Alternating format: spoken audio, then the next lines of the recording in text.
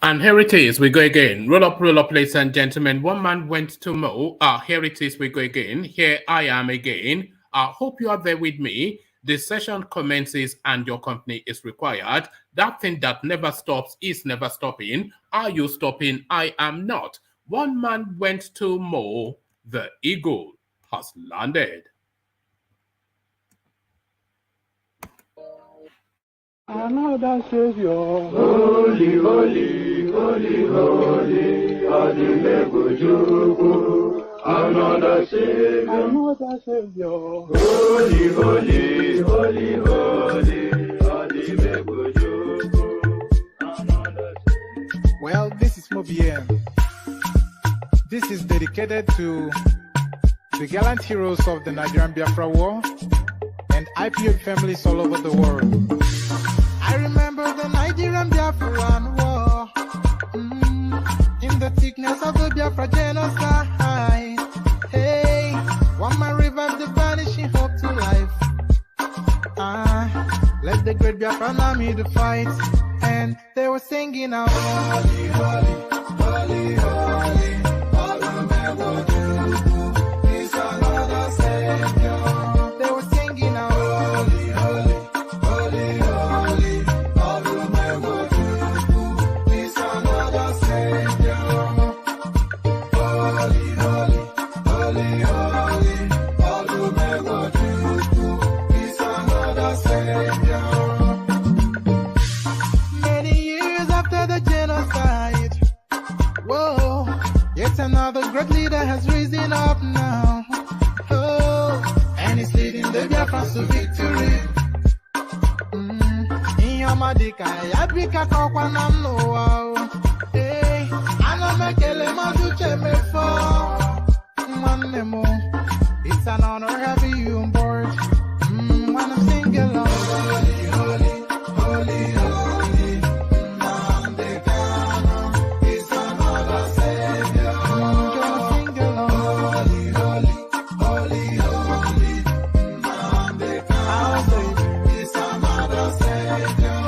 When I sing along, holy, holy, holy, holy, holy, holy, holy, holy, is another Savior. Getting moving right and getting moving faster now. Holy, holy, holy, holy, is another Savior. Holy, holy, getting moving right and moving faster. Never freedom. Is another Savior. Never freedom. Holy, holy, holy, holy, Nandekano is another Savior. Another Savior. Holy, holy, holy, holy, ADELEKE. Another Savior. Another Savior. Holy, holy, holy, holy, ADELEKE. Well, this is Mobien. This is dedicated to the gallant heroes of the Nigerian Biafra War and IPO families all over the world. I remember the Nigerian Biafran War, in the thickness of the Biafra genocide. Hey, one man revived the vanishing hope to life. Let the great Biafran army to fight, and they were singing out, holy, holy, holy, holy, all the men will do is another Savior. They were singing out, holy, holy, holy, holy, all the men will do is another Savior. Holy, holy, holy, holy, all the men will do is another Savior. Many years after the genocide, whoa, yet another great leader has risen up now. Oh, and he's leading the Biafrans to victory. Inyomadika, yabika kwa namno. Hey, anamekele maduche mefo. And there it is right there, the dulcet tones of the farmyard singers from the eastern parts of Nigeria. Holy, holy, they sing. Holy, as guys, I bring you this. Only Osinbajo constitutionally eligible for APC presidential ticket. Kayode Ajulo is the person speaking, somewhat a noted legal luminary within the Nigerian space. So he's speaking to his specialism. Only Osinbajo constitutionally eligible for APC presidential ticket. Kayode Ajulo. So quite what makes this bold a statement, I will find out shortly. He's a lawyer, so he should know, but it will take some convincing to convince that that is how the law has it. So that is his headline. So from that today is 2023, why I dropped Igbo presidency to support Ahmed Lawan. Odiuzo Okada, of course, the reincarnate of Nzeribe. If there's ever treachery, you'll find it within the eastern spaces. They've mastered that game, even to the point of stabbing their own in the back. 2023, why I dropped Igbo presidency to support Ahmad Lawan, a headline attributed to Odiuzo Kalu. So quite what led him to make such a treacherous move, we'll find out shortly. Osun 2022, I don't believe in fire for fire politics. OYETOLA claps back at our Senator Adeleke. Of course, that viral video, Senator Adeleke is saying that this election will be fought fire for fire. So OYETOLA, of course, by way of a clap back, essentially calling him an idiot. This is essentially the undertone of this headline. Osun 2022, I don't believe in fire for fire politics. The sitting incumbent OYETOLA. So quite what is in play there, we find out shortly. British Jersey government confiscates 1.5 billion stolen by Senator Jeremiah Oseni. So I'm bringing you this story really off the back of what we labored on with Peter Obi and his Pandora Papers. It's just the mind boggles, the eye pops when you reflect on just how gluttonously that country has been looted severally, endlessly for decades after decades. This Jeremiah Oseni, of course, he's been out of relevance for what? A good 20 going on 30 years now. And they're still recovering the just stupendous amount of money that he's stolen. But his stolen loot pales in significance to what Abacha stole. And Abacha is a choir boy compared to Babangida. And Babangida, of course, will tell you that Goodluck Jonathan stole more than him. But nobody in the history of Nigeria has stolen just as much as the just God-forsaken amount of money, just some devilish crass looting that is going on now. So just endless hemorrhaging of money to private pockets. British Jersey government confiscates 1.5 billion naira stolen by Senator Jeremiah Oseni. Just to document that, we must continue. We must never be inured to this. We must continue and continuously be alarmed by things like that. So from that to this, passengers. Okay, this is not quite loading, so I'll refresh it and then try and come back to it. So I'll refresh that and come back to it, see hopefully if it opens. So whilst that is refreshing, PDP suspends primary indefinitely in Imo State. So no prices for guessing why that would happen. Even the Imolites are just clambering over each other to escape from that what is turning to be a God-forsaken place. So God-forsaken is the verdict that the PDP returns on Imo State. PDP suspends primaries indefinitely in Imo State. So quite why I will find out shortly, but no prices for guessing why. We all know the backdrop to what goes on in that space. Our passengers on banned motorcycles will be treated as accomplices, prosecuted. Lagos police, so Sanwo Olu now are talking tough and acting even tougher, threatening to jail essentially anybody anybody not fined but found. Anybody found riding on this now, what is the most convenient way to transport and the quickest way, by the way, to transport yourself across the expanse and the somewhat choked up traffic gridlock that is Lagos State.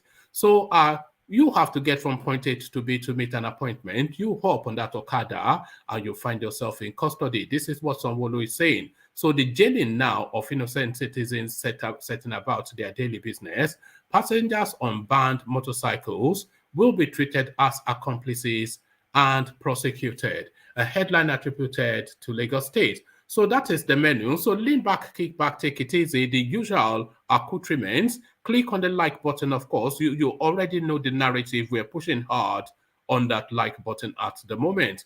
We're also pushing hard on the subscription button at the moment. So those are two mandatory buttons that you must click on just as soon as you're logging. Make it a habit as soon as you're logging into the platform, which you should be doing on a daily basis, by the way. But as soon as you are logging onto the platform, click on the like button as a matter of routine, and you should already be subscribed if you are coming here with any degree of frequency. So those buttons, mandatory, you must click on those for reasons of it aids the platform to grow. So this now hyperlink that I'm posting on the comment section that says StreamYard, this is an invitation for you to come and appear on the screens to have a conversation around the talking points. So this hyperlink that says StreamYard is optional. That is at your discretion. If you feel inclined, then you click on it and you'll be held in a studio space. As soon as I finish reading out the talking points,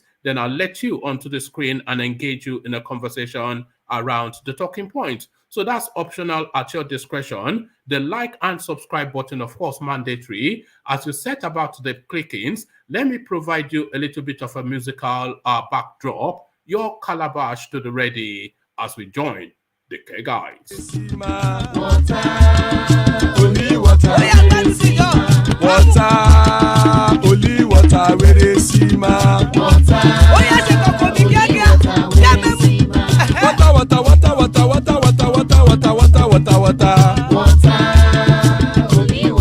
they see ma. Hapa o naido.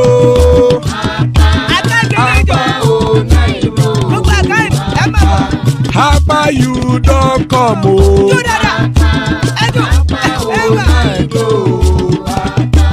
Hapa o naido.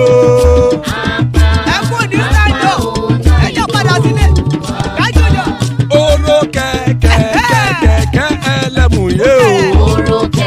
Ilé sọ́dí kẹ̀kẹ́ ẹlẹ́mù rẹ o. Bobby master kẹ̀kẹ́ ẹlẹ́mù rẹ o. Chief Wáìlà tí kẹ̀kẹ́ ẹlẹ́mù rẹ o. Eruku lẹ̀lẹ̀ ẹlẹ́mù dé. Eruku lẹ̀lẹ̀ ẹgbẹ́ ẹlẹ́mù dòde ojàre o. Eruku lẹ̀lẹ̀ Ghana ti dé ẹgbẹ́ bọ́dì o. Ọmọ ẹlẹ́yẹ ẹyẹ o ó dilé o. Odúyẹ̀lá ẹyẹ o ó dilé o. Petrosoname ẹyẹ o ó dilé o.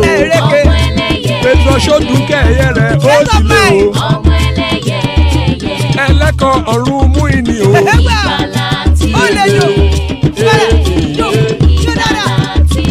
Àkùkọ ọ̀run mẹ́kọ̀.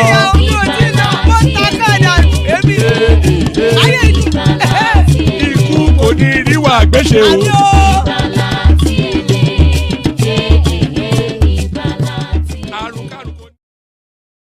And you heard it right there. Eleko ọ̀run mú ìní o. Àkùkọ ọ̀run mẹ́kọ̀. Ikú kò ní ríwà gbéṣe. May death have nothing to do with us. That is what that means. Real Yoruba language translated to English. May death have nothing to do with us. Is there a prayer more potent than that? So Iku kò ní ríwà gbéṣe. As guys, I bring you this. Only Osinbajo constitutionally eligible for APC presidential ticket. Kayode Ajulo, the speaker. Pardon me.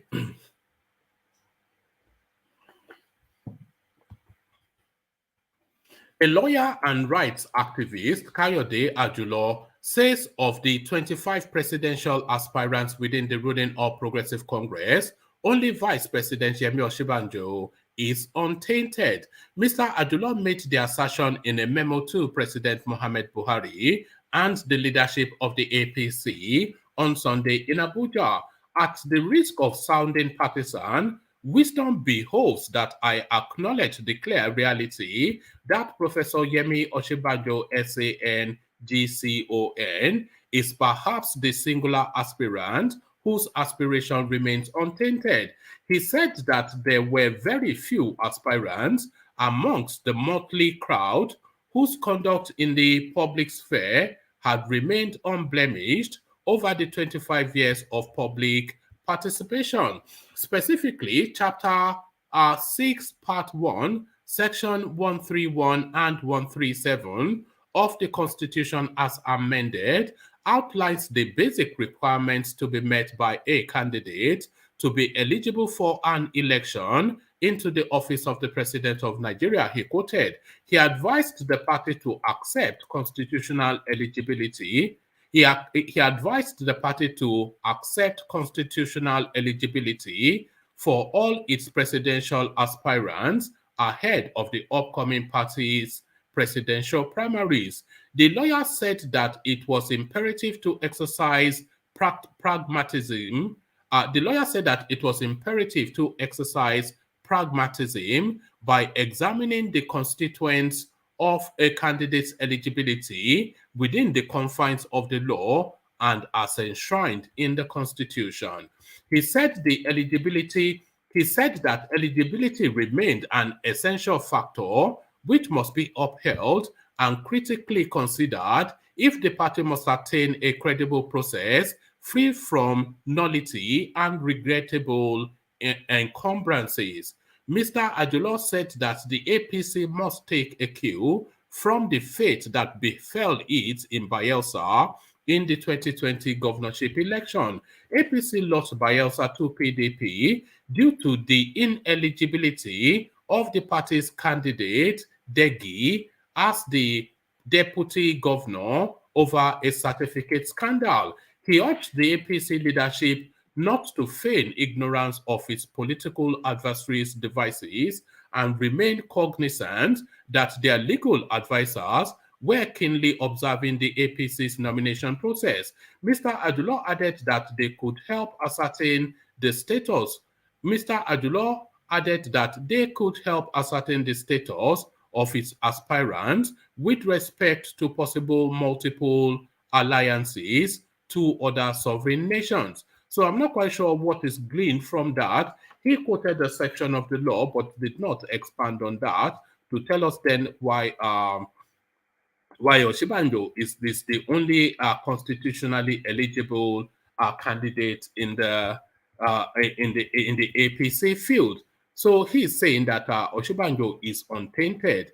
But how untainted Osinbajo is one matter, but then what makes him untainted in comparison to others is another matter. What taints the others is another matter, and what does the law say is another matter. So somewhat an incomplete space. It says, at the risk of sounding partisan, wisdom behoves that I acknowledge the clear reality that Professor Yemi Osinbajo, SANGCON, is perhaps the singular aspirant whose aspirations remains untainted. He said that there were very few aspirants amongst the motley crowd whose conduct in public sphere had remained unblemished over the 25 years of public participation. So where is the blemish? What is the law? And what's the FUCK are you talking about? So from that to this 2023, why I dropped Igbo presidency to support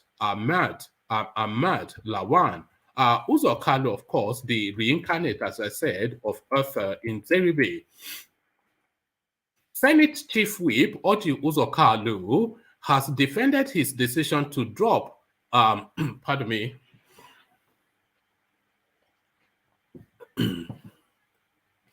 Senate Chief Whip Orji Uzo Kalu has defended his decision to drop his agitation for a 2023 Southeast presidency in support of the presidential ambition of Senate President Ahmad Lawan. Orji Uzo Kalu, in a personally signed statement on Sunday, held that no one loves the Igbo race more than he does, and he took the step in the best interest of the Southeast. It will be recalled that Kalu, who was until recently a presidential aspirant himself, dropped out of the 2023 race and declared support for Senate President Lawan, who is from the Northeast. His decision has sparked several reactions, including condemnations. One of the reactions came from Chief Mbazu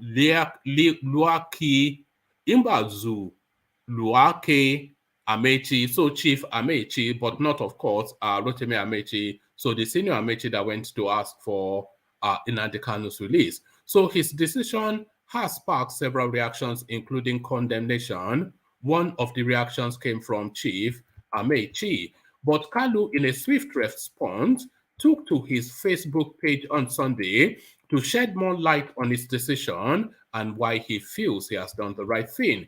The former Abia State governor, in a statement titled Mbazu Luake Amechi Northeast, only alternative to Southeast presidency, Ojikalu, explained that since it had become clear that other regions were not going to support zoning, which would have encouraged the call for a 2023 Igbo presidency, he had to realign so that the region does not lose out completely. He called out politicians from other regions.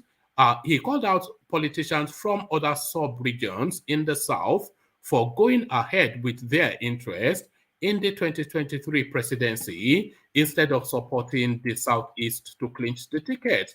He added that it is in the interest of fairness and justice to the Southeast that he decided to support Lawan from the Northeast, which is a region that is also yet to produce the president of Nigeria. The statement reads in full: I have known Chief Mbazu Luake Amechi for the past 30 years, and I have great respect for the nonagenarian. However, I totally disagree with him and his opinion about my support for Senate President Dr. Ahmed Lawan.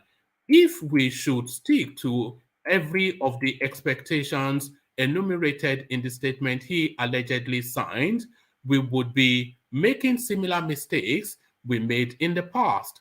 There is no Igbo man that loves Igbo people more than I do. The only difference is that I am not just a detribalized Nigerian, but a very realistic and optimistic Igbo man. People easily forget the too many prices I have paid in defense of Indigo. Good politicians win elections before the elections take place, and I genuinely want the Southeast to win. I expected that the president, after President Buhari, will emerge from the Southeast. That was why I was constantly urging all the parties to be fair to every region of this country. The fairness which I talked about was about the Southeast and the Northeast, the two zones that are yet to produce the president of Nigeria.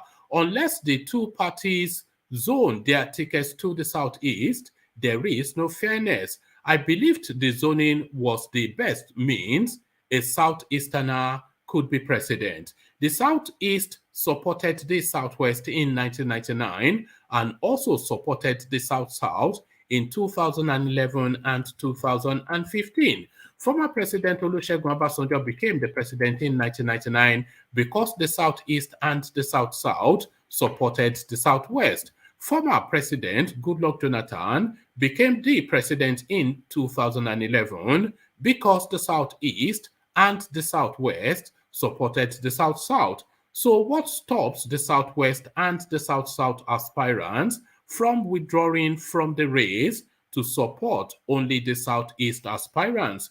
In my previous statement, I applauded a couple of Southwest and South-South elders who extended their support to our region and also called on other regions to consider the Southeast for president. However, we cannot continue to rely on oral support and mere statements when what is needed most is practical action. And what is this action? Persuading and stopping your sons and kinsmen to drop their presidential ambition for the Southeast. Anything less than that is hypocritical, and we cannot fall for it again. If all we do is to rely on statements and speeches of elder statesmen without taking decisive steps, we would be left behind politically again, and we don't want that to happen. If the Southwest and the South-South aspirants did not buy presidential forms from both parties in solidarity with the Southeast, no Northerner would have purchased the same forms. However, it will be hallucination if I expect everyone to support my position. What matters to me the most is that I am sure I am doing the right thing, and I shall continue to stand firm on my convictions. Majority of the Southerners are in agreement with my position, and I have done the right thing by supporting Senate President Ahmed Lawan, a Northeasterner who possesses all the necessary requirements needed of a president. In all of this, my stand has been conspicuously clear.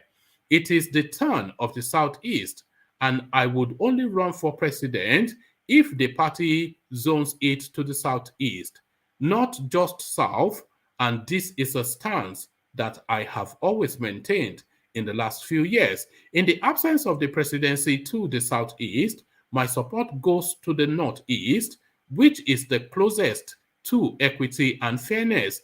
If I am right, let prosperity applaud me. If I am wrong, let it judge me. So a very well-presented piece, but completely bollocks, because all of the arguments that he professed for supporting the Northeast are the arguments also that support the Southeast. The presidency has not been zoned to the South, to the Northeast. So why would you support, if your argument is that the presidency should be zoned for reasons of equity and fairness to a region that has not produced the presidency of the president? If that is his argument, well, the presidency has not been zoned either to the Southeast or the Northeast. So why would you then, off the back of the presidency not being zoned to the Southeast, support the Northeastern candidate whose region the presidency has also not been zoned to? So you can see just a fallacy, a farrago of nonsense. A farrago of nonsense, but then of course, Oju Uzokalu, author in Zeribe, reincarnated. So from the reincarnate of author in Zeribe to Awada Keri politics, Osun 2022, I don't believe in fire for fire politics. OYETOLA are holding the court.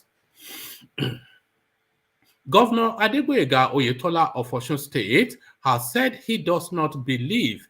Governor Boyega Oyetola of Osun State has said he is not ready, I should say. So Governor Oyetola of Osun State has said he is not ready to engage in fire for fire politics that some politicians have already declared ahead of the forthcoming July the 16th governorship election in the state.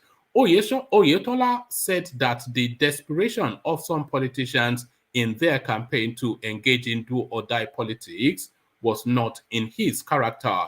He said decency should be the watchword in political space rather than the use of inciting words that can lead to unrest. The governor said this during an engagement program with members of Osun chapter of Young Farmers Association of Nigeria on Sunday in Osogbo. Represented by his special advisor on civic engagement, Mr. Ola Tumbosun Onyetiloye.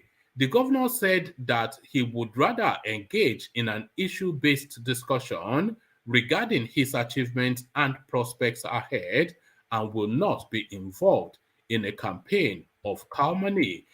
Oyetola further said that the continuation of the various developmental projects he had embarked upon since the inception of his administration was the reason for his re-election campaign.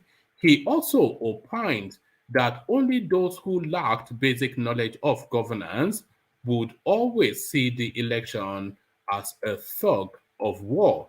Oyetola, however, said that he was optimistic about winning the election and called for a free and fair poll. Oyetola, who noted that his achievements in all sectors of the state economy would speak for him and ensure his re-election, stressed that the masses were always behind him.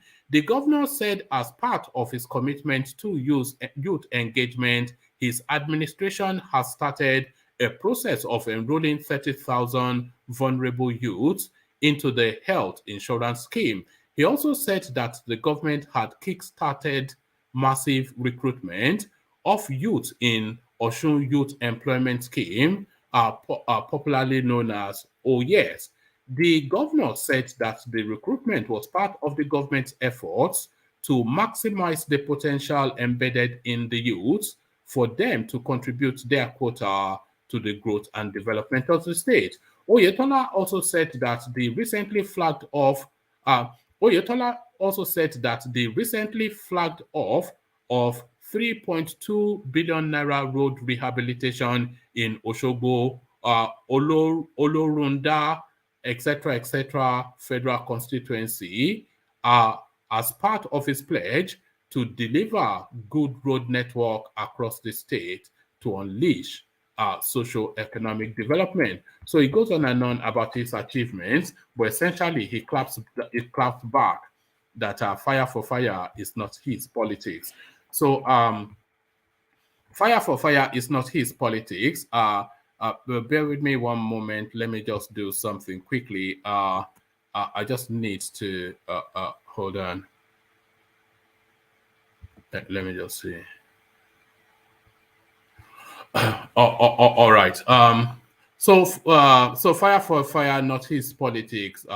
Essentially, what he's saying. So on to the next and to the Jeremiah Husseini narrative. British Jersey government confiscates 1.5 billion naira stolen by Senator Jeremiah Husseini. The government of Jersey had ordered the forfeiture of 1.9 million pounds, about 1.5 billion naira, from Jeremiah Husseini, a former minister of the Federal Capital Territory. On Thursday, Jeremiah's Attorney General, so that should be attorney, not Attorney General. I don't know if he has an Attorney General as a private citizen. On Thursday, I misread that. On Thursday, Jesse's Attorney General, Mark Temple, noted that Mr. Husseini's accounts had been created to hold and conceal bribes given to him whilst he served in the Abacha regime.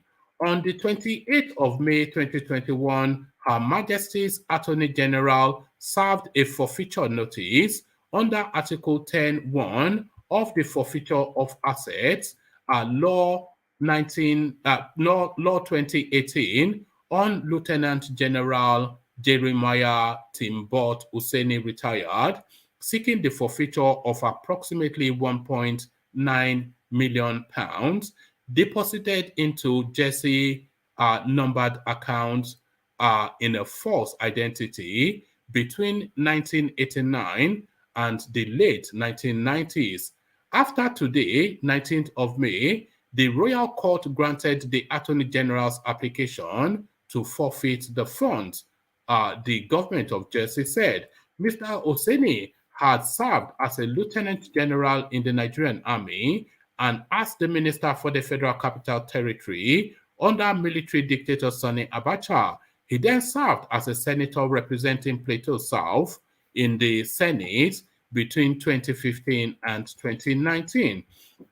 Mr. Temple said negotiations will be had with the Nigerian government about how to return these forfeited assets to the country. However, he noted that the framework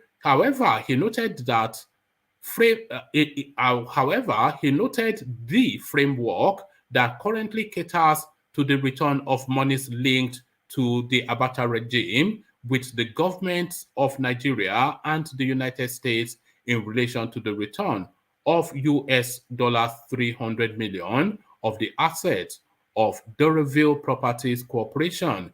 The Attorney General said the British Island has robust and effective legislation which in appropriate cases will be used to forfeit monies associated with corruption summarily and ensure that such funds are returned for the benefit of the people who have suffered from its effects. So there it is right there. But what will the Nigerian government do then as a consequence of this? So a categorical verdict now from Jersey Island stating without equivocation that Jeremiah Husseini stole money.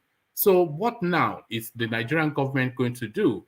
So of course that should lead to the jailing of the guy, but of course that will not lead to the jailing of the guy. Passengers on banned motorcycles will be treated as accomplices, prosecuted, Lagos Police. The Lagos State Police Command has warned citizens against boarding motorcycles in areas affected by the new ban on Okada operations in the state. Benjamin Hundeyi, the command's spokesperson, said both motorcyclists and passengers who defy the ban will be arrested and prosecuted. He wrote on Twitter, under the new total ban of motorcycles in 6 local government areas of Lagos State, passengers and riders alike will be arrested and prosecuted. The passenger is an accomplice. Ignorance will not be an excuse. The Lagos State government had on Wednesday announced an indefinite and total ban on the operations of commercial motorcyclists, popularly called Okada riders, in 6 local government areas of the state. Local government areas affected by the ban include Ikeja, Surulere, Etiosa, Lagos Mainland, Lagos Island, and Apapa. So there it is right there. You board an Okada and Sanwo Olu slams you in jail. So this is now the last readout, and then we'll see who's there to take it on. PDP suspends primaries indefinitely in Imo. The People's Democratic Party PDP in Imo says it has suspended its primaries for the House of Assembly and House of Representatives indefinitely over the unreconciled delegates list. So actually it's to do with the delegates list, not the criminality that we hear from Imo State on a regular basis. In a statement on Sunday, the legal advisor of the party in the state, Kissinger Ike Oku, attributed the non-conduct of the primaries to confusion caused by the National Assembly. Please note that the reason for the suspension of the PDP House of Assembly and House of Representatives primaries in Imo was a result of the confusion that arose from the error of the National Assembly in the country. So I think it's this clause. Yes, I suspected it might well be this.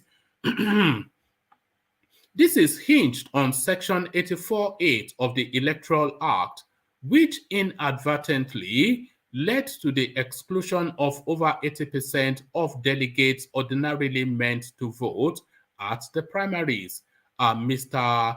Ike Oku said he explained that Imo would not vote along with other states who were now voting with their 3-man and 1-person national delegates.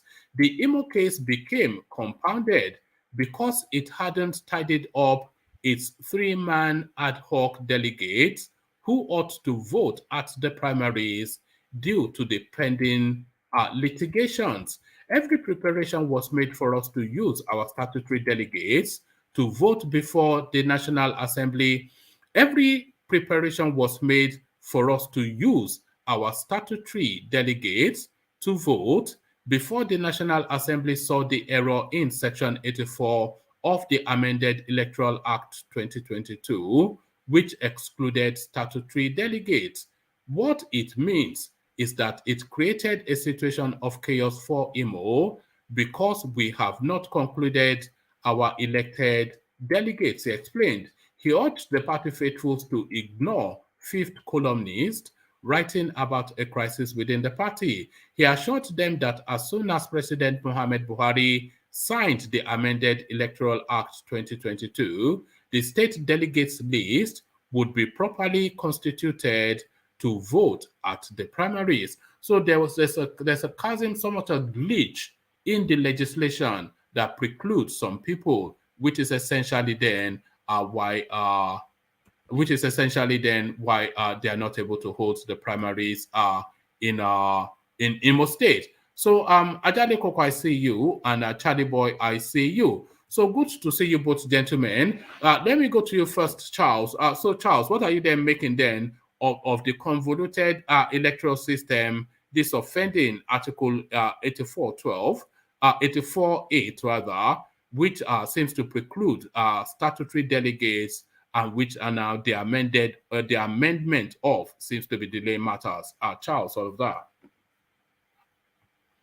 All right, we don't have Charles. So Adeleke, do we have you? I'm here, one man. All right, brilliant. So let me take you then to where do I start you off? Let me start you off with Oji Okada explaining the reasons then why he dropped his presidential ambition and then parked his support with Senator Ahmed Lawan as opposed to an Igbo candidate. So his excuse is that because that there are two disenfranchised zones within Nigeria, the Northeast and the Southeast, and if the country was going to have an Igbo president, then they should zone the two parties should zone not only to the South, but really narrow it to the Southeast. So because that has not happened, then he explained then that is justifiable reason for him then to park his weight behind Ahmed Lawan. So does any of that rhyme with reasoning and logic? It doesn't rhyme with reasoning and logic at all, one man. It's just playing politics. He, as a person, knows fully well that he doesn't stand a chance of getting far in the race. And he doesn't want to even support his fellow Eastern aspirant. So he's just looking for, it's just an excuse. It's just coming up with all sort of excuses that does not really make sense politically and does not really make sense morally. So it's just, he is not a big weight politician as such, though he was a former governor of what's the name of that state? Abia State. Abia State. And Abaribe was his deputy. I think because of his corrupt practices, Abaribe could not get along with him. And he, like Tinubu, as Tinubu did in Lagos State against Kofo Bukno, I think the same thing they did to Abaribe, if I get it right. So but today, Abaribe has been able to distinguish himself as a politician with high repute, a politician that is not known with corruption, unlike him. So this guy, for every reason he mentioned why he supports Ahmed Lawan, is just a total treacherous move against the interests of Igbo, the interests of Indigo. That is what it did. It's a treacherous move. It's a selfish move. It's a move, you know, that once again, an Easterner is making a treacherous move against the interests of the South, if not against the Igbo in particularly. Would it be excessive to say that the Southeast are notorious for treachery? Is that excessive? He is coming up with that again. We saw what Nzeribe did in the aborted Third Republic. He is doing it.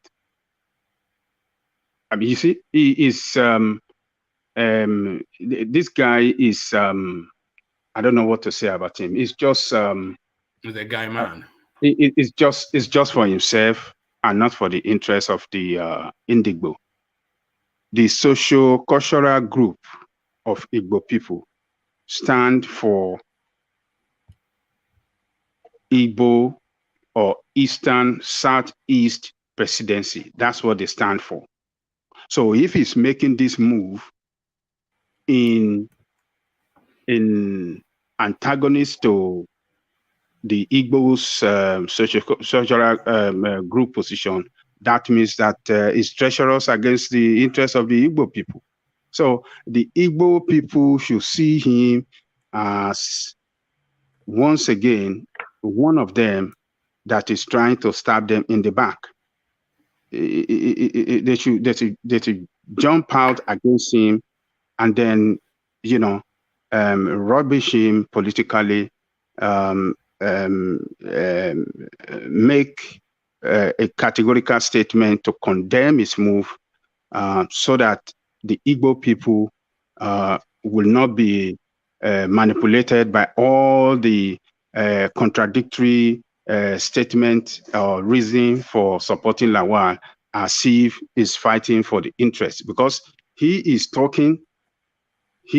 lying that because of the West and the South in the race, because the West and the South are not ready to step down for the Igbo, and that is why it's surrendering what's supposed to be for Igbo to the North. I mean, to the Northeast, because Northeast have not had it, or because Northeast and the Southeast have not had it. That's why I'm surrendering to the Igbo. Adeleke, this not have had it narrative that everybody is pushing. Are we narrowing it to civilian dispensations only, or the totality of governance of Nigeria from independence till date? Because if we're looking at governance of Nigeria, military and civilian, I don't think that narrative holds, that the Northeast has not had it. Yes, if you want to look at the totality of leadership of that country since the beginning, since the 1960s. I don't even think we can say the Southeast has not had it, if we look at that. No, they have had it. Orosi was a leader of Nigeria at one point. His name is there. His picture is there as one of Nigerian leader, even though we want to say for 6 months. So the record is there. He made decisions for the country for 6 months, so he was a president. Azikwe was the president of Nigeria in the first civilian regime. The name is there as the president of Nigeria. So, but I think they are limiting it to the Fourth Republic that we are running now. All right, from 1999. 1999. Okay. I think that is what everybody is referring to. So is that not somewhat cheating, narrowing the field to your own advantage? Nigeria did not start in 1999 now, so why are we narrowing then? I think we have to abandon this idea that we've not had an Igbo president, because you have to look at the totality of the history of the country. Everybody has had a turn. Yes, you are right, woman. But at the present moment and at where we are today, we believe that the real democracy started in 1999. The real democracy that has not been interrupted by the military, and that is why you see everybody is limiting it within that period of time. So let us concentrate on this dispensation. The Igbo have not had it. Hunamdi, Oji Uzokalu is a treacherous politician against the interests of the Igbo. Is making that move. Igbo people should jump out fast. They should kill his move so that we will not see another what we experienced in the abrupted Third Republic, that Nzeripe played a leading role to kill. So this man is making that move. They should jump on him and stop him as quick as possible. We have another Igbo in APC in the race. We have CC Onu. If I got it right, I think that man is in the race. He quit the cabinet position to run for this position. He's in that race. Why not step down? We have that junior minister as well. Something Buike for the education. Yes, yeah. He's there. He's there too. Why not line up behind an Igbo? Why not call all of them and said, "Hey, brothers, let us form a consensus. I, as a person, am willing to step down for somebody. This is the person I want to step down, and let us, come together as brother. Let us push this thing." But he's a lazy politician. He's a lazy politician. He's more a greedy politician, isn't he? A greedy, a corrupt, the number one corrupt politician from the East is that guy. The number one, the most corrupt politician in the East, by my own assessment, is that guy, that Carlos. In Nigeria, not the East, in the whole Nigeria. That is why these people get away with the stuff they do. Okay, that guy, everybody knows that the Igbos don't like him. Okay, you recited his history from when he was governor. So he's a Nigerian, and he's a horrible Nigerian. Everybody knows that. Oh yeah. So, but Adeleke, I want to tell you something that, as my favorite person on this platform, okay, that I only find two faults with you, to be honest with you, and that is like the mistake you just made right there, like classifying Ojos Okala as from the East. He is not from the East. He's a Nigerian, and he's one of these old politicians. He's not a good guy. Where's Peter Obi from? Where's Peter Obi from? Where's Peter Obi from? From Onitsha. He's from the East. He's talking about Ojos Okalo. So the good ones are from the East, but the bad ones are from Nigeria. That's almost true. No, that's not funny. It goes for all the tribes. The good ones are from Nigeria, and the bad ones are from Nigeria, and the good ones are from their tribe. I'm hearing that for the first time. I like that. I like that. I like that. I support that. From your when you recite history and we are rapt listening to you, the only thing that I kind of don't think that you get quite right is when the army, let's say somebody from the Southeast in the army in the 60s goes there and does a coup. That really has nothing to do with the tribe or whoever did the coup. It's a soldier, it's a Nigerian soldier. So when traders are out there trading in Kaduna, Kano, Nigeria, Pansat right there. So if that is your position, so we should see Babangida as just Nigerian military. Is not from the north. And Abacha, absolutely, and all of them, absolutely, just from Nigerian army. And so it doesn't hang together, does it? It doesn't hang together. No. Those people, first of all, they're a clique, a club. Not only is that true, but they also plan to rule Nigeria one by one. Those guys are a club. They have nothing to do with their tribe. They do very well for themselves. I mean, somebody's been living in a hill like Babangida, and he's got all these poor people around him. You know, how selfish, how stupid, right? But his tribe would take the fall for him. Why? Whatever these guys did in the first of all, it's a long time ago. Secondly, they weren't doing it for their tribes. They were Nigerian. It's never a long time ago if the repercussions are still being felt contemporaneously. Exactly. But remember, these guys are cliques, they're friends, they watch each other's back. But Pansat, let me tell you this. The problem we find ourselves today is the military from the north that manipulated the system to favor the north more than any other part of Nigeria today. Do you agree that with me? Yes, I do. Okay, so it's not Nigerian military as such as you are trying to target that Nigerian military. If Nigerian military, we should, have expected them to be fair to everybody, but they are not fair, particularly from the time of Babangida and Abacha. These people manipulated the system. They created more state, created more local government in favor of the North, and that put the North ahead of us in representation in government that we have today. And what do you call this? Salami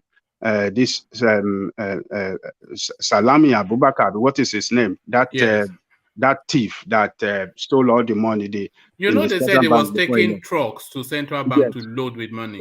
Yes. So that one again from North manipulated the system again, gave us a fraudulent constitution that make this democracy not to work. A constitution that is not written by the people, but we have it written on it as we the people wrote it. So don't let us pander around this thing. Let us say it the way it is. And when we say it the way it is with the fact and the truth behind it, then we will be able to move forward better.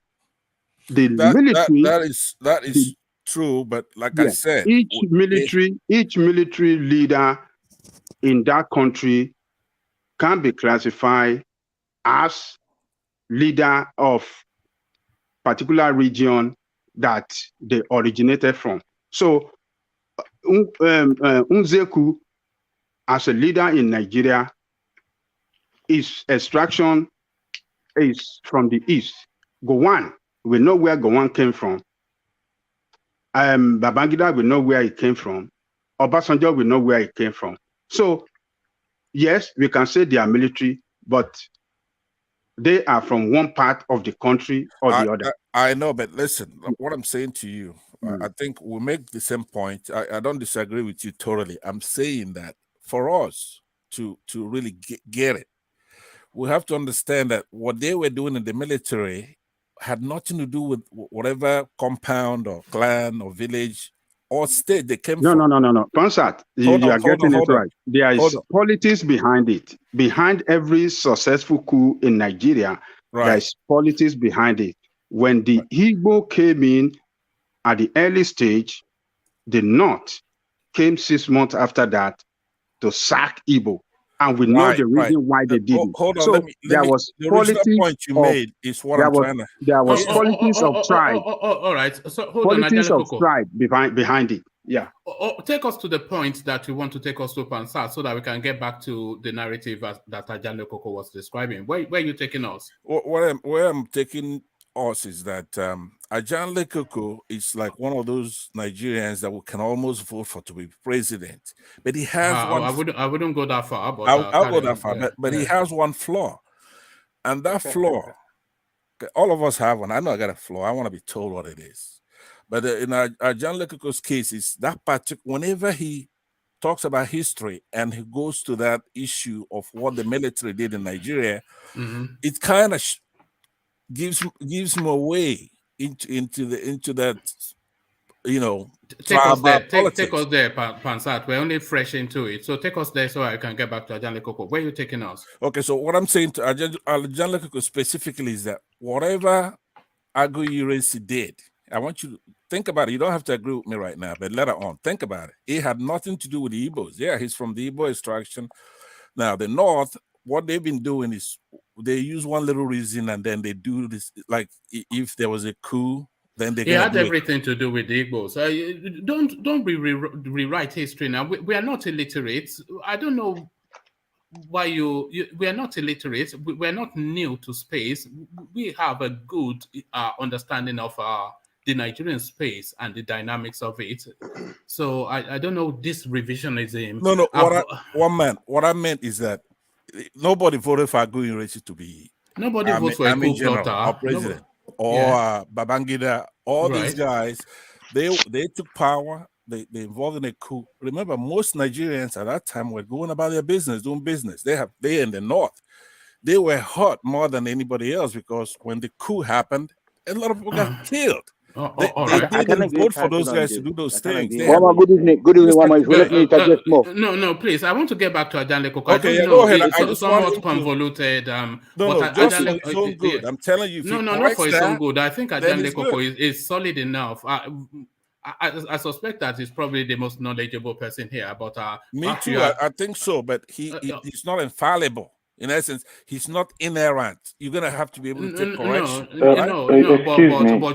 But you are not correcting him. You are embellishing and trying to respin history. But Bangui. Good evening, Can I just interject because I just heard the discussion? I will go back. I will just get out. No, go on. Yeah, Bangui. Yeah. Good evening, Good evening. To the topic that they just discussed right now. I think both are right in their own sense. But one thing is, I've been preaching this, and I think a month ago I wrote something. I have a theory or a construct. It goes like this. First of all, it is a southern coup. People will disagree with me, and I will tell them it is not a southern coup, but it's a military coup. No matter how we look at it. All these constructs, all these things that are telling us the Igbos got burned because of this. They got the deepest part of burns because of these things. These are military coup. When we say it's an Igbo coup, then you have to say Obasanjo's coup is a Yoruba coup. Then you have to say that Obasanjo's school was not arrow-headed by Obasanjo. But the Yoruba man got it. They picked him. He wasn't party to the coup. No. Let's give it that construct and the name. That means Ironsi became the head is an Igbo coup. The counter coup is a northern coup. The Babangida coup is a northern coup. The Gowon story is not central. Murtala is south. If we go this way, we will keep on repeating the mistakes that we've been making and the narrative that is false. Everybody should go back to the history book, learn that our enemies are the military. They put up these things, and we believe it, tell different stories, tell different narratives, and it is not supposed to be so. We should stop this negative, divisive something and say Igbo coup, Hausa coup, Yoruba coup, all these things. No, thank you, tell the truth as it is. This is military. Yes. Military are the enemies that we have here. Anybody supporting these things is supporting evil. Thank you, my brother. My generation and I am tired of having all these things every time that we discuss. Nobody in his right mind will ever say that it's an Igbo coup. These are devils mining us, squeezing us the hell out of us, and we are still here. Yoruba go to fight Igbo, Igbo go to fight Yoruba, we go to fight North Central. While these cabals are here milking us, 2023 is coming, we are still fighting. That's just all I have to say. But never in the history again should anybody say Igbo coup. The Zobo that you are talking about is the first military intelligence that we are talking about here. So he is a military, not an Igbo man. First of all, a military, and then second, an Igbo man. Please allow me to say something. Mangui, at this point, this matter, we addressed it before, and exactly what you said is what I said. But, you know, this is where we have our problem. if we accept what the militaries did as official, then we can as well accept the constitution right now. But you know, one man, we all came to the conclusion that we should see the military era as a misnomer and go back to the constitution before they started taking over. You know, we discussed this, and that was where we...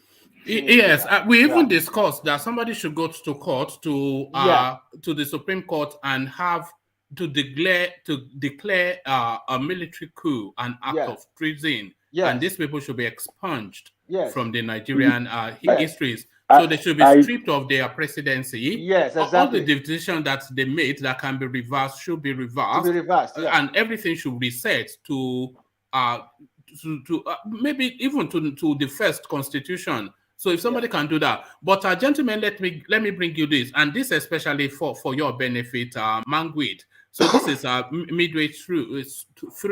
So it says in August 1965, a group of army majors, Emmanuel Efiajuna, Timothy Onwa-Tuogwu, Chris Onufero, Don Okafor, Humphrey Chukwuka, and Adewale Ademoyega began plotting a coup against the incumbent Abubakar Balewa.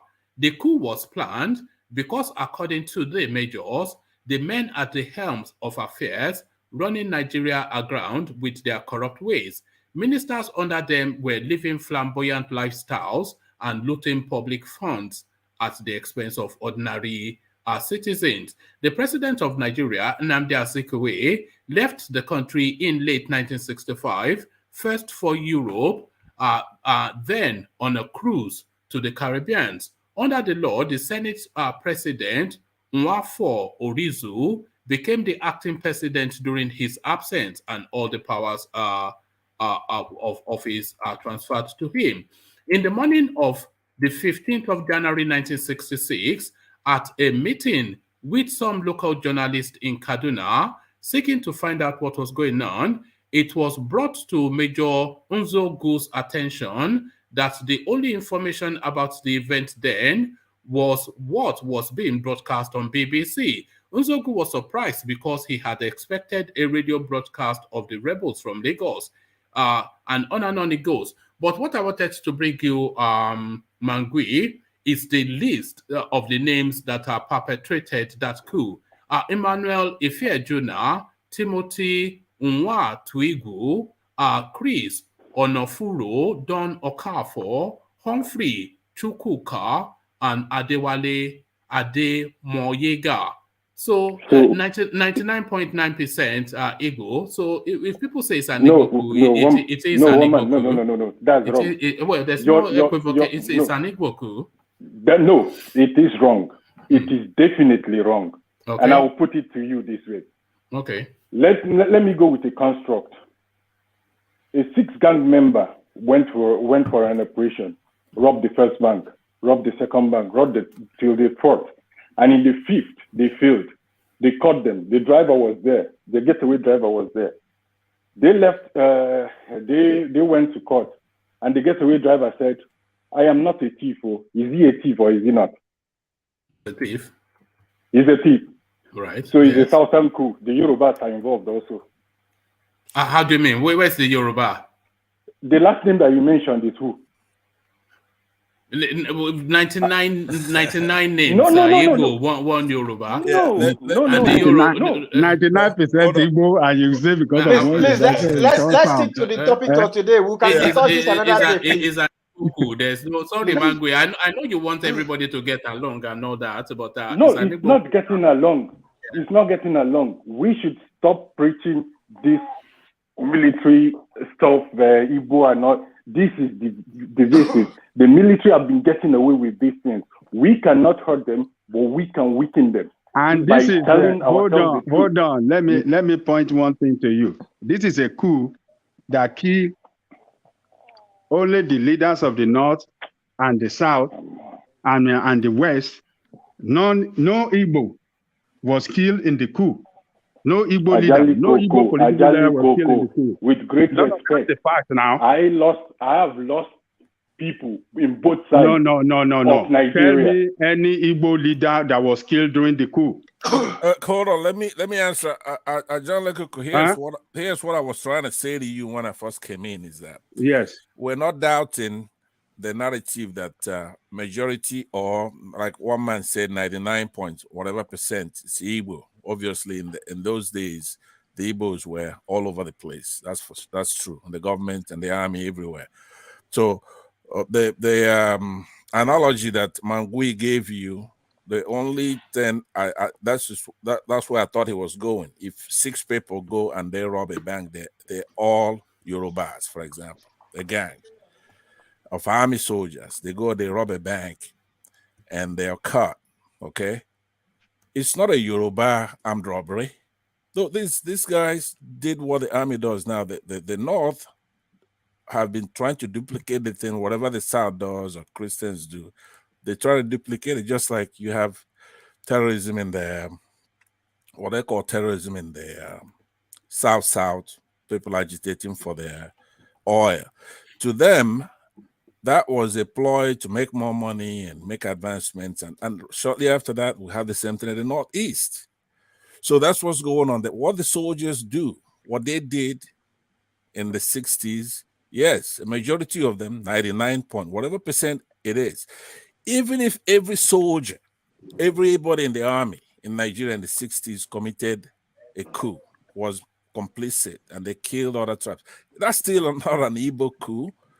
It's just the soldiers in the army, because if the Igbos the Igbos would have gone home. You guys like to defend what is indefensible. No, man, Let him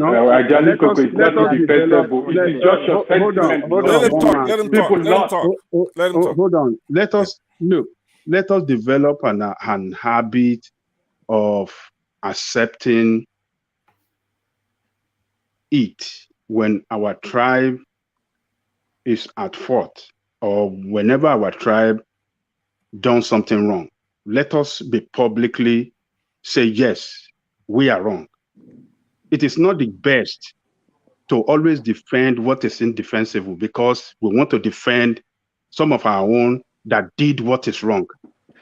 If we didn't have that coup, maybe Nigeria would have been one of the best countries. That coup singularly was destroyed Nigeria. That coup. So look, we shouldn't be doing this. It is an Igbo coup. That is why you never see any Igbo leader killed during that coup, and that is why you see a counter coup by the Northerner against it 6 months down the line. After the coup.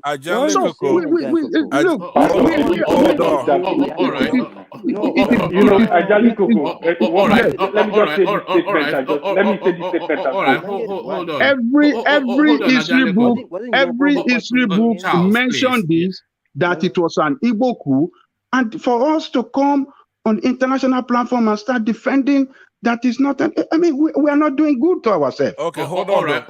No, you hold on now. I'm going to give the final word on this space to Mangui, and I want to leave this space because it's somewhat toxic, and I don't want to alienate my Eastern audience again, who are starting to come back, but I know that they're very sensitive about that sort of topic. Okay. So the final word to you on that topic, Mangui. Thank you, woman. This is my final word, and I will just leave. I just stepped. No, you don't have to leave. You stay unless you have to go.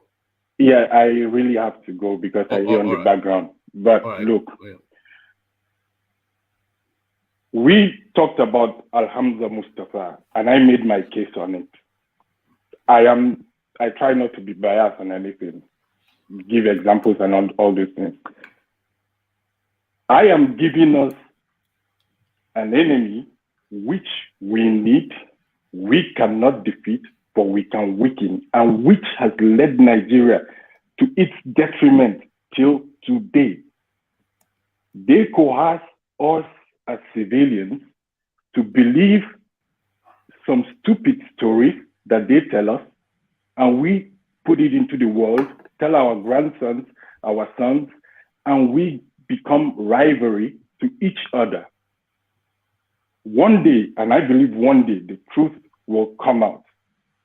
The space was contained by Igbo people, just like later the central Nigeria, northern Nigeria took hold of the army and did what they did. And so it went. That thing is a military coup. Yes, it was done by Igbo officers and some northern officers, junior officers, and some southern junior officers and officers. Take it or leave it. If you call it an Igbo coup, you are misinforming people, and you are giving us an ethnic divide the more we do it like this. I respect your views. I respect everything. I know people are hurt and everything, but if we cannot take our thoughtful minds and say, come, let us build Nigeria together, ADELEKE and the rest of the team, forget about it, then Nigeria is not meant to be. Thank you very much. And please forgive me for my charging in. But it's fine. It's fine. And I thought I understand and align with what you're saying somewhat, but maybe not in totality. So what you are suggesting, if I'm not mistaken, if I am, please correct me. What you are suggesting is that this military space is one constituency, and if we start to break them into tribe, we are somewhat trying to let them get away with what is essentially treasonable acts and acts of brutality. So whatever their tribal affiliation is still the constituency of Igbos, of the military, I should say, Igbos, Yoruba, whatever, is still a constituency, the military, who foist by force and by the force of the barrel of a gun their will upon the nation against the popular will of the country. So it's not so much Igbo coup, Northern coup, etc. Is the military against the people. Is that sort of what you are trying to get across? Exactly. Beautiful. Thank you very much. Beautiful. All right. So thank you for that, Mangui. Right. So we do understand, but we like to push it a little bit, for the purposes of whatever purpose it serves. But back to you, ADELEKE. On that space, then where were you? You were speaking on Nzeribe, Ojikalu, that act of treachery. Just some vague and watery excuse for serving his people up to their bookies. So the Igbos should not keep silent. They should not let this guy get away with this treachery. They need to jump out there and speak against him because what he is doing is against the position of Igbo leaders and Igbo people in entirety. It needs to be condemned, and it's just another Nzeribe at play.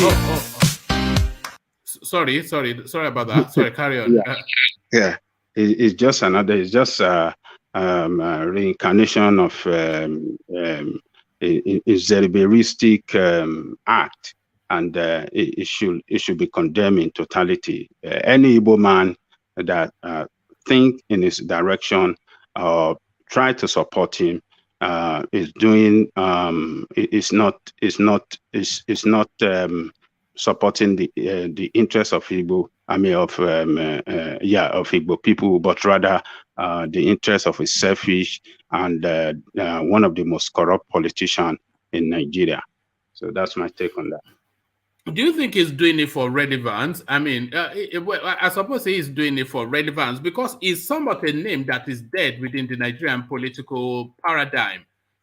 All these stalwart names that held sway in the 80s and 90s that have now somewhat faded out with new modern politicians now taking the center stage. So is he doing all these sort of things to just say that I am still here sort of thing?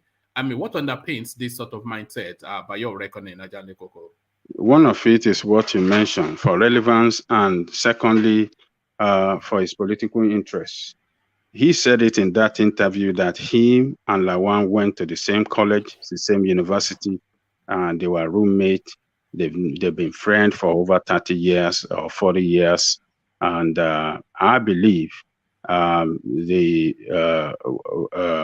game is playing is if Lawan could be president, maybe Lawan could make him a vice presidential ticket. That is what I think the politics that is playing, because they've been friends, according to him. And if you even look at the two men, Lawan is one of the most corrupt as well. We have seen his headship as the Senate president. Senate president that surrender that failed to defend the interests of the people, that surrender the National Assembly to Buhari, to maneuver, to have their way, and sign everything, every bill that come to him, particularly with respect to borrowing. He's signing out. He mortgaged the future of Nigerian children. It destroyed the future of that country, and that country will languish for a long time in indebtedness. That to pay back. Imagine what this guy had done, Lawan, that Kano is supporting. Imagine what he has done, signing every borrowing bill that come to his table, and make us as a country that have to pay over 90% of our revenue for debt servicing. So these are not the type of people the person is opting for. Is corrupt. It's not a good leader. He failed to defend the interests of Nigerian people as the Senate president. Him as well is corrupt. Is known to be a man that have case with TFCC, a man that been put in jail, that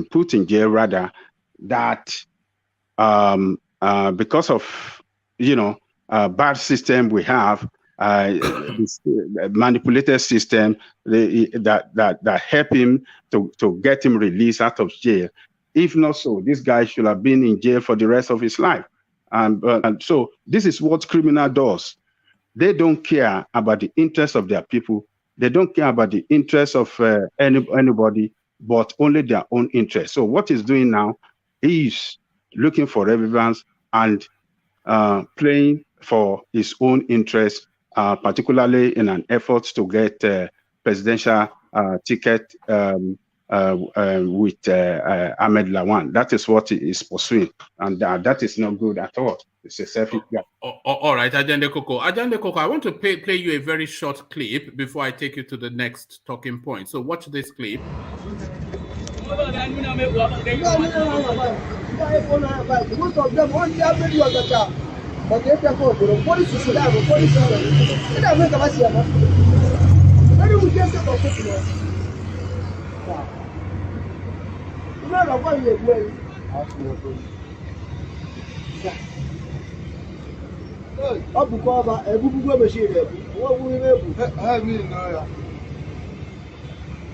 Una try, power.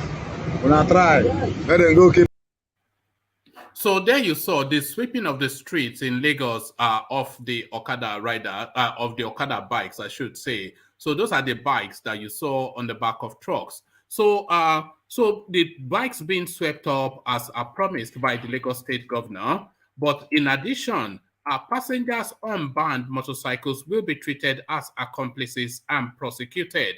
So anybody now that may, and they said that ignorance not a defense. So anybody not aware of now this new position of the Lagos State government, or even if you are aware, but you are not quite sure if that zone is captured within it, but if you are found on an Okada bike, rushing to get to the office because you're on your last warning, etc., you then end up in jail. So is this somewhat excessive? Is Sanwo Olu now trying to, because people are calling them Mama Daddy now wanting to show some sort of potency? What sort of law is that if you're found on an Okada bike, you get slammed in jail? Lagos State, what are you making of that, Ajande Koko? Look, one man, we have to support Sanwo Olu. What he's doing, we cannot wait any longer not to do this. The security of Lagos State matters a lot to the security of Nigeria.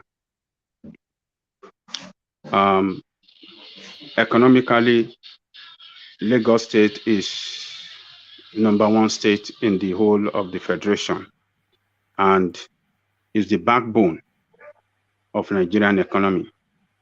If anything should happen to Lagos State, if Lagos State should go down, Nigeria will go down economically. So, Lagos, as we know, is the 7th largest economy in Africa. And every leader of Lagos State, every governor of Lagos should see himself as a president of a nation. And a president of a nation, first responsibility as the head of government is to protect life and property. So every Lagos State government must see it as the most important to secure life and property in Lagos. So the rascality of these Okada people is becoming unbearable. The rascality sorry, Adeleke, is the onus on the passenger who innocently bought an Okada bike that is available on the street, or is it on the Lagos State government to ensure that those Okadas are not on the street? Where does the burden of responsibility lie? It lies on the government. Government must make sure that Okada does not ride around Lagos anymore. They mustn't ride around Lagos anymore. They have a law to that effect, and that law must be pursued to the ground, because we have criminality in this Okada business now. And if government does not do anything right now to stop it, if this should persist till the next 3-5 years, it's going to be a problem that will be very difficult to handle. And we're going to be expressing the same problem that is ravaging criminality and banditry that is ravaging the North. Is what we're going to be having in our place. Because we have many of these people riding Okada, not Nigerian. People from Niger, people from Chad, riding Okada in Lagos because of Nigerian porous border. And we see a lot of people that, you know, and they don't follow the rules. A lot of them, they said they don't even have registration number, and you cannot talk to them. They are very rascal, they are criminals. So Lagos State is doing the right thing. They should be very, very tough on this. They should be very, very tough on this. If Lagos State, but including jailing innocentes. Look, law is the law.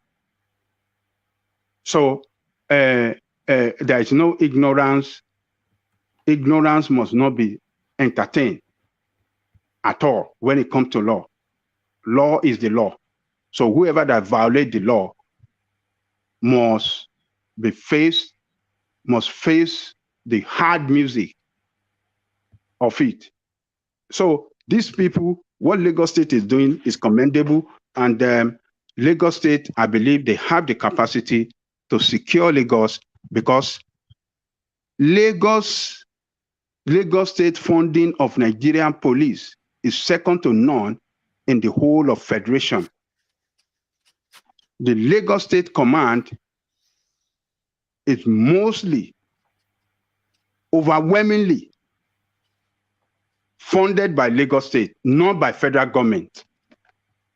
And if this problem is emerging and Nigerian police cannot stand up to the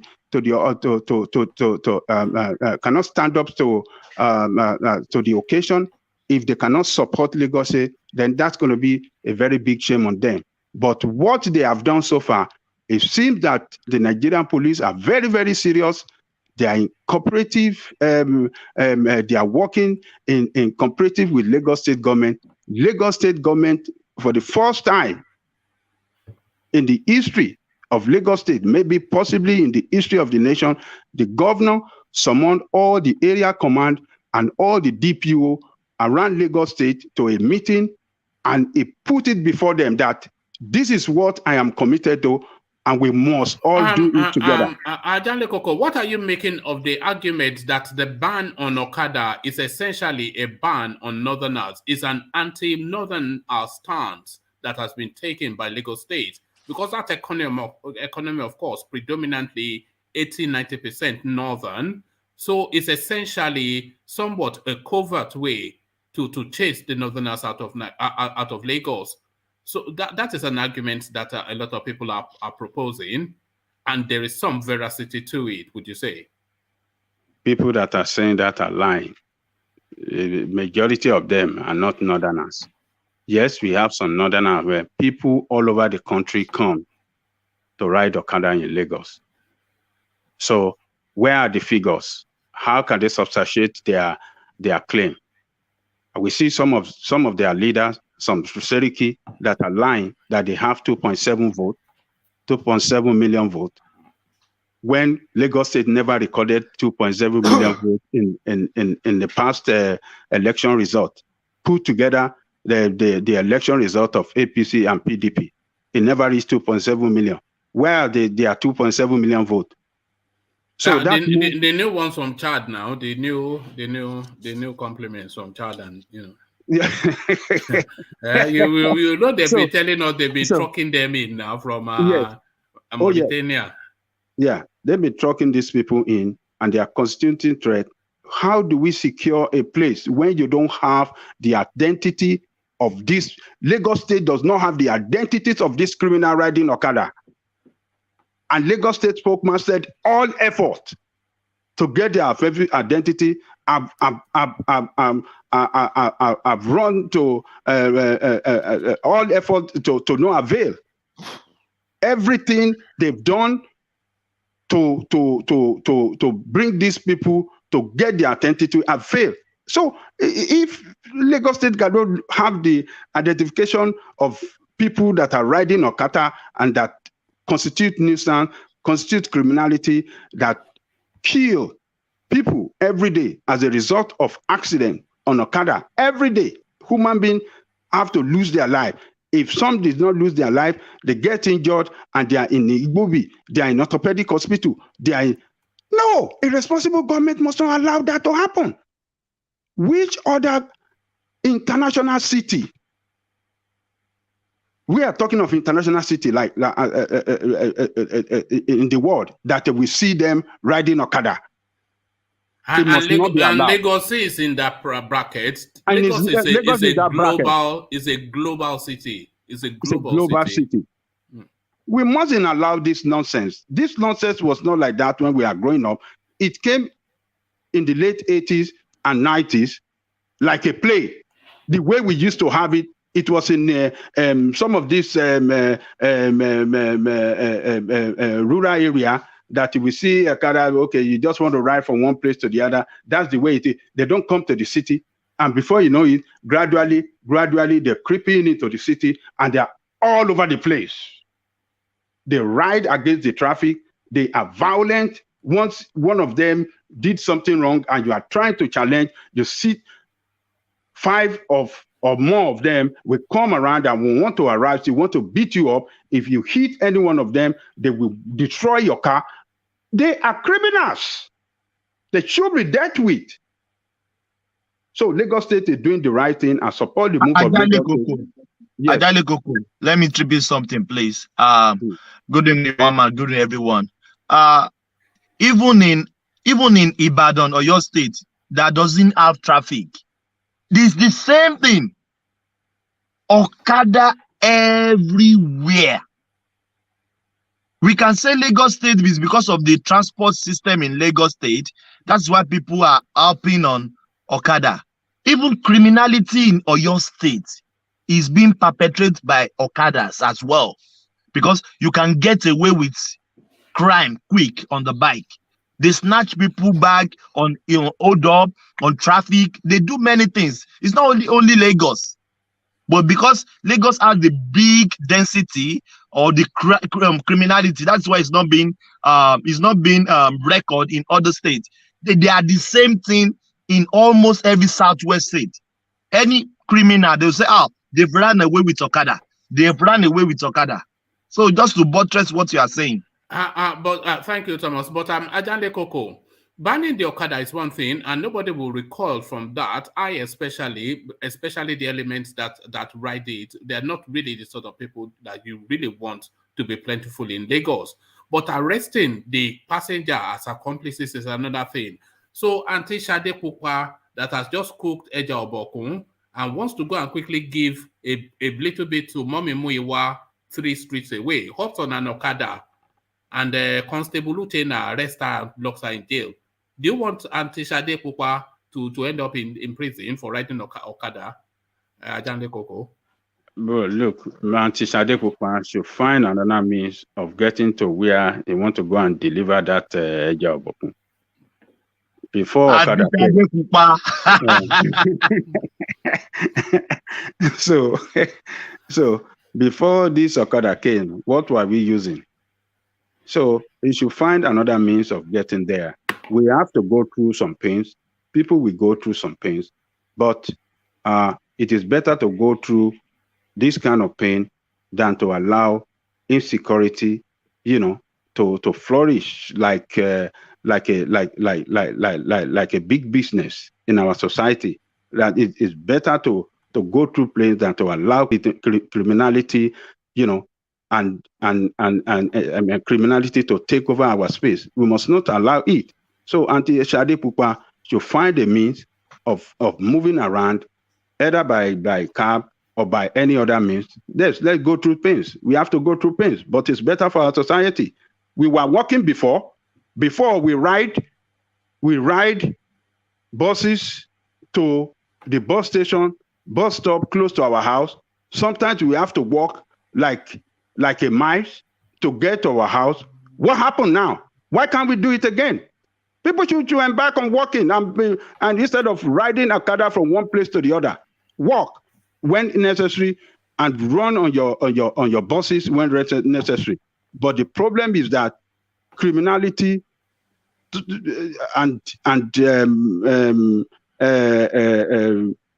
criminality and possibly these people that have no identification, we don't know them, and they are increasing every day.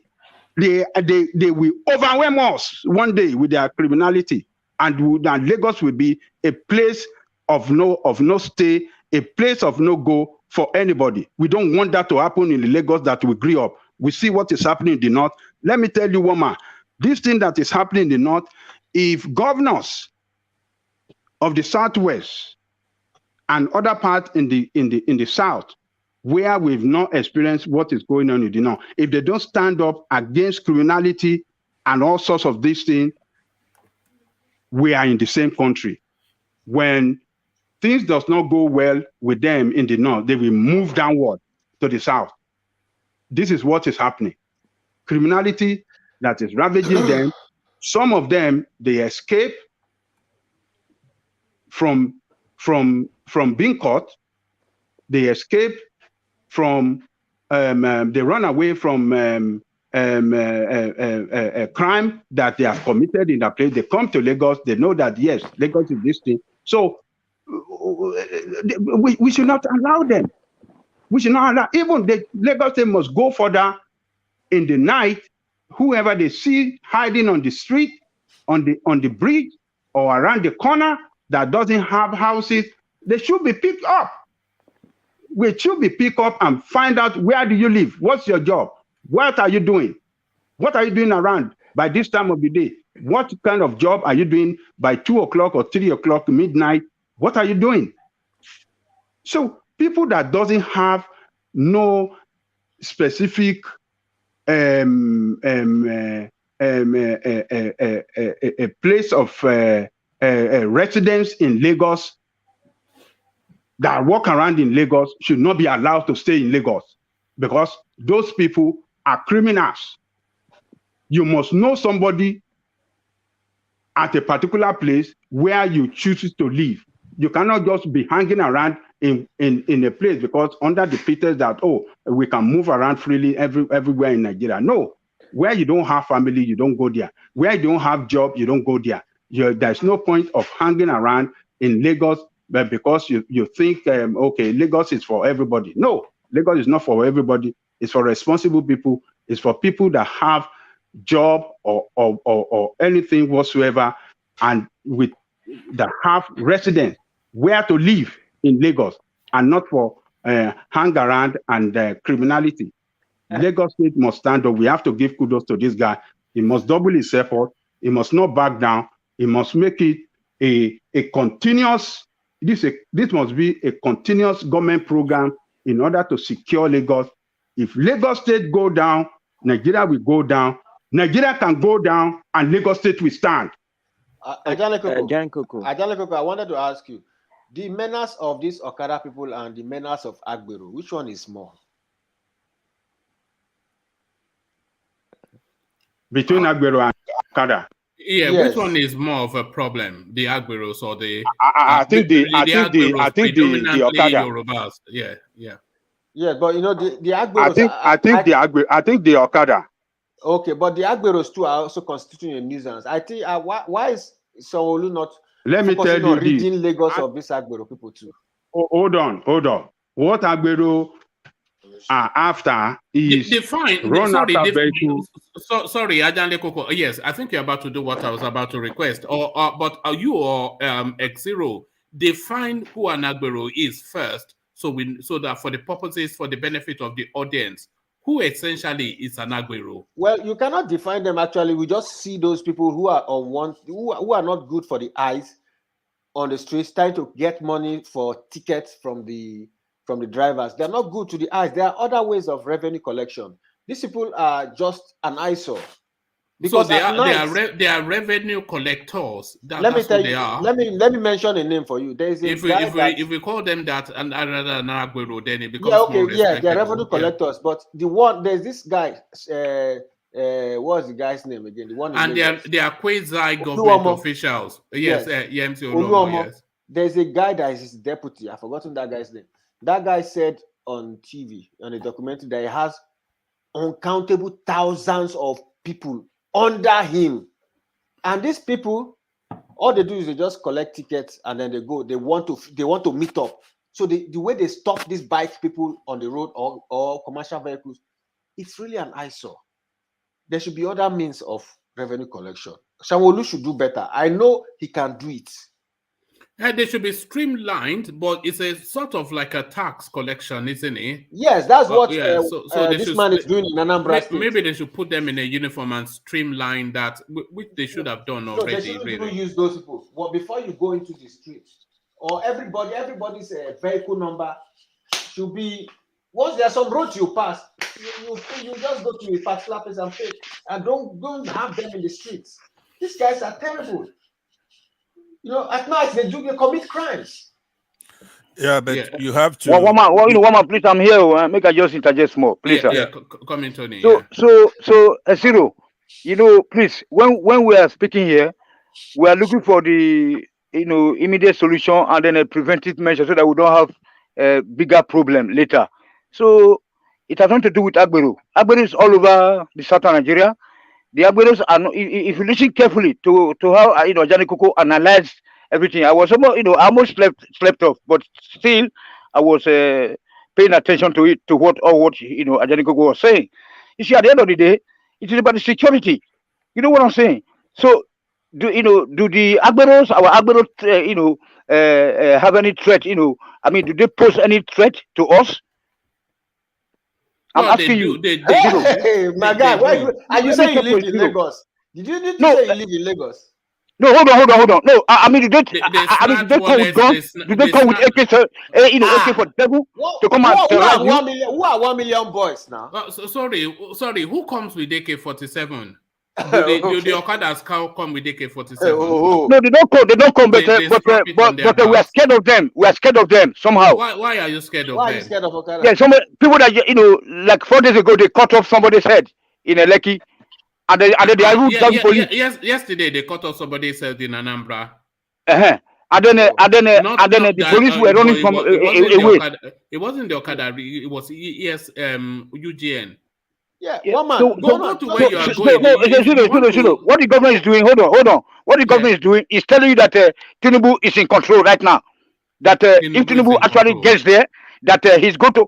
That means that is indirectly that's Tinubu's work now. That he's going to deal with these people. It's always left wing. It's Okay, always let me left just wing with that. Okay, right on.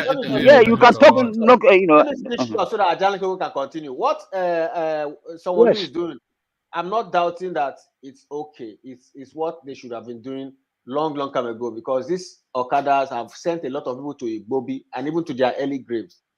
But then the menace of Agbero, they do Agbero in the morning, in the night, they turn to 1 million boys. They go in groups of 1,000 boys. They enter commercial places or places of open shops. Well, you know, are you against Agbero collecting revenue for Lagos State?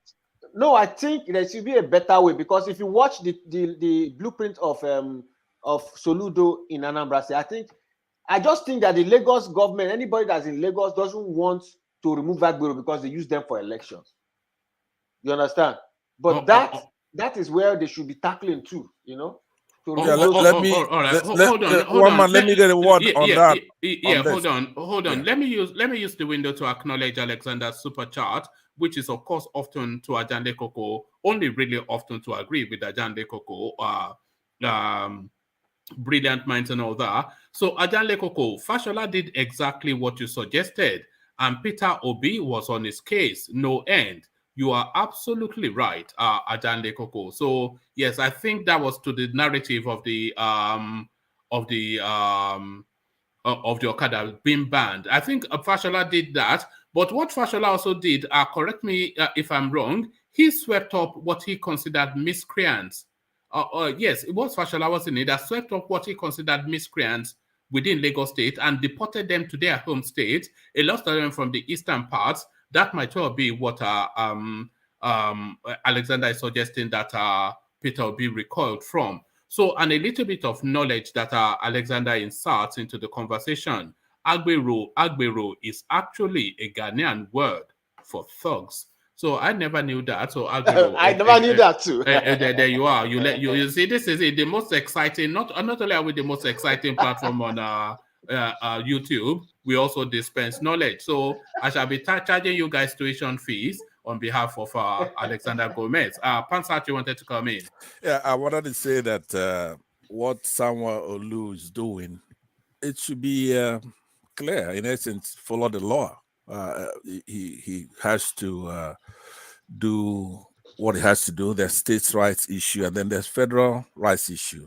He should try to avoid rubbing up against the Section 17 of the Constitution, of the shambolic Constitution we have, which gives every citizen equal rights and ability to also make a living.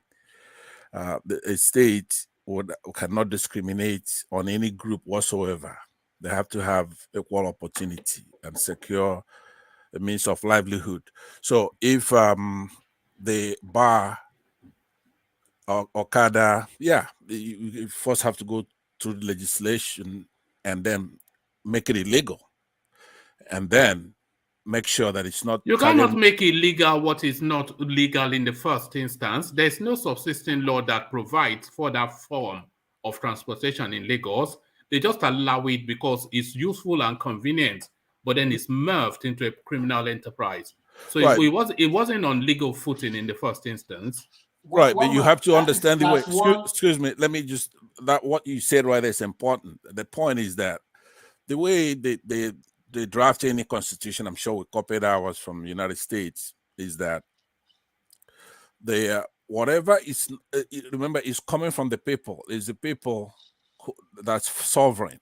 Okay, so whatever is not enumerated as illegal, then it inures to the citizen. The citizen has the right to do whatever is not outright banned. Do you understand? So if it doesn't say that Okada is banned, I'm not sure that is right. That doesn't. That in fact, I'm pretty certain that is not right. What is not detailed in writing constitutionally as against the law, then is permissible.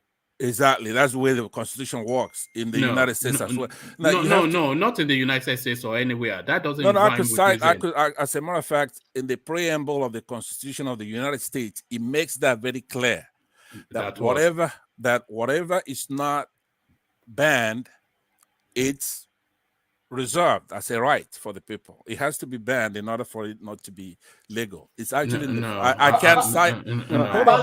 Hold on. This is where we start getting off and start getting upset with one another. I know what I'm talking about. All right. So if you don't think so, then you have to tell me where I'm wrong. I'm trying to tell you in the preamble of the Constitution, it makes it very clear. And in ours too, it's the same thing. Now, you don't have a constitution where you're from.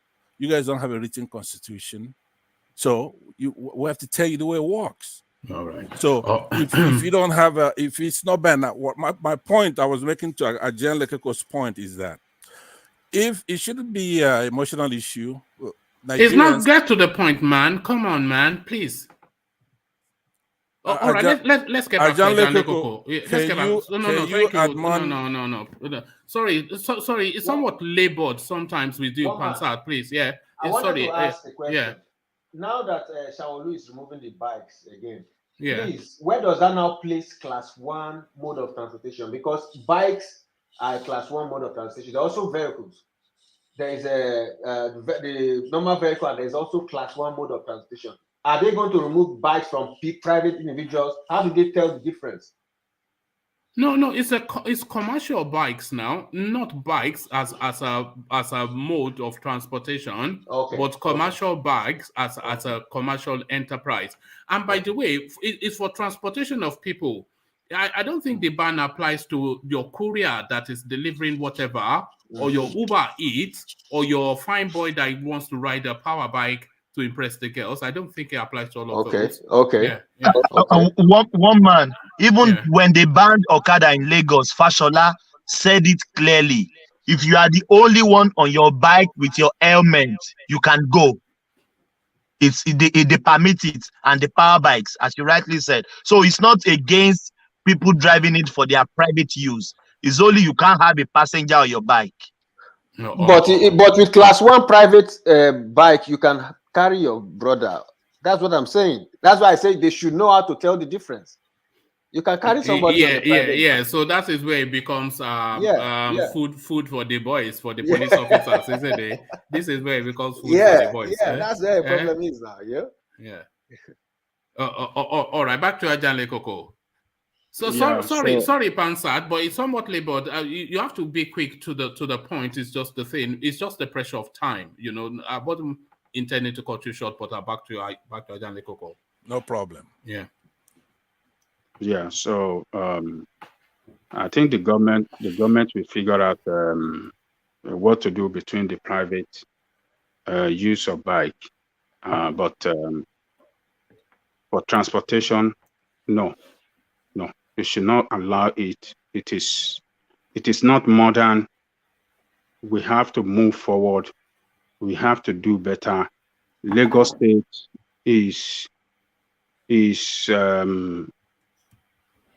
Lagos State economy is stronger than economy of over 45 countries in Africa.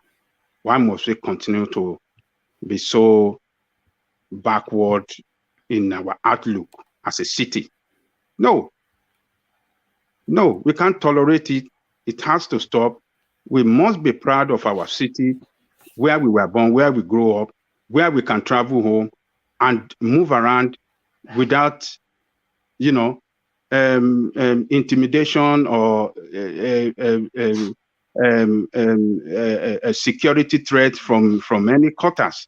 So as per the regard of Agbero are known people. They have places of residence. Agberos are appointed by government. Agbero work for government. Yeah, usually local governments. Yes, You know those tickets that they hand out, they buy them from the local government. They don't just go and print tickets. Yes. So yeah. Yes. Agbero work for government contractors. Government contractors that are saddled with responsibility for collecting taxes from transport operators. And their places of abode are known. They work during the day. In the night, they go back to their residence, and they came back in the morning to just as a normal routine as we all go to our work every morning. That is what Agbero. Yes, they cross the line sometimes. There are some excesses that they committed sometimes. Yes, something has to be done by government, but we know what Agbero stand for. They don't threaten anybody, but those that are in that sector of transportation, and they know how to settle each other. So they know them. So, but all these rascal idiots from everywhere that we don't know, from a different country, country that is ravaged with war. Niger is not their psyche is not. If you're coming from that environment, your psyche is not. They are mentally deranged and they are violent people. I told you I'm the one that threw me away now, and I complained, and he just left me there. But Adeleke Koko, sorry, when I was saying that these people they should go through an orientation process before you let them onto the streets of a place like Lagos. You were lambasting me then and telling me of that there's an ethnic tonality to what I'm saying. But really, this is the example now. You can't have somebody from Chad, from Borno, coming to a place like Lagos, and you don't take them through a program to inculcate them into society. It's not fair to them, and it's not fair to the society. You just come from Borno and you start to live in Lagos just like that, So these criminals from all they agree up to know is violent. Niger is a failed state. Chad is a failed state. It is war all over in those places. All they know is violent. And those Fulani from those places are the ones that infiltrated our own here, infiltrated our spaces all over, kidnapping our people, killing our people in the villages and all the rest. Our own Fulani doesn't do that. The Fulanis that used to live with our people for centuries, they obey the law. They know what to do. They know when the grazing route for their distance, and they don't tamper with farm. And anytime that their cow filter in some of the farmland, they will beg the farmers and compensate them for the loss.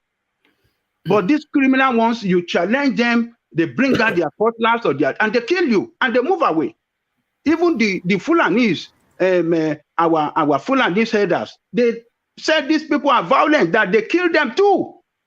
And these are the people moving to Lagos State in Okada, riding Okada. Before you know, they start slaughtering people and kill our people. No, I've done well. They said they are one, because remember that governor of Bauchi that was saying that the Fulani man is a global. No, there's a Fulani inflection called, I think, Bororo. Is it a Bororo or something? Bororo. Yes. Yes, they are especially the violent ones because even amongst the Fulanis you have inflections. So they are the feared ones. They are the ones that seem most savage amongst that tribe, according to what. The man is saying that the Fulani man in Bayelsa is the same with the one with me. Yeah, but that's political talk now. And that's a stupid talk. It's a political talk. But it is just for us as people here in the South. Our governors particularly, they must start to take action now to protect our people. Otherwise, these people, they are coming in thousands every day. They are loading them in truck, in trailers, and they are coming and they are hiding their guns, their arrows, everything in those trailers. That is, we have seen several videos where why are they coming with weapons to Lagos or to the West? Why are they coming with large amount of weapons in their trailers? Why? What are they coming to do with weapons? We should wake up and Sanwo Olu have started the war against criminality and foreign banditry, disguising as a Okada bider. Others from the Western Nigeria, from all Yoruba land should wake up as well. They should start the same. We must do these things simultaneously, and in order to drive them back to where they are coming from. Let's push them back. Let them send their criminality back to where they are coming from. They failed the country from their own part of the country. They failed the country, and that's why we are going through this menace of criminality and insecurity everywhere in the country. We must not tolerate it. All right, thank you, ADELEKE. ADELEKE, one more, can I interject for a sec? No, hold on 1 second. Before you come in, let me just because the point that Pansat was making before I stopped it midstream, he's sort of sent in something to verify exactly what he was looking to have us know. And this is what he sent in. It says, everything which is not forbidden is allowed. Everything which is not forbidden is allowed is a legal maxim. It is the concept that any action can be taken unless there is a law against it.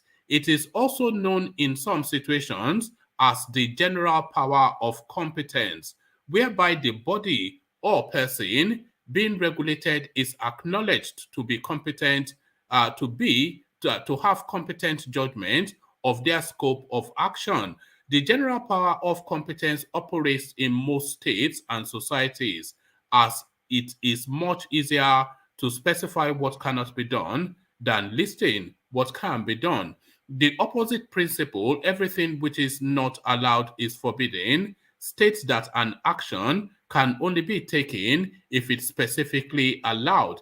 A senior English judge, Sir John Laws, stated the principles as, for the individual citizen, everything which is not forbidden is allowed, but for public bodies and notably government, everything which is not allowed is forbidden. Legal philosopher Otto Weinberger put it this way: in a closed system in which all obligations are stated explicitly, the following inference rules are valid.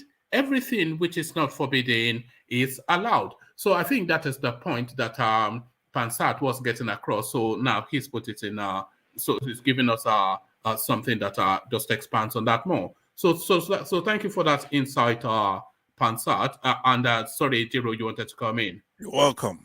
Yeah. No, it's okay, one man, because ADELEKE has it's like we've entered another topic, because he was asking why are they coming with weapons, but let's just move on. But they are not coming with weapons, though. Is the thing. I don't know if that story holds true that they are coming. We don't see Okada riders strapping AK-47 on their backs, do we? Some of them have been caught. Some of them have been caught with AK-47 under their seat. Under the seat of an Okada. Yes. Exactly. Yeah, it's on video. Yeah, it's on video. Yes. On YouTube. Yeah. These people, they Waiting are for the there. day But ADELEKE, let me just say this quickly. You see, the Fulani already told us, or the Hausas Fulani, let me put it that way, that they are the owners of Nigeria. These people have a blueprint, that a game plan and a blueprint, in the sense that if they don't do this, how are they going to strike when the time is right? Oh, yes. So they are. So it's a game plan. That's somewhat of a conspiracy theory, because the Fulani person, my view, though, my view. It can be a theory, but my view. But woman, can I just come in a bit? No, all right. But the video is not conspiracy theories. No, Now. The one you have seen. Sorry. Before you come in, what Ejiro is saying, in my view, because I'm not stating categorically, because I'm just one person, but in my view, it's a conspiracy theory, because traditionally we've always known the Fulanis and the Hausas to be weaponized. They've always carried some form of weapon as just part of their accoutrement of dressing. When did the Fulani man or Hausa man not have a dagger on him? One man, not this modern day tools they are carrying. I don't want to. Yeah, but this is a transmission, isn't it, into that space. Because that's why I said they have recently they have a blueprint, a game plan now. They already told you it's on video. No, it's on video. Even the governor of that about which plan? Stop this conspiracy theory. Hold on. The governor of that Bauchi state, the governor of that, he asked me a question, let me answer. The governor of that Bauchi state said it already. They said it, that Nigeria belongs to them. So what's the meaning of that word? Somebody telling you to your face, to your nose, that Nigeria belongs to them, that God has given them Nigeria. So how are you going to read that? And that all Fulani from any part of the world can come into Nigeria. They are the same. They are brothers. Exactly. So what are you going to say? Yes. So can I come in now? Can I come in now? Okay, go on, Tony. Okay, just go on. Yeah, go on. Don't worry. I will just maintain the topic. Go on. Yeah. So I'll stay with it. And so you know that I'm very happy that Ejiro is there tonight because not like the other our brother there that is always trying to be politically correct. One man, please. It is not a conspiracy theory. So we need to watch out. Okay, we have to be on the watch out. Okay. So I'm not exactly. I'm not trying to be a hater here. I don't want to speak too much today because I've eaten yellow gari with a Y. So you know what I'm saying. So the only thing is that if Buhari is not one of these. Let him go to Nnamdi Kanu and speak Fufudi to Nnamdi Kanu so that we know that is the original Buhari. That's all. All right. We're back to Jubril al-Sudani.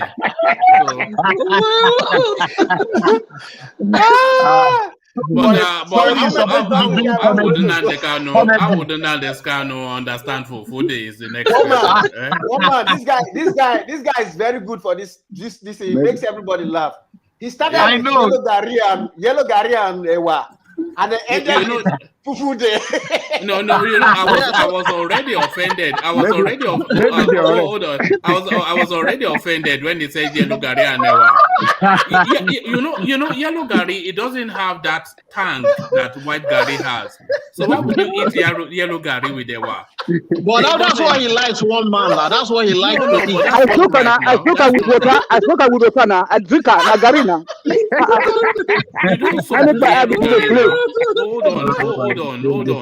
Hold on. There's a round robin question coming up because I don't think this is acceptable. We'll start with Adeleke land on in CBD. What a snapshot answer. Do you soak yellow gari, Adeleke? Is this for cooking or forever?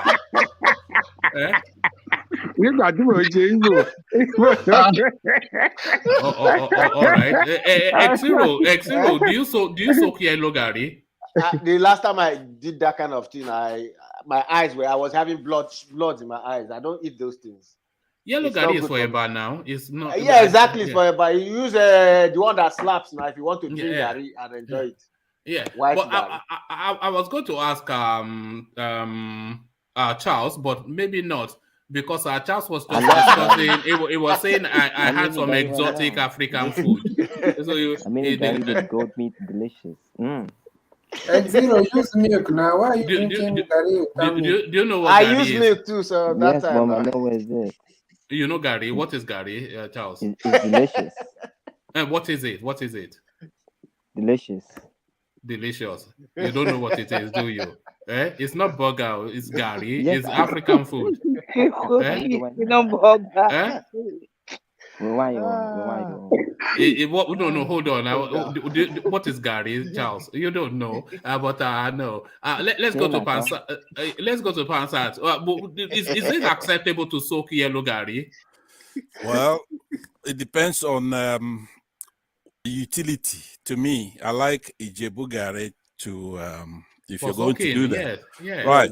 But then if I'm going to eat a nice egusi soup and yes, then that is yellow gari. Yeah, of course. Right. So it's the utility. Yes. Period. Yeah. Exactly. You see, so you are looking increasingly weird, Tony. But Thomas, do you soak yellow Gary? Thomas. No, Thomas doesn't even know what. Thomas. So a zero to you then. Is this acceptable to soak yellow Gary? I will answer your question in two forms, one man. You must remember, one man, we used to have the then Bender state, comprised of Delta state and the current Edo state, even Ondo state as well. So that part of the then Bender, the so-called oil, we add oil to cassava, which is to make Gary. So most people do it. Maybe that's what Tony like me. I wouldn't soak yellow Gary. I will, because of the taste of that white one, the way it cuts in your mouth, you know. But people do it. It's free. It's common in that space. All right. What do you soak Gary with? Ejiro? Do you use milk or cold water and ice? Cold water and ice now. Why me? Right. Cold water and ice and ice fish. You know, there's some strange people that soak Gary with milk. You know, just weird people. Maybe they're from Ghana. I don't know. That's what they like. One man. Inferiority complex. Inferiority complex. One man, that thing is delicious. You have not tried it. That's why. That thing is delicious. All right. And in CBD, finally to you. Do you soak yellow Gary or yeah? Yeah. You know, what is it called? Yellow Gary is.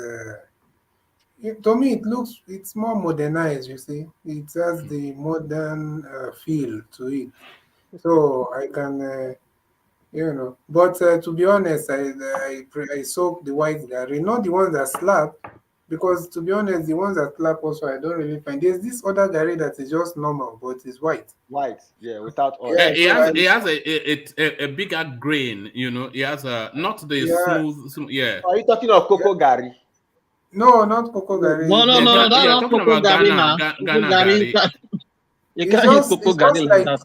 It's just like yellow Gary without the oil that has been added. I know the one you're talking about, CBD. I know that one. Yeah, that's one. Okay, one man.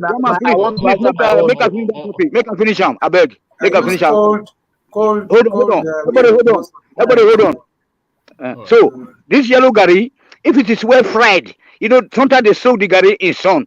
But if my mother want to make it, they will dry it very well, you know, in a big fry pan. You know what they call that in I forget. You know, if it's well dried, you know, fried, it's okay. But most Gary today they just mass produce them, like you cannot drink them. But I mean, yellow Gary, it will kill the you know the sour taste of of the Gary. You know, so you have to filter it and add some salt to it. You know. That's what I did today.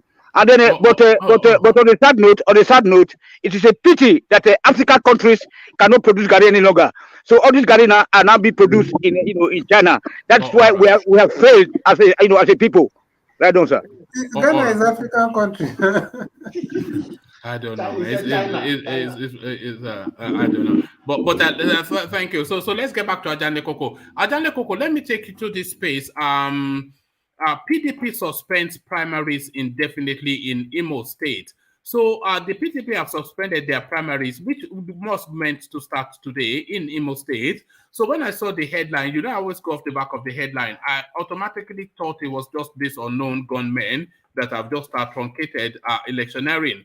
But it's something even more disturbing. Is this clause, Section 84(8) of the Electoral Act, which precludes statutory delegates from voting in elections, in conventions and congresses.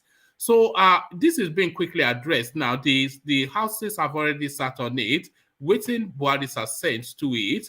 But what are you making? Are you following that narrative of that offending section? And do you think this will somewhat push the elections forward? Well, if it's just only Imo State and the leaders are meeting to resolve the problem, I think they will come out with a solution. Maybe by tomorrow or during the week, they will fix another date. You know, it's just a problem that is resolvable. So it's not a big problem, woman. Yeah, maybe the stronger group that's in control of the structure are trying to manipulate, the system there in the favor of their own candidate. That might be what is playing out there. So, and the opposition group within the party challenged that, and in order to prevent, rancor or division among the party, they have to suspend it and have to put their head together in order to come out with a concluding and a final solution to the problem. So we just have to wait for them. They will announce another date and come out with a necessary, how do I say, formula and who that will be eligible to vote during the primary. So that's the way I see it, Mama. It's not. It's a problem that comes up sometimes, and they always resolve it in the best interest of the party. So I believe they will do that in Imo State, and we should keep on watching that space during the week. I believe they will resolve it. All right, thank you, Ajanle Koko. So thank you, Ajanle Koko. Let's go on from you, Ajanle Koko, to Pansat, and have Pansat start off where you started off, which is this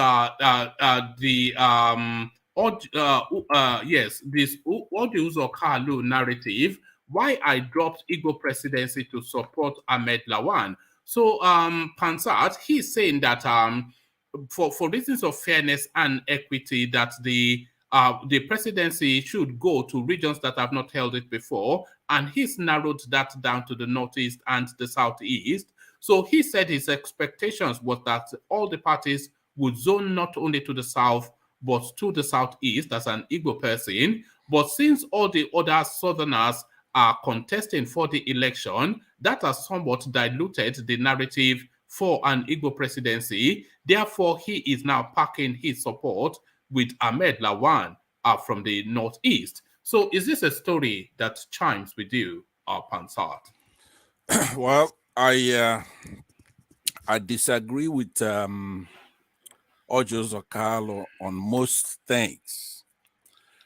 And I somewhat disagree with him on this too. But a reasonable person can hold that position.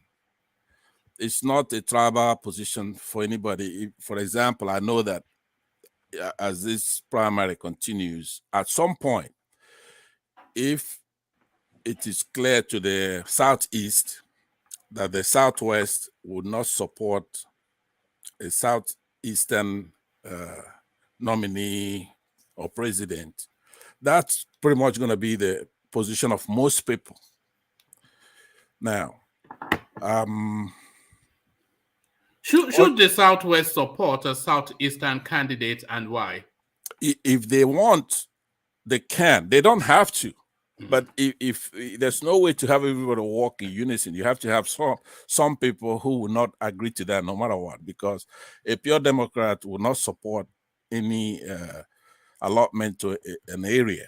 Okay, but we know that what we have there is not pure democracy. So the answer to your question is yes, they should. If they want to reciprocate certain things that were in the past, like it's been cited on this program a few times that Obasanjo was allowed to become president because of what happened to the Southwest. So that was the consensus. But since the Northerners have been, magnanimous and said, okay, let it go to the South. I've heard a few prominent people from the North say that. So it would have been really, really nice for the Southwest to say, not with obligation, they don't have to, but they shouldn't also wait for anybody to call on their knees to beg them to do the right thing. It would have been magnanimous to say in that spirit, okay, let's have a qualified person, not an unqualified person, Now, if there's nobody qualified in the Southeast, yes, they should insist and say, you know what? Is there anybody qualified in the Southeast? And can you give us a list of 3 of somebody that is of a presidential status from the Southeast? So we give you Peter Obi for free, but can you give us a list of 3? Yeah. Yeah. Well, yeah. Peter Obi, like you said, would be a good president for Nigeria. That's for sure. Now, there are a lot. I'm actually going to say something that's going to upset you. In my opinion, almost anybody you pick up from the Southeast can make a better president than most people that I see out there. We have a lot of people who've suffered, who's been, I mean, if you go in the marketplace in the Southeast, Arara market, and you just put up a microphone, you're going to see a lot of intelligent Igbos, okay? A lot of intelligent Southeasterners. You go to Calabar, Ibibios, you go anywhere in that area. Because all the support... Intelligence is not unique or peculiar to the Southeast. Yes, they have it, of course, but not unique or peculiar to them. Yeah, it's not. But I'm saying it for emphasis to say, because it's almost like, you see, you know, Nigerians we're blessed with a lot of intelligent human resources, as well as the law. It's what's supposed to carry a country, to buoy it. It's not strong man or whatever. We have a lot of intelligent people. So to make it short, since you have a lot of other questions and a lot of panelists, I'm going to tell you that almost anybody that I've seen out there can do the job, period. But Peter Obi right now seems to have it. He's a parsimonious individual in the sense that he's quite tight with money. Nigeria needs that right now. He's been governor for 8 years. I don't even know why the South cannot come together for the one reason that P2B is good, for the other reason that the South it has been victimized, not just marginalized. They've been victimized by everybody. There's an article that was written by Sanusi Lamido Sanusi. That article was written in the 90s. For other reasons, he's trying to denigrate the Yoruba, but in that article, I don't even think he wrote it because he doesn't sound that good when he speaks. But that article is a classic. Lamido Sanusi doesn't sound good when he speaks. It's not as good as he writes. So he writes better than he speaks. You've listened to him speak. I've listened to him speak, but I've also read, and he's not articulate. No. I didn't say that. I said he is more articulate when he writes. For example, when he speaks here, he's okay. He speaks like any Nigerian who said. Is that not the same for everybody? Who doesn't sound better in writing than in speech? That's true too. So I concede that point. I'm just saying that, in my opinion, that particular piece that he wrote, where he's talking about how the North and the Southwest have extracted a pound of flesh. Okay, to quote him, I was upset in this phrase where he says that the Igbos have paid for their foolishness and quote unquote, and that it's time to take it easy because in that particular article, he says that Germans lost the First World War, and then they came back for the Second World War, and then they won a more respectable peace. They didn't win the war, they still lost the war, but they had peace after that. So that article makes the case. I recommend that article for a lot of the things we discuss on this forum. The panacea is in that article. So that's my short answer to that. I could really go on that, but I've come today to make amends, and let's try to move forward and be peaceful, right? So I will stop there for that one. Go ahead. All right. I mean, you don't. Well, you should really make amends because World Peace was quite upset with you, but nobody's trying to micromanage your speech. It's just don't spill the language over and then speak freely. That's all. It's just a respect for people. That's just, and I'm sure you don't disagree with that. I do not. Yeah. So passengers on banned motorcycles will be treated as accomplices and prosecuted. Lagos State Police. Do you find that somewhat excessive, Pansat? I do. I understand where he's coming from. We treated that a little bit about half an hour ago. I believe that there are many ways to trap a mouse. I mean, to kill a mouse. You could trap it, you could poison it or whatever. There should be education. If the state abides by the state's right, so there's a state's rights issue, then there's a federal rights issue, fundamental human rights. He cannot do anything that's going to target any group, no matter what, especially for the service or goods they're involved in is legal. Okay, so if they could license those people. Yesterday, somebody made very good key points. It might even be World Peace himself that made some key points about how to go about doing things legally. Now, one thing, Lagos. Now, this also goes to you, one man, and ADELEKE. I know you're proud of Lagos. We're all proud of Lagos. But Lagos cannot be an island on itself as far as making Nigerians obey the law, the rules, because Lagos is a magnet. It's either going to be attracting by reverse osmosis or by osmosis itself a lot of people into that place if other areas are not doing very well. So a lot of the money, Sanwo Olu should spend more money if he has it to make sure that other states around there, Ibadan, other areas are doing well too. Nigeria should be developed uniformly. Uniformity. It's like we who are in the United States. I go to Colorado, it's developed, it's beautiful. I go to New York, everywhere is good. So you don't have people just piling on to Lagos. One. Number two, Lagos benefits from other economies such as the oil. And Lagos, it's former capital. Now, one thing that Nigerians don't know, they don't even know how much we generate from oil in Nigeria. It's not that much money. It's $30 billion or less a year. I don't know how much we get for that. Now, many countries, people who export textile make more money than that. If, for example, in those days when Calabar used to do textile, they'll make more money than what they're making from oil. It's not a big deal. Nigeria is almost 940,000 square kilometers or whatever it is. There's a lot of land for farming. The oil is not a big deal. If somebody could develop all kinds of things and make more money than we make from oil.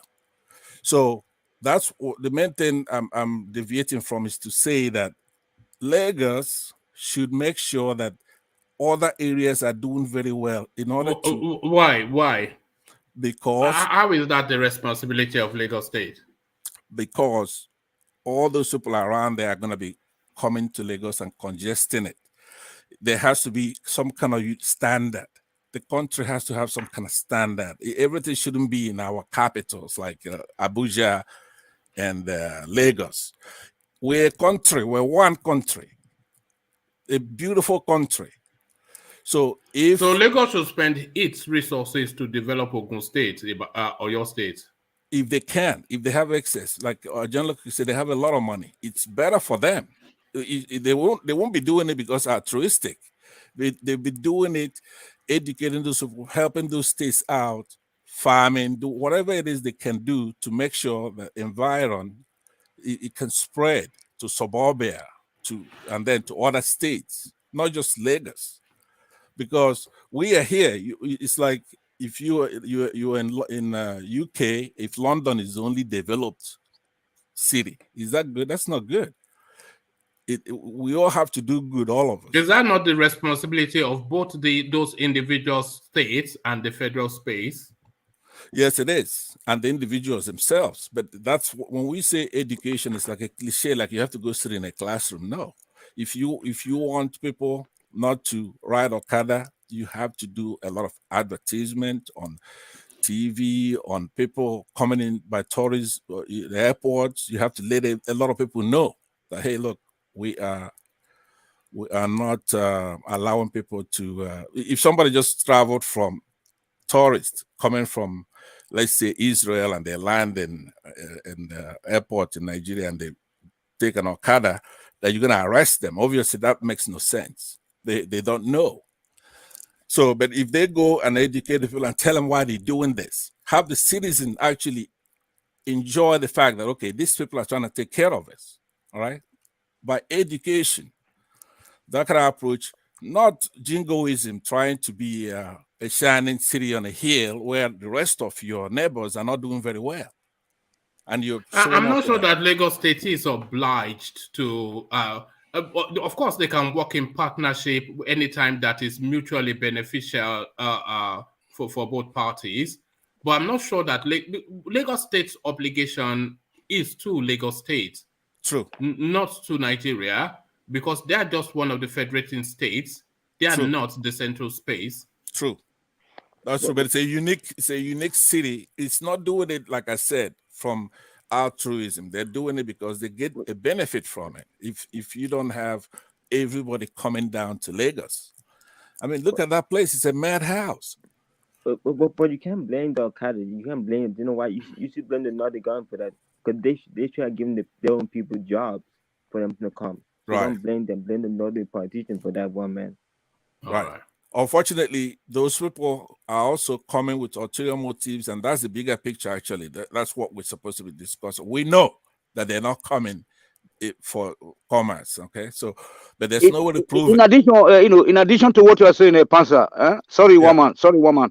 In addition, is that the easiest way to achieve that, like is big practice in other federal states, is state to state partnership, like Lagos versus Ogun. They will have some, educational cooperation. Students can come here and the other side at the border points, and then they partner in industries. Then Lagos and Ondo State. Then Ondo State versus Edo State. Edo State versus Delta State, and Delta State versus Anambra, etc. And so and so on. That is how to. Then Kwara State versus Osun. That's what is being practiced in other federal countries. That's what you're trying to say. And I mean, it's just, I don't know if people they are listening right now, all those people that are occupying our government houses. If they can listen, let them partner. Let them partner. Then the thing will just spread around like that. You know what I'm saying? The development will just come one way, But today, so normally, creation of state is to bring the development nearer to the people. But in Nigeria, once they create the states, they don't say, "Oh, I'm not from here. I'm not from here." That's where we are getting everything wrong. You see, Tony, I think a lot of the states, especially Lagos State, for reasons really that Pansat already adduced, because they're so wealthy, they're not averse to having that partnership take place in terms of infrastructural development, mutually beneficial programs, etc. But in a lot of instances, the federal space truncates those developmental moves. So a good example would be like the Ibadan Expressway, or the federal road that leads Lagos through Ikorodu into Ogun State, etc. So if they considered those roads, those sort of spaces, to a space like Lagos State, they can build it quickly to interlink their economy with those economies. And even from what our Pansat is saying, Lagos being so congested, so if they expand it, there's nothing to say that you shouldn't live in Ibadan and work in Lagos, because Lagos-Ibadan traditionally is a 45-minute drive from Ibadan to Oregon toll gate. It's a 45-minute drive at best if you're driving carefully. So if they fixed that up and opened up a corridor to Ogun State, they will synergize those economies and expand the space, and Lagos might not be as congested as it is. But the federal space, there's certain roads, there's certain projects, there's certain too many things that are considered a federal prerogative. And if you build it, they don't pay you back. Even if you want to build it and not ask for the money, they'll frustrate it. So a lot of that also in play. You know what Nigeria is like. Yes, it's very crazy that because it's very because like Germany, the state like Panzer was saying, Texas, but the other state, many states are just doing cooperation here. Like in the area of wind energy, if they can be located in your state, then you share the power and stuff like that. Like the schools also, they will bring some students. The student can cross over. Even Holland, countries made that in Europe. Some people go to take medical services in Holland because it's cheaper there. Some people go to Denmark. I mean, I don't know what is wrong with us. We're not cooperating. So the problem of us is that we like to fight each other.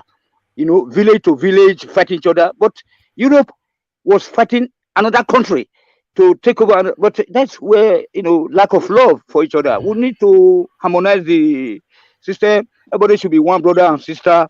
Let us cooperate between state and state. Thank you, sir. Oh, all right, thank you. So back to Pansat, to where you were. You were talking about the Lagos ban of Okada, and Yes. more to it, penalizing people riding Okadas as accomplices to crime. Right. So I believe that I've made my case on that. I think that it's something that they should be done with a scalpel, try to carve it, because that place needs to be secure, and they should try to assist their sister states, all the way from Obomosho, Port Novo, all the cities that are Ibadan, Port Novo. That's in Benin Republic. What are you talking about? In fact, Believe it or not, let's believe it or not, a lot of people come from there. Even Togo, Yes. let's push it to Togo. Let's go to Togo. No, Republic of Benin is our partner. No. Let's go to Togo. I mean, the way it's going now, Ghana. No, I'm saying that they should, like, for example, if roads are constructed to make people, like one man said, 40-kilometer drive, they could come to work in. If those areas, nobody's going to want to pay high rents in Lagos if other areas have commutable transportation to get to work. The congestion in that city is incredible. So even the transportation, they'll make more money if they have to take somebody far away. So Lagos should spend some money. Stop trying to be better than everybody around that. Lagos. No. What do you mean sometimes to be better? The state. That's what I'm saying. As a state, but remember, I'm not. They should stop. No. Because you're following that Nigerian narrative that is holding the country back. Everybody should wait for everybody to grow. Why do they have to wait for everybody to go at their own pace? Is it their fault? No, they don't. It's not their fault. What I'm saying is that they should do something that is benefits them. No. Like what? If they want to decongest Lagos, because the money they're gonna spend doing but that requires that requires the other state to buy into that narrative. You can, if I want to help that narrative, if Ogun not buying into that narrative, how is that my fault? No, I can't it's go not there and spend money. You cannot present it. If you present what I'm suggesting perfectly, nobody's gonna reject that. If there's a road, let's say there's a 40-kilometer road from Lagos to Abeokuta, for example. Okay, if you make that road commutable, so that somebody who takes off from Abeokuta gets to Lagos in half an hour, okay, and you spend the money and say, hey, look, we're gonna help you build out this road. As an example, now remember, this is just an example. They don't have to do any of this. Right. But if that road is built out, a lot of people will rather live in their hometown and go to work in Lagos and go home afterward. So that's an example. Let me help you. Let me help your point. Sure. So you're saying that Lagos and Ogun should have that kind of relationship that New York and New Jersey have. Exactly. Where people can live in E4, Songota, and just have a train line that can go to VI. That way you can wake up in the morning in E4. Exactly. You have a train line that goes to VI. You walk, then by the evening you come back on the train line. Then you can work out the income tax between walking your hometown and your. I get that, but those kind of things, they are still federal in Nigeria right now. These are federal roads or federal lines. Right. So there's so much that Lagos cannot do anything about that. Even if they want to do that, they cannot do that right now. Yeah, that's well, my point. we are. I'm assuming that aside from bilateral relations between two states, the federal government also can be lobbied to chip in to get these things done. I mean, these people that we're talking about, they've been around the block. They're smart. Right. If you want to decongest this thing, now we're also using examples. It doesn't mean that this is exactly what has to be done. It could be other things. Right. A study has to be done. After all, there's no need to reinvent the wheel. Look at what other places are doing. No, I agree with you, but I'm Yeah. saying that there are many things that they can do that even in the Ogun State they are doing that already with Lagos State, but to a limited capacity. What I'm saying is this: Lagos is being by 2030, according to numbers from some numbers I read online. Lagos is going to be about 45 million people in Lagos by 2030. Wow. So, and that speaks to your point where Lagos will grow so much to the point where everybody will be forced to move into Lagos to keep up to make that money. But like Ogun, Ibadan, or you should be benefiting from that. But that requires for them to have some kind of state control on the roads network, like you speak of, the train network, and also security. Is the federal government willing to give up those things for those states to grow? Babati, all what you are saying is correct. But if not just road. If industries are built, hold on, between the states, if industries are built, people will work and pay tax. Then that money that is gotten from the tax can be used to fix the roads. You know what I'm saying? So it is between state and state. Let's take federal government out of the equation because we are not trying to have a restructure. So we don't have to be thinking about the federal government when we know that the federal government is not a true federal government. You, Tony. Yes. Let me ask you a quick question. Yes. If I live in Sangota, which is Ogun State, for instance, right?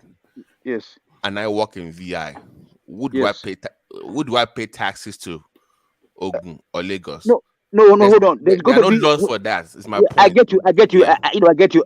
No, we don't need to speak to more grammar here.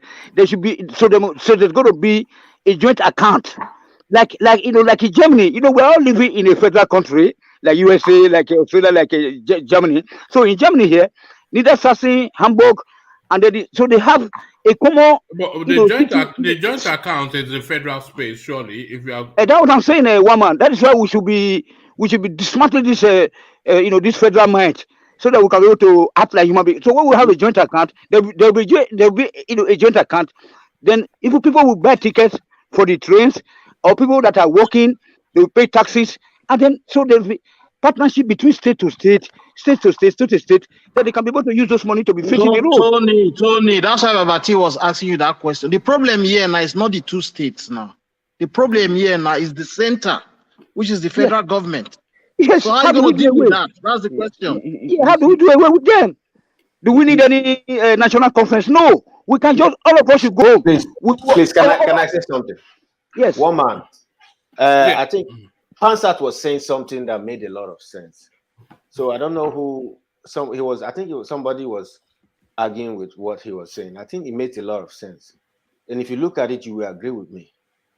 You see, it's not all forms of income. It's not all forms of revenue that you must get within your state. Sometimes you form alliances. The Lagos state that we know today is suffering from a gigantic traffic problem because basically it's the trucks that go into the port that sleep on the road. If they do a dedicated train line that no truck should come into the port, you take everything straight to Ogun State before the trucks can meet them there, or Oyo State where there's enormous land. Every container must move to Oyo State, then the trucks must meet the But that's part of the plan already. That's part of the plan already. They have the dry port in Ibadan coming up very soon. Yeah. So, okay, yeah, that's a solid plan because Lagos, as it is, doesn't need trucks inside. That is what is killing traffic. Traffic is just a mess in that state. An good example. Do you know in Nairobi, Kenya has a plan for the future, but Lagos has a plan. That's the issue. Lagos have a plan, and Nairobi, Kenya, they have a plan for the future. That's what been in Nairobi. Lagos does have a plan. Did you not just hear Babati say that they have a dry dock in Ibadan to take all the cargoes immediately to Ibadan, and then the trucks will meet them there? Lagos should be large skyscrapers. Well, when I'm world, that's what Nairobi do. Nairobi always plan for the future. Because Nairobi realize the population is growing, so they must build skyscrapers for the public. Lagos has not figured that. That's the issue in Nigeria. If one city become modern city like Dubai, have a plan, build skyscrapers, big incident, big war. You have a plan. They do have a plan, Charles. Listen to what people are saying. They do have a plan. But this is my point. Lagos cannot carry the burden of the country. They cannot be. You cannot assume that they should be. They start developing other states, which I find that point ridiculous. To put it mildly, to be honest, Lagos cannot come to Ogun State. Ogun State is big enough to. Do you know how many industries are in Ogun State? Ogun State is big enough to fend for himself without Lagos. If it's well thought through, Ogun is big enough. Oyo is big. These are three giants on their own, but they have to have that autonomy to collaborate. Look at we used to have the Odua Investment Group. We still do. Yeah, but back in the 80s it was very powerful. It was very they had the telecommunications. They had a lot of things, investments, banks, everything. But once the military took over those kind of situations, you see what happened. So the federal government has to let go. They have to let go. I think the wider point that Pansat is making, and if I'm wrong, please correct me on it, Pansat, is that there should be some sort of like a synergizing where it is expedient and beneficiary between the satellite states, especially bordering states, especially states that border Lagos State. Because, Lagos is oversaturated. They have a lot of money. And if they support somewhat these states to open up their states to Lagos a little bit, then some of the traffic in Lagos in human and vehicular can park in those states, and then give Lagos a bit of breathing room. There's no room to breathe in Lagos. And the perfect state to do it would be Ogun, Oyo, and Lagos. I mean, those like the Ifo, Songoria. I mean, if I live in Ifo, for instance, and I work in EVI, my cost of living, first of all, will go down. If I'm making a $100,000 in Ifo, for instance, I can pay my rent, work in VI. $100,000 in Ifo. You're right. No. Look at this guy. But you'll be the governor and the Oba about at the same time. Yeah, but you get my point. There's so much. But I'm saying that the push to collaborate with Lagos should be done by the neighboring state, not Lagos. Because because they stand to benefit. They are the ones. They already established. You should be making the push that guys like they have the blue line now. I think the red line from like that line ends it ends where that city before Songota. I've forgotten the name.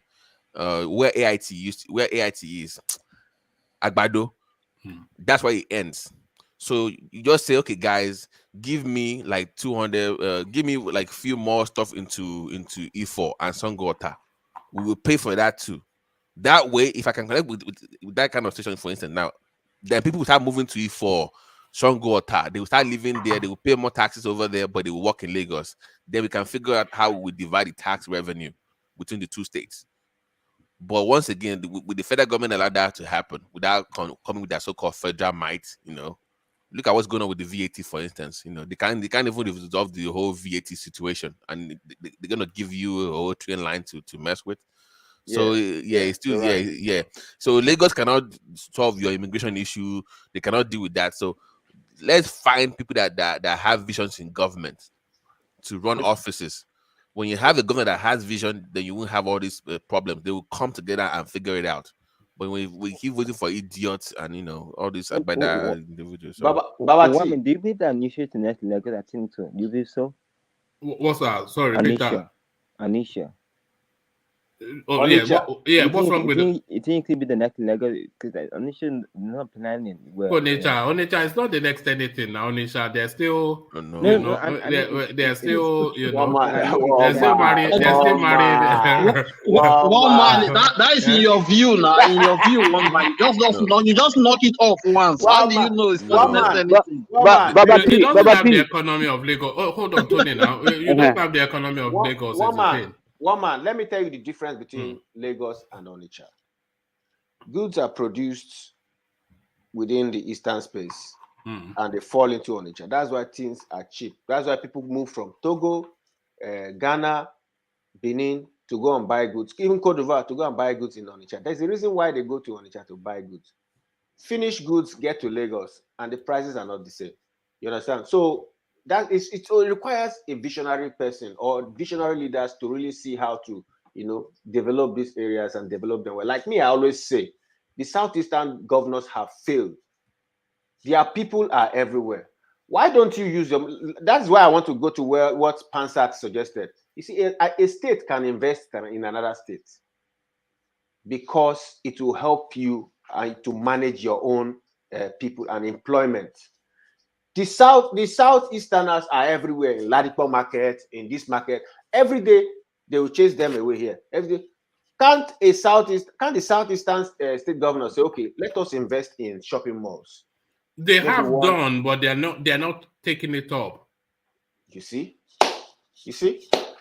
Your people are traders, but you're not. But the economy is the Southeastern governors, they've built all these modernized market spaces for Southeasterners to come back home, but they're not taking it up because the economy is not there. Yeah, that's what I'm saying. It doesn't work that way. You put a shopping mall in a place that easily attracts it. It is not fitting for a rural state to build a shopping mall. What you have to build are factories.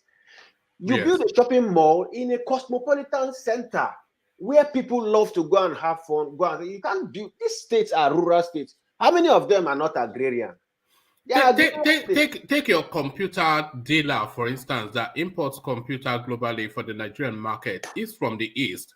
Yeah. So he imports his computers and he has the options. Which is the richest state in the East? Let's say Anambra State. Okay, so he has the options of setting up shop in Anambra State to sell his computers for handsome profit, but to set up in Lagos for an astronomical amount of money. So it's not the economy is not in Anambra for him to maximize his profit. Yeah, the population is not there. The economy is in Lagos.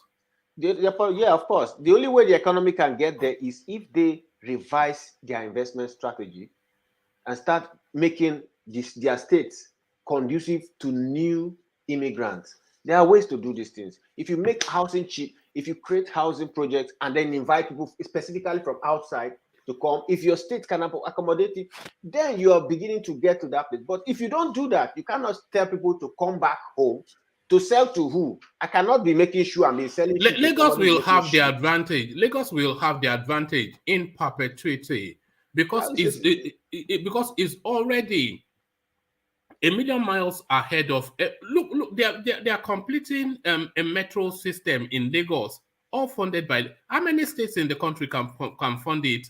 If not the federal government build it for them, nobody can fund it now. I agree. They have they have the red line, they have the blue line, they are proposing the green line, the orange line, the yellow line. I mean, if they really go with the way they are going, they will be in New York very soon. If they're really serious about it. In 10 years' time, Lagos will not be Lagos will be a holiday destination. It will be on the global calendar. Yeah, the way they are going. So they are miles ahead of anybody in Nigeria. It takes time. What the Southeast can do if they want to develop is to take them over a period. You say you want to develop, you want to bring people. The only thing is Soludo. The only thing is Soludo. If the Southeast is going to come out, it's going to be Soludo. If it's everything that we're all hoping it will be, then the Southeast, it will sparkle in the way that we know it can. And for Soludo to do that, for him to do that, he has to bring in all the Southeastern states. He cannot just put everything in Anambra. The state cannot contain the caliber of people and the caliber of economies that can bring in these people. You have to involve others. I'm just hoping that Senator Abaribe wins Abia State, because Soludo needs support, and it doesn't really need the likes of Opozo Dema to be sitting in meetings with him. So good. And I hope that Emeka Ehidioha gets his. If we can get Emeka Ehidioha in Imo State House, get Senator Abaribe in Abia State House, Soludo already in Anambra. I am moving to the east because that's just that's a winning team right there. One more, please, just to chip in something, just to add to the discussion. Look, all these are all wishful thinking. If there's no train line between Lagos, via Benin, Ondo, and then to Onitsha right down to Port Harcourt. You know, because that is what we need.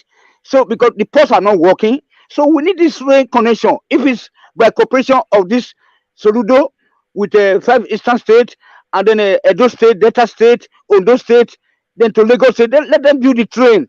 Let them go to United Nations. But the train lines are already being built. Are they not? No, our own, not to the north, the one that is on the south.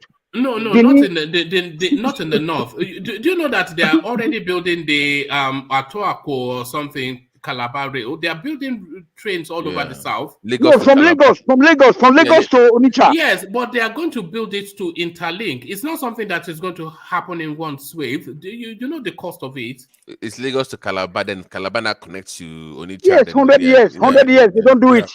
It's true that but they are doing it now. The way they've done it so far, it's in phases. Maybe the east and the south will get their share later on. That's okay. So as far as there's progress, fine. You know, we'll get there. That I believe that 2023 is going to change politics, polity, economy, everything. We're going to be taking a good look. If they mess it up here, then they're going to have a revolution in their hands. But Pansat, don't you think building train lines and putting trains without first increasing the megawatts of electricity, don't you think is going to be a double challenge? Because all over the world, electricity powers trains. In Nigeria, trains stop halfway through the journey because of lack of power.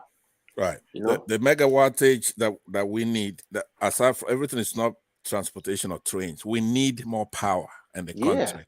As a matter of fact, it's silly to go doing anything else but to go into that Sahara Desert, put in photovoltaic cells and solar panels and harness that energy.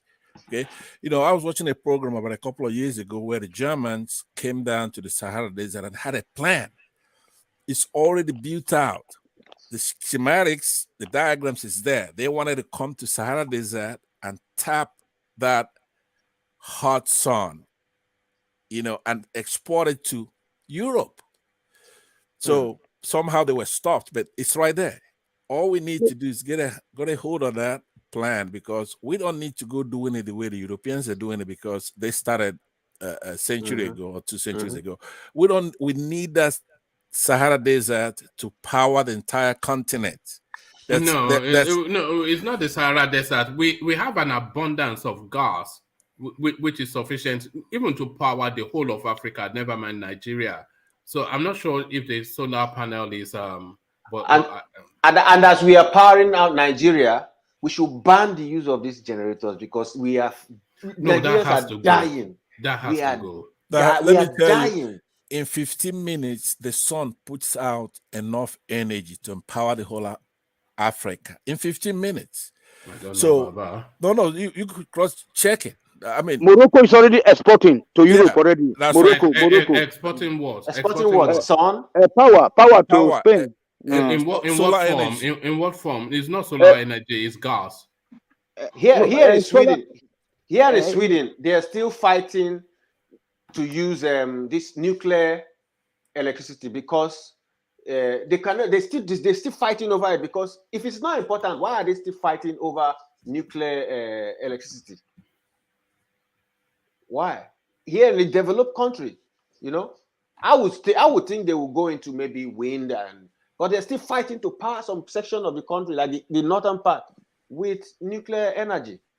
Yes, you are right. You are right. In Germany yesterday, they just passed a law in their parliament to put down those laws that forbid them, because as a result of the war. So they have not built some liquefied natural gas stations now in Wilhelmshaven, where they will start to import all those liquefied natural gas. So they are now putting all those their laws back. They are rolling them back. Those anti-environmental pollution laws. You know. I don't know what we are waiting for. All right, thank you. Babati wants me to show this image to Alexander Gomez. So, Babati, do you want to talk Alexander through the image on the screen? Yes, I was just showing him. He wanted to find out about the link from Lagos to Ogun State. So if you look at it, you will see from Ikeja it goes to Iju. From Iju, Agege, then you have I keep forgetting the name again. Then you have the Agbado to Ota. It's just a 10 minutes drive. So from Agbado to Ota, you get into Ogun State. So then you have E4 and from there. But you also have the yellow line that goes. I'm saying that from Agbado to Lagos to Sanwo is just 15 minutes, 10 minutes to 15 minutes. You get there. So they can connect that to that Agbado red line. You can live in Sanwo Ota, then walk. You can see it goes all the way down to Marina. Then from Marina, you can take the green line to the new Lekki Airport and the new proposed free trade zone. So if Ogun should be pushing to connect Agbado to Sanwo Ota to make the job easier for them. That was what I was saying. Yeah. All right, but that would be at their expense. Right, but they have to put in some money. They have to invest as well. Yeah, no, I'm saying that interlink has to be at their expense, so they can tag on to where Lagos stops at their border. Right, and just add to it. Yeah. One man, I sent you a link on how the Sahara Desert can power the entire world. Now, I was just limited to our African thing, but it could power the entire world. So I know that maybe you go through this and then next time we'll talk about it because it's very important. It's something that I myself, I'm thinking about going home to take a look at it myself because I believe that it is one resource that we have that is incredible. We should be selling energy to Europe. Now, you know that today's age, energy can be stored. You could change energy from one form to the other, but now you could store it. And the Germans have already done the job. They actually planned it. They almost went into execution before they were stopped. So it can power the entire Africa, that's for sure. And let me shock you. Yeah. Do you know that the Germans, even the most European countries, especially the Germans, they are now looking towards Nigeria for their next source of energy? Yes, they want to go away from Russia and tap into. They have started the process. They have started the process already. It will take long time to invest, but even afterwards, even if they make peace with Russia afterwards, they will not leave their investment. So they will stick to the Nigerian gas. What they need actually is the gas, and of course the oil. The station. Okay, sorry. The station has started. What station has started? The liquefied and the gas from Nigeria that they are planning to up. They have set up already. They are now working day and night at Wilhelmshaven, not so far from where I live. They've started already. Started the process. And it's going to take maybe just 3 months. But that's why is our project taking 100 years? 3 months. So how do you mean it's going to? Don't say things like that. Not 3 months, man. It's going to take about 15 years. Yes, more like that. At the minimum. Maybe I got to discourage those points. When they hold us. 5 years at the minimum. But that's to tell you that I will be giving you feedback. I will go to that site and I will be giving feedback, woman. Okay. That's to tell you that we're not leaving oil and gas any soon. I will be giving you feedback to one man. Russia itself is not going to lose because Russia is going to increase their sales to China. So it's going to be a win-win. But then it will now help us to dilute the dollar. The dollar will not be as powerful as it is anymore because they will no longer use it as an index for people. Because Russia is trying to sell in rubles. That means there are options. That means the dollar is on its way to getting a competitor. No, sorry, Babati. I'm aware of that. Because of the squeeze, they took Russia out of SWIFT. Off the back of what is going on in the Ukraine. Yes, so they've then and you know that the energy space is a dollarized space. Yes, so they're now insisting that if you want our energy, you pay in rubles. So that is to say that they will still get that dollar, because you have to convert your dollar to rubles, and of course they own rubles, so you have to bring your dollars to them to convert it. You know, Exactly. so yeah. And the whisper is that other countries will follow suit. Those countries that are not in allegiance with the US will follow suit in buying in another currency, and that will really shake the dollar from in the international market. It will not be that king anymore when it comes to buying petroleum. And who knows, things might happen. It'll be interesting to see how this Ukrainian skirmish plays out. It's Yeah, either yeah. going to break Russia or it's going to break the West. And I'm saying it might break the West because everybody is saying how quickly they circle wagons around Russia and all of the tricks that they're using to squeeze Russia. Yeah. So they're using that switch system. So a country like China, it will take note of that to say that, okay, when it comes to us now, are they going to do that to us? So everybody will be exploring alternatives to secure themselves against a lot of these moves that the West is making against Russia. So when it comes out in the wash, we'll see who actually who the winners are. Yeah. One, you know what's so shocking? Do you know in Nigeria to build a highway it take 2 years? Do you know in Nairobi they build Nairobi expect in 1 year? That's a shock. All right, give it up on Nairobi, man. You've Jake, never even been there. Are you from Kenya or what? I don't What's know. up with all this Nairobi talk? I don't know. It's just Nairobi. Follow Obama. Now they follow Obama. It fights for me. I'm not saying it to you. It just fights man. It's okay. You know, that's life. No, it's fine. You free speech, of course, but you've never been to Kenya. You I don't even know if you've seen sufficient enough videos and everything in Kenya. You know, they walk on the skies. Why can't they do that in Nigeria? One man. One man. I have a fear. For this our country. You know, things are happening internationally, and they are pointing down towards Nigeria. The truth, the West doesn't want to do business the way they do it anymore with China because they feel that China is the next big thing. They want to cut down their power, and Africa is the next place to go to make things, get the cheap labor, get the cheap resources. They want to use Africa, but Nigeria, which is the leader, is not ready. Just some few months back, I and a co-worker, we saw a product that was actually a European product that actually was outsourced to Tunisia. Tunisia's cost of labor is higher than Nigeria's. That means Nigeria still remains the market, the place to go to. But we don't have security, we don't have power, we don't have transportation. Any company that is coming into Nigeria is going to be running on generators and fueling, and then the security is not there. How are these people going to how are they my fear about this gas that because it's not just Germany, it's the whole of Europe. They are now looking aggressively to Nigeria for gas. Yes. But my fear is that this will make, and I think this is part of the things playing out in this round of elections as well. It will make these Fulanis want to keep an even tighter stranglehold on the Nigerian space.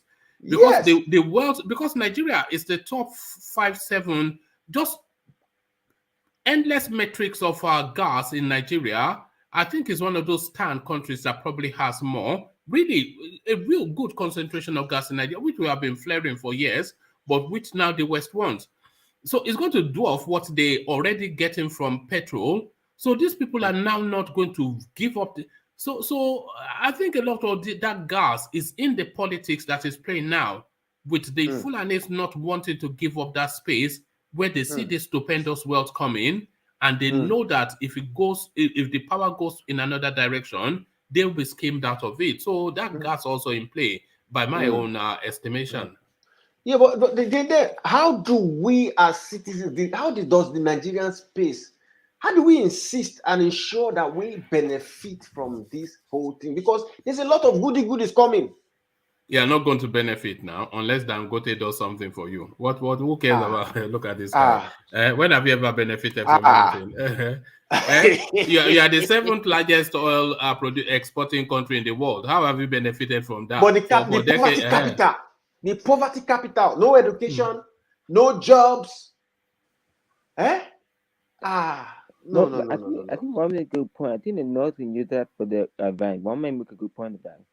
I think North can use it for the advantage.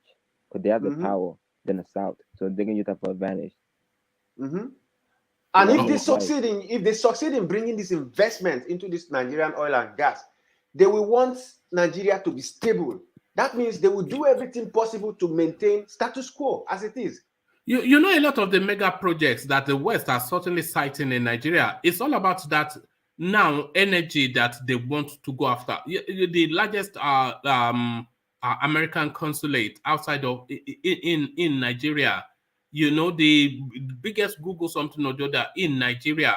Suddenly Nigeria becomes a flavor. Yes. It's not for anything. I think it's essentially about that gas. Yeah, something. If you have time, go study that. But like, they've sunk over $50 billion in the last 3 years only. I'm like, what is going on over there? All this company just billions, 10 billion, 5 billion, 7 billion. It's just oil and gas. Something is coming up that they know that we don't even see that citizens. This is coming. Yes. I think Nigeria is part of their strategy to break Russia. Yes. I think so, because they want to move. They can't move all of their energy needs away from Russia, but they want to move that total dependency away from it. And Nigeria offers just that. You know, it's just almost free. Nigeria does more as well. Yeah. It does makes more. sense. They also want to move away from India and China as well. So you have all this Google Fiber thing coming to Nigeria. So that all those tele.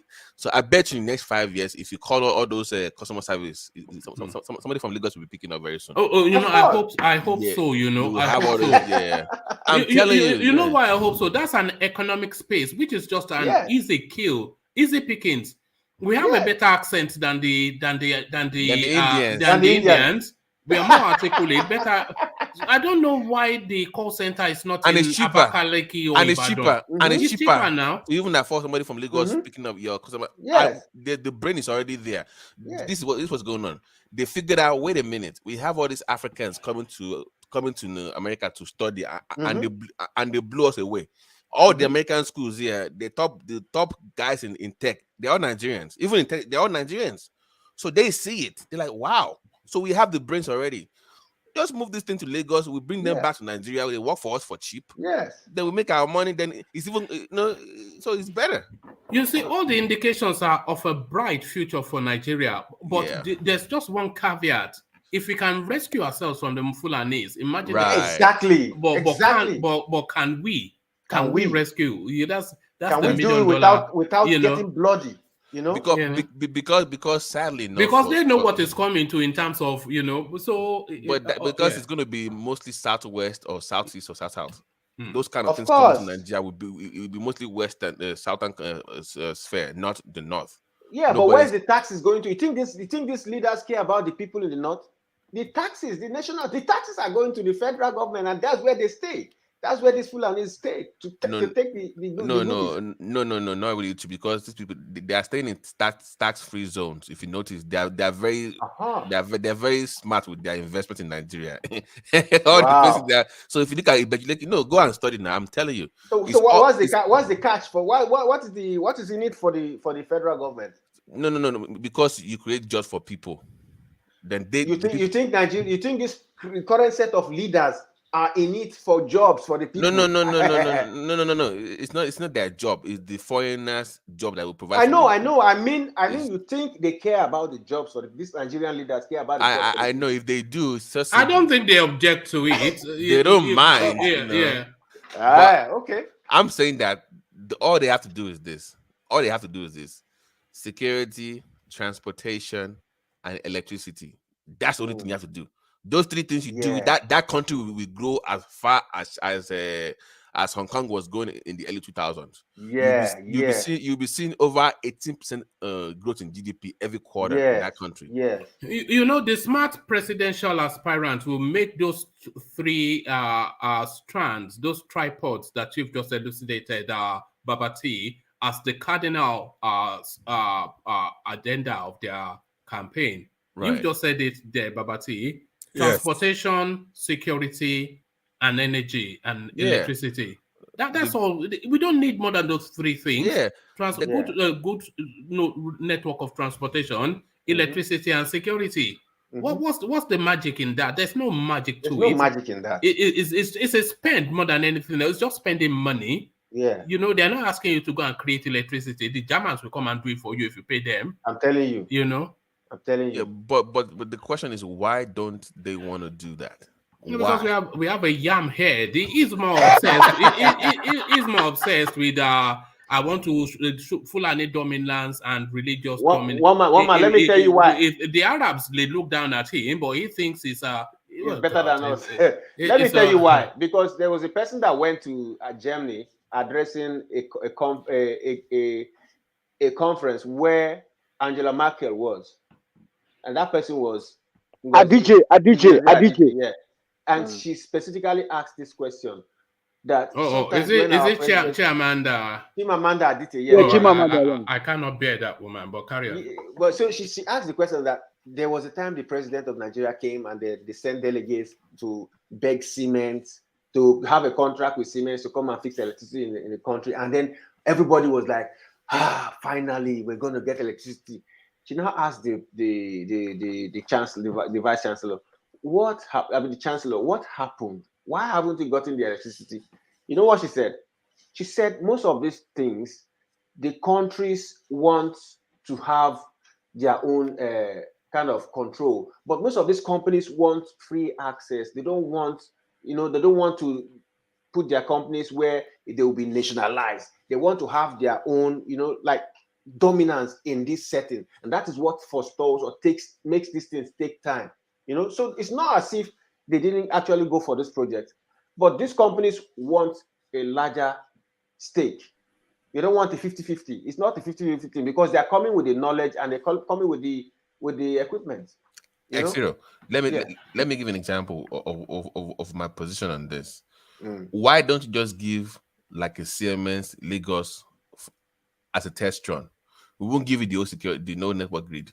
Just have one state, give you Lagos, try it out.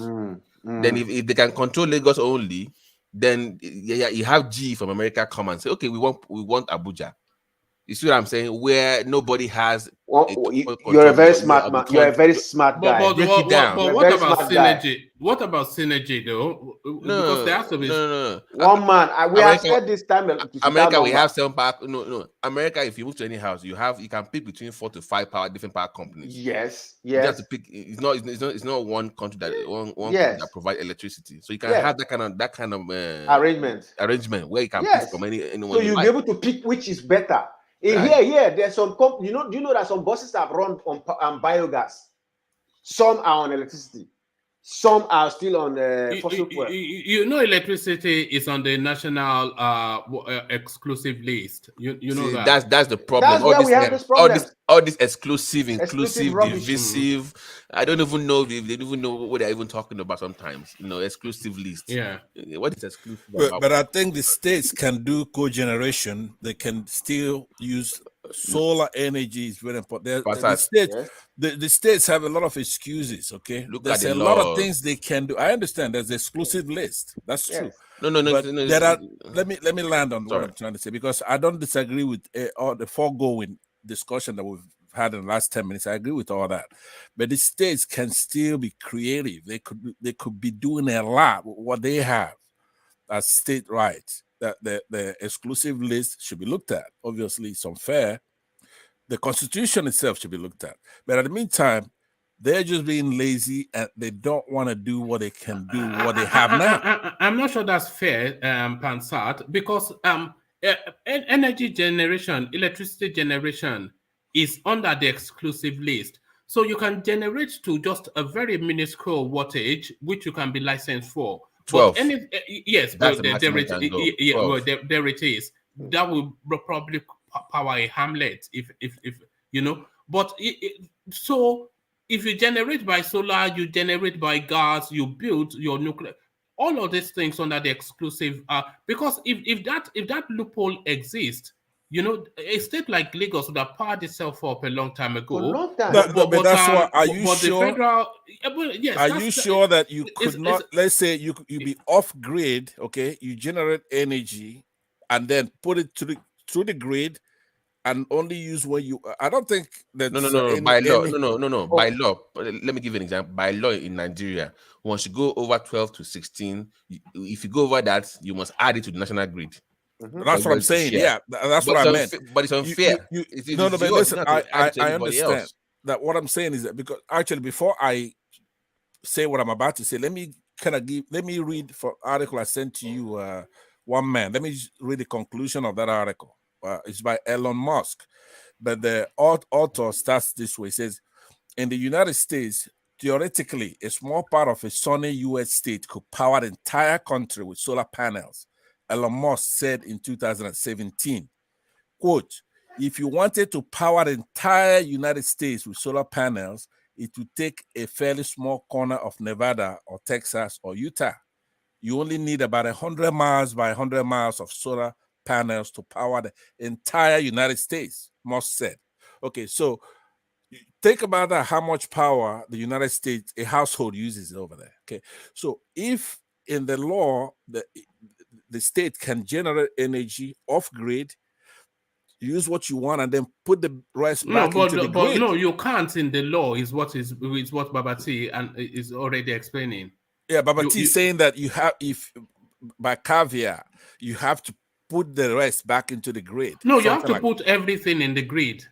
Yes. They will not give you. They not give you the one that they think based on their sharing formula. My friend. Hold on, Tony. Yeah, okay. And then they take it to the north. This is very hard. Wait. Like sorry, Babati. You know that conversation we were having earlier, Pansat, when you suggested that states, satellites to each other should synergize in terms of how their economy complements each other. Right. What time is that? Is that exclusive list? You know, because the trunk road that interlinks states, they are considered federal roads, and you cannot do anything with them unless you go via the federal space. Right. You cannot generate electricity out. Yeah. So a lot of the what time is development in Nigeria? Is the constitution? Is that exclusive list? I agree, but I'm saying that they cannot be lazy about this. I don't see. Sure, the federal government is antagonistic, depending on who is the leader of the country at the time. But if states go and lobby the federal government with new tech, new developments, something that makes sense, something that's reasonable, that doesn't hurt anybody, I don't see where they can't make progress. I really don't. I know that that's a cabal that wants some sections to do better than the other, but if in fact you come up with something revolutionary, something good, so you have a hemorrhaging less than 4,000 power output from the entire country. If you come up with the photovoltaic cells and solar panels that's going to generate energy to put back into the grid and help the country, if you lobby the federal government, they're going to be able to do so, especially where you have the 2 states, 3 states that go and do the lobbying. Do you think this photovoltaic that you're talking about, do you think it's unknown to the Nigerian state? It's not unknown to them, but like I said, when I came to America, let me tell you, I landed in Frankfurt before I came to the United States. When I came here, I wanted to run back home as a patriot to go and do things back home. They don't do that. These politicians, they come here, they see how it's done. You would think you've seen it, you've seen how it's done. They go back home, they don't do anything about it. As a matter of fact, I remember going into a cafeteria my first 6 months in America, and I saw some Iroko trees that they've carved into beautiful stuff, and I was so upset. You know what I'm saying? I wanted to go back home to go and stop them from doing all this stuff. So these politicians, they come here, they see how it's done.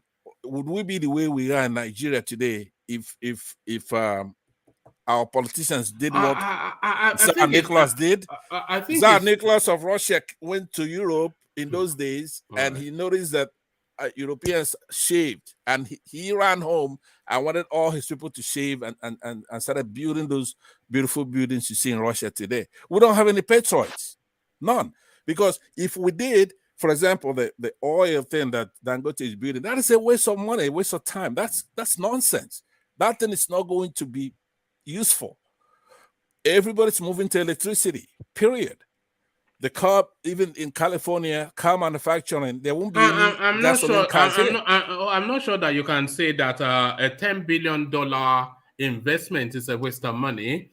I'm not sure. It's not a waste of money. No, I'm not sure that you should suggest that Dangote is not alive to what is going on in the energy space. So whatever you are talking about, he knows. So you would think so. No, I do know so. No, but let me give you why, because there's a conflict from his position and mine. Okay, you're building that refinery in the United States, in California, for example, in 10 years, you are not allowed to drive any automobile that's gasoline powered, period. It has to be electric. What do you think the refinery is for?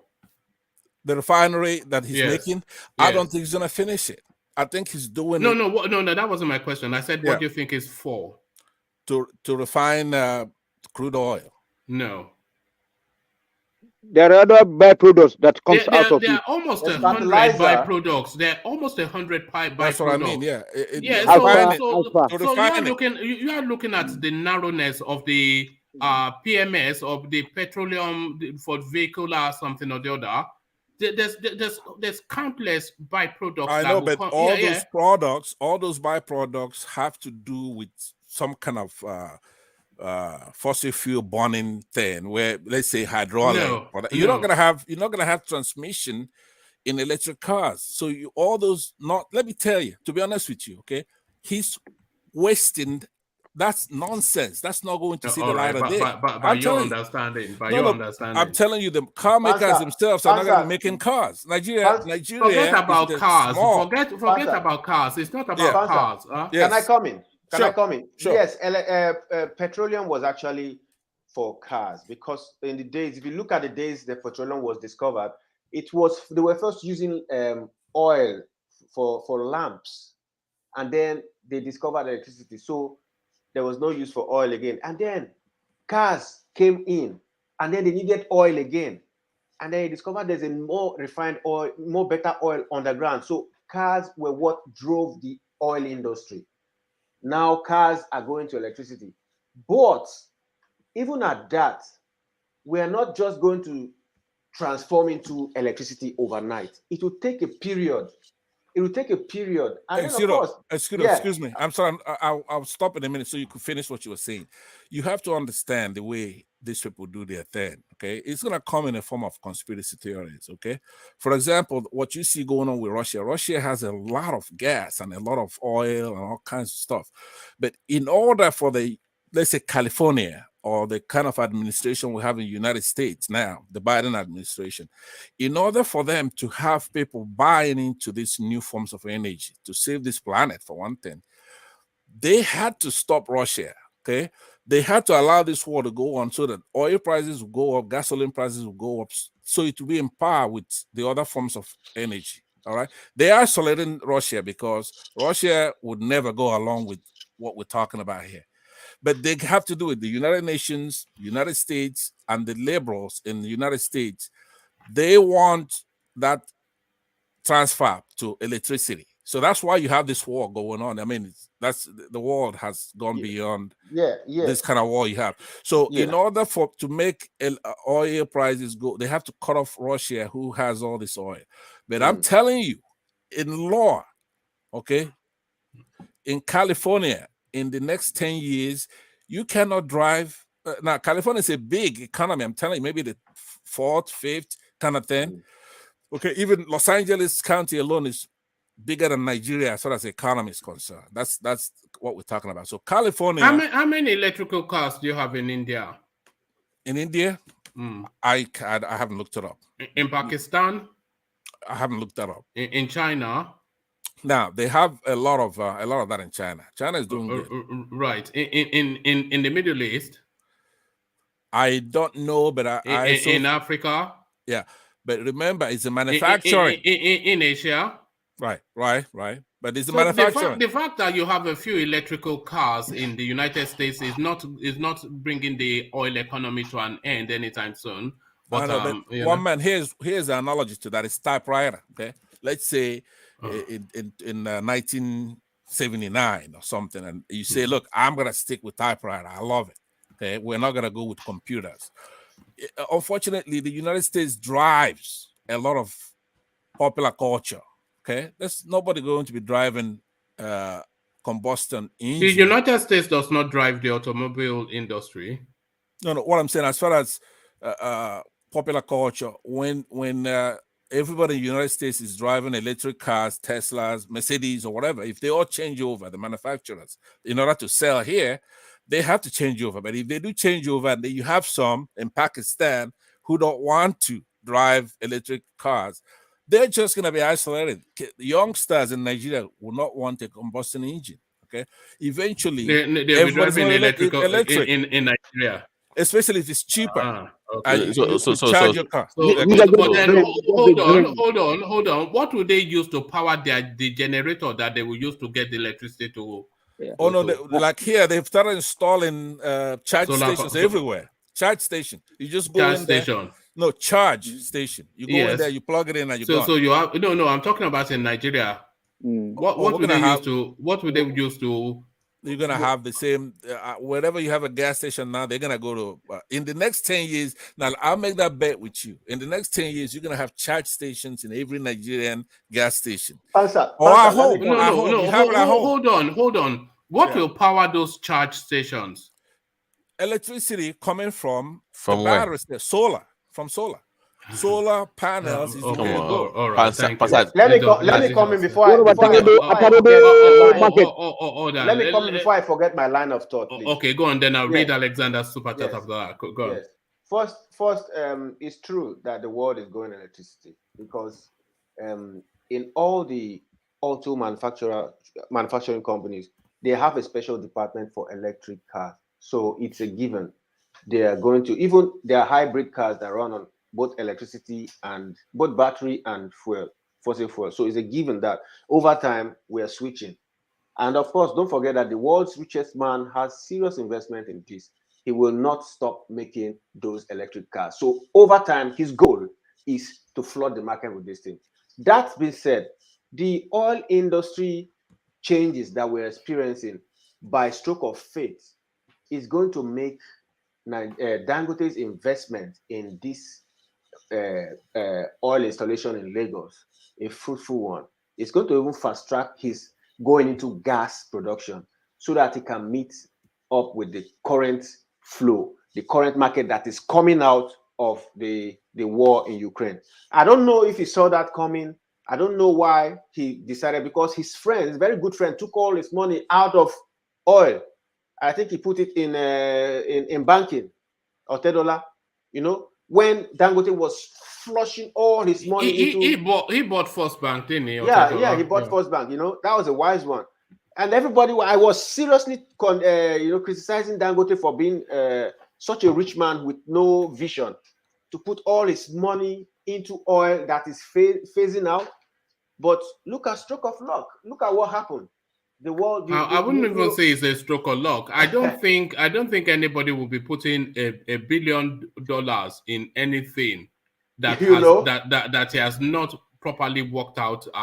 The short, medium, and long term of it. Exactly. And once it doesn't matter if he funded it or not. It's still $1 billion.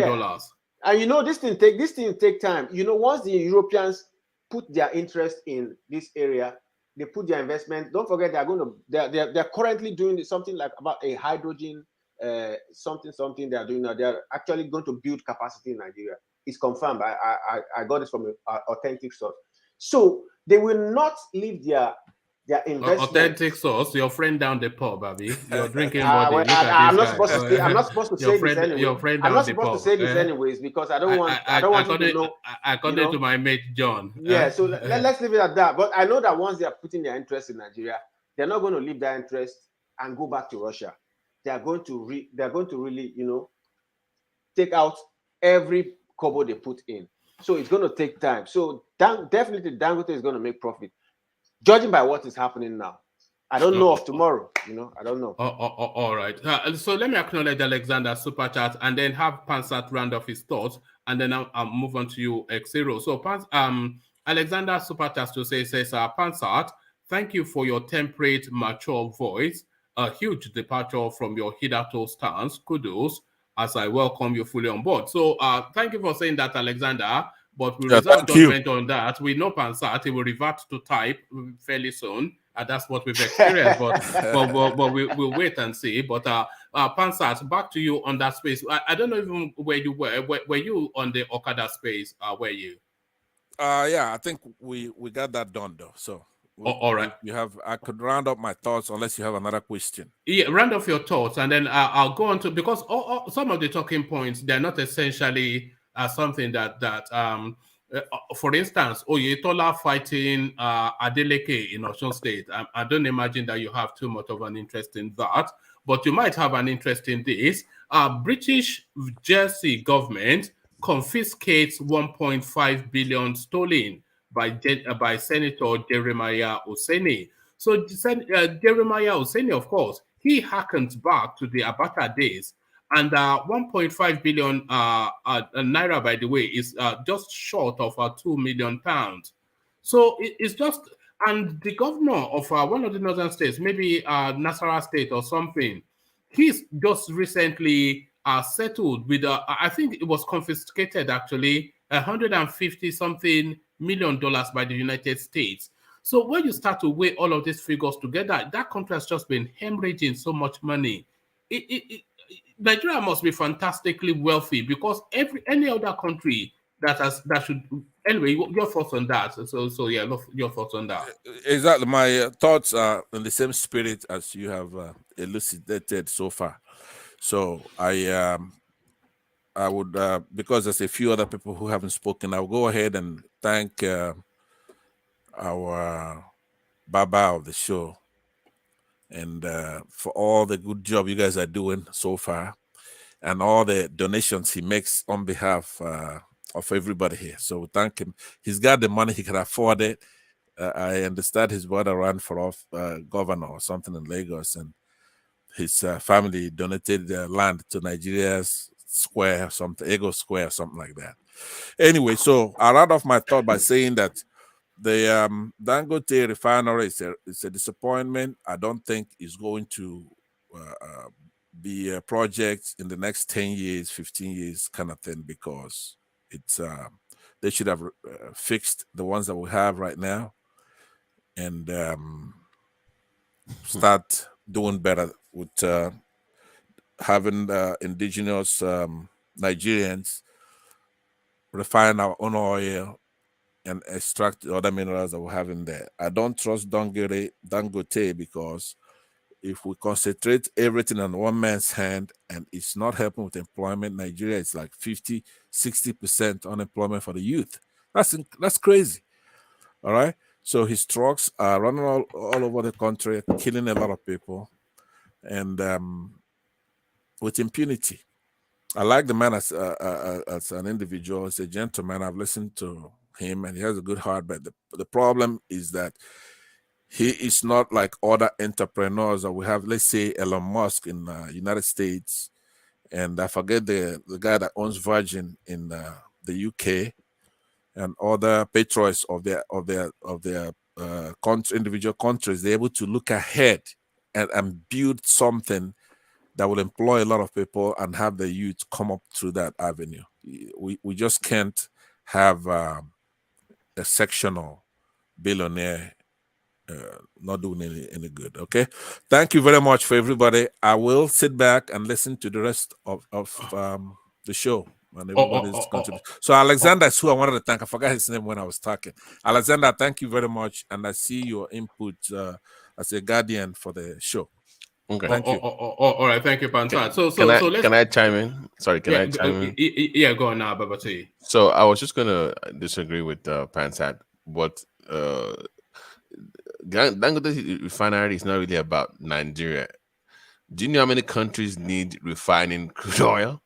That's why I was citing all It's those. not even Nigeria. Forget Nigerian market, for instance. Do you know? I mean, even do he's already pushing back orders. He's already. He told us now. He said he's already pushing back orders, even having not completed the thing. Yeah, let me just say one thing on that, because hold on. Let's hear the interjection so you know what you may or agree or disagree with. Yeah, so go on. So the countries that are coming, like one man said, back orders is number one. Number two, the reason why the Nigerian government is investing in that refinery is because what it's going to do, the impact on the naira, because everybody will be forced to buy in naira, which is going to the value of the naira is going to go up with Dangote refinery. So that's why they are very interested in that. Also, don't forget it has that what's it called? That agrochemical plant next door. And with the old Ukraine-Russia thing, guess we supply the American market with that agro whatever. Is Dangote is their biggest seller now. So that's why they are more invested in it. And to speak of having vehicles off the road in third world countries, you're talking about 50 years from now. Maybe even 100. That's 50 years. Look how far back they are now. Yeah, that we are told. Come on, that's not going to happen for the next 50 years. Even if you have electricity on the road, because you got to ask the first question. It has to be cost effective. Like my younger sister has a Tesla of 90K. She bought for $90,000. So. And I'm like, wait a minute, is good. You never miss an opportunity to show off our battery. Oh no, that's not the point. But I'm saying that it's more like a luxury for her, but it's not cost effective compared to if you have oil. So for third world countries, it has to be cost effective for me to have an electric vehicle as opposed to having the one that's powered by oil. So until that happens, you're not gonna have those kind of vehicles running over in Nigeria. So that's my little contribution to that. Yes. Let me add one more, please. I want to chip in something. No, Tony, please. My God. Okay, let me go and sleep then. Okay, maybe because no. Wait, Tony, you get a chance. Because I don't know why, but I'm trying to give some input there. No, because you are going to deviate the conversation. I don't deviate it. I don't deviate it, woman. Okay, go on. This might be most important because so what this guy say is saying. It's totally wrong because this Nigeria, these black people, we know what they're going to do. They're going to ban us from using gasoline vehicles, gasoline powered, and just like as they are doing now with all these 5 years old cars, have to be imported. They would try to bring difficulties. These people there, they are all wizards, witches are wizards because now we're not having power for 100 years, and then now suddenly no more generator, no more this. People will live in darkness, like they stop the cars being imported from abroad. And that's why you have a lot of, insurgency right now because people have nothing to do. You know what I'm saying? All the ports have been banned. We can't ship cars down to Nigeria unless they are 5 years old, even though you don't manufacture cars. So the same thing will happen, that they will just push this suffering on the common man. Thank you. All right, thank you, Tony. So yeah. I was going to bring you a list of the offshoot products from petroleum, but the list is just too long. So I just post it as a link in the comment section instead for somebody for whoever is interested to have a look at it. But it's beyond just pumping gas into your car. But I understand. I'll take a look at the link that you posted there, but let me tell you, this is incontrovertible. There is no arguing. It's like when the world switched over to digital television not too long ago, about 10 years ago, 12 years ago. You can't stay, I'm going to stay analog. Okay. The United Nations scientists believe that fossil fuel is a problem for the earth. Okay. I'm talking about serious stuff. This is, you're not gonna argue it. Nobody who believes in science is gonna argue it. You do have some people who try to say, "Hey, we are aware of the global warming narrative." But take us. So it ties into the reason why everybody, not only is this more efficient, okay? Now, Dangote is a smart man. He wouldn't let the Nigerian government invest like, I think they own a third or even 2/3 of his refinery. He wouldn't do that. He would have been private doing his thing like he does with his cement and other things. 20%. 20%. 20%. Yeah, Yes. that's a I lot. was just about to say that. Yeah. Right. That what he did there is genius for him. But as a Nigerian, it wasn't his doing. Because that enterprise is of such strategic national importance, the government wanted to have a stake in it so that they have an input into the workings and the runnings of it.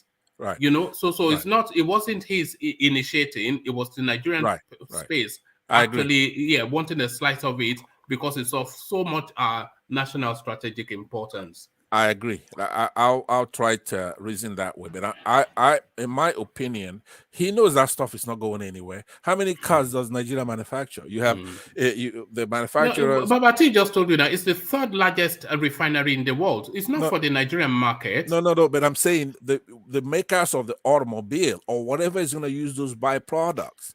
Okay, if for example you cannot bring in Mercedes. I don't know what's prevalent in Peugeots or whatever. It's prevalent in Nigeria. If you can't bring them in, if the countries won't let you, for example, you cannot export them from California. The consumer is not going to buy something that he cannot sell or import or export. The attitude is going to change. Just like you want a flat screen plasma TV, you don't want an analog TV today. So that's what is going to switch. By the way, it's hard dated. That's a date. On that day, it switches over. Now, would there be people drive? Like, you know, let me ask you. When people switched over to 4K, right? To 4K TV. Yes. Were they still using 1080p? Yes. They're still using 1080p, right? Right. But the analogy will be digital. Let me finish. Yeah. But when did people actually switch over to 4K? When the price became closer, right? When it became cost effective to buy a 4K. What we're saying is that I'm not arguing with the whole buying all those cars you're talking about, but there's no way people are going to sacrifice buying a car for 10K to go and buy a car at the 60K. The cost has to come down until they can find a way to bring the price down. Nobody's going to switch over. They have to find a way to switch down. It's coming down. I mean, right now you could buy a Tesla for half of what it used to be 5 years ago, and others are going into the market, and eventually the Chinese are going to be let free to come on. You know people that buy Tesla. You don't buy Tesla. You order Tesla. I understand. I'm talking. So imagine me waiting for 3 months to I'm buy talking a car. 2-3 years, 4 years from now. It's gonna be like a few $1,000s to buy an electric car. Okay, it's gonna be it's not. This is incontrovertible. There's no argument about this. So can I have my own dimension? But guys, Innocent just made. I think he made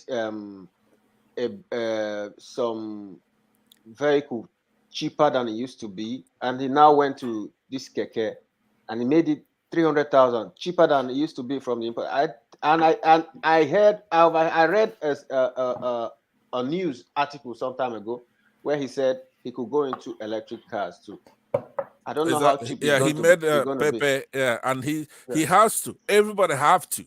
That is no. And he's making those things cheaper. Abakaliki made electric cars. What are you? Let's keep it high. Now, what are you?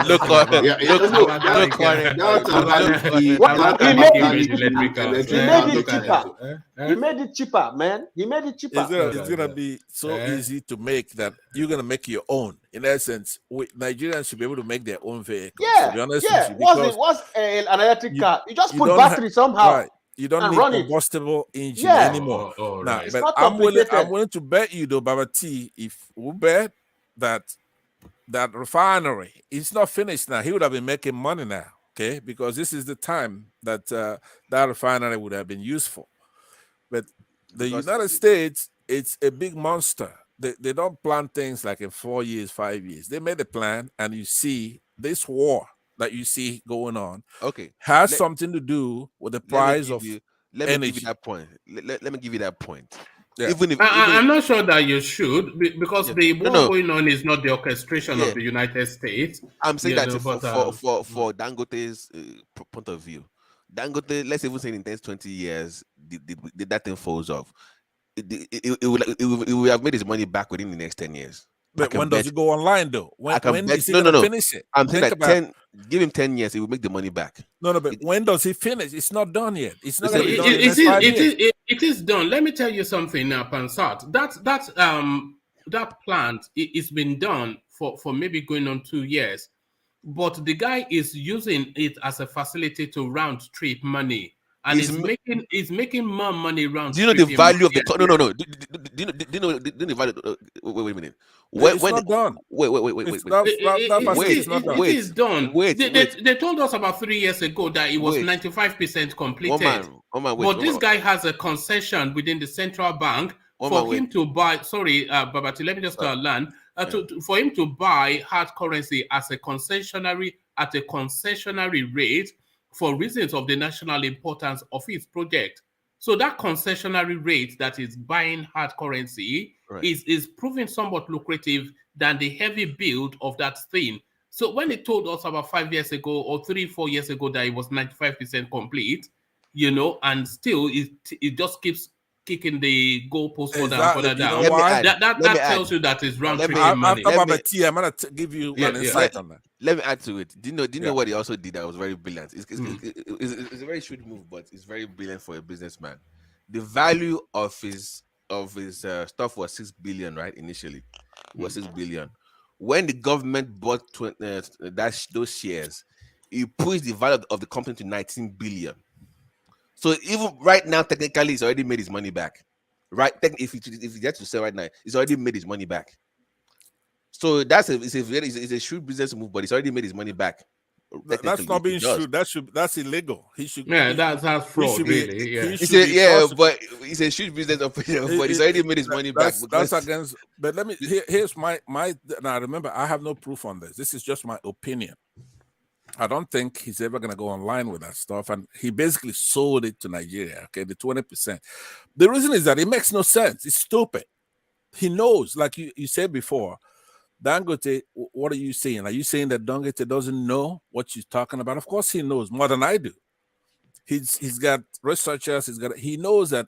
Now, with my way of thinking, if he was doing something tangible, if he was doing an electric thing, he would put it in Sokoto or Katsina or whatever. He wouldn't put it in Lagos because that. No, it needs the port for export. You are still not calibrating that. It's the third largest refinery in the world. You would think so, but they won't cite it in Sokoto now. They don't do it. They don't do it that way. Nigeria is locating the Navy in the desert. No, that's the Nigerian state. He's a businessman wanting to trade globally. We are discussing Dangote. Okay, well, I'm just guessing. So if you have the facts, I concede that to you. No. Well, it's just the logic of it. But Ola, you came in to address this space, Ola.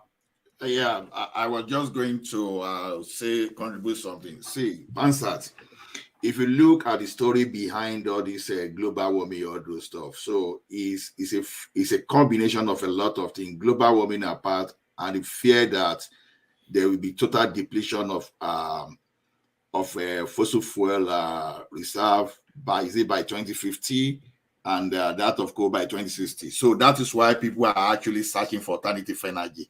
So the story of global warming, I think, it is more of political than the actual thing. It's just the fear that even Trump said so.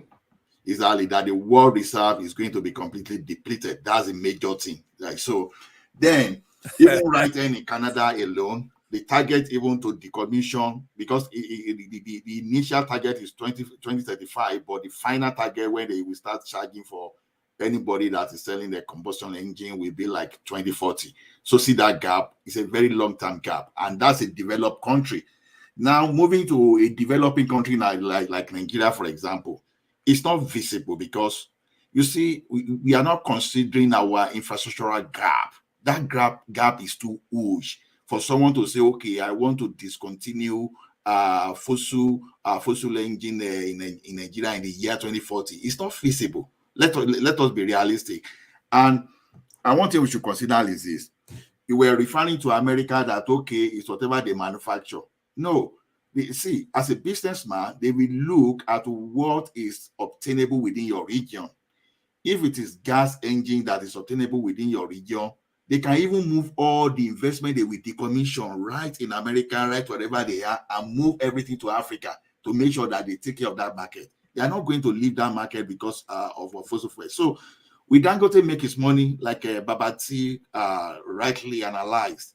If Dangote wants to sell his refinery today, probably he has made his money back. Probably he has made his money back. And with the strategy he has taken by getting the government to buy into that share. So this guy, is a master of backward integration in Nigeria.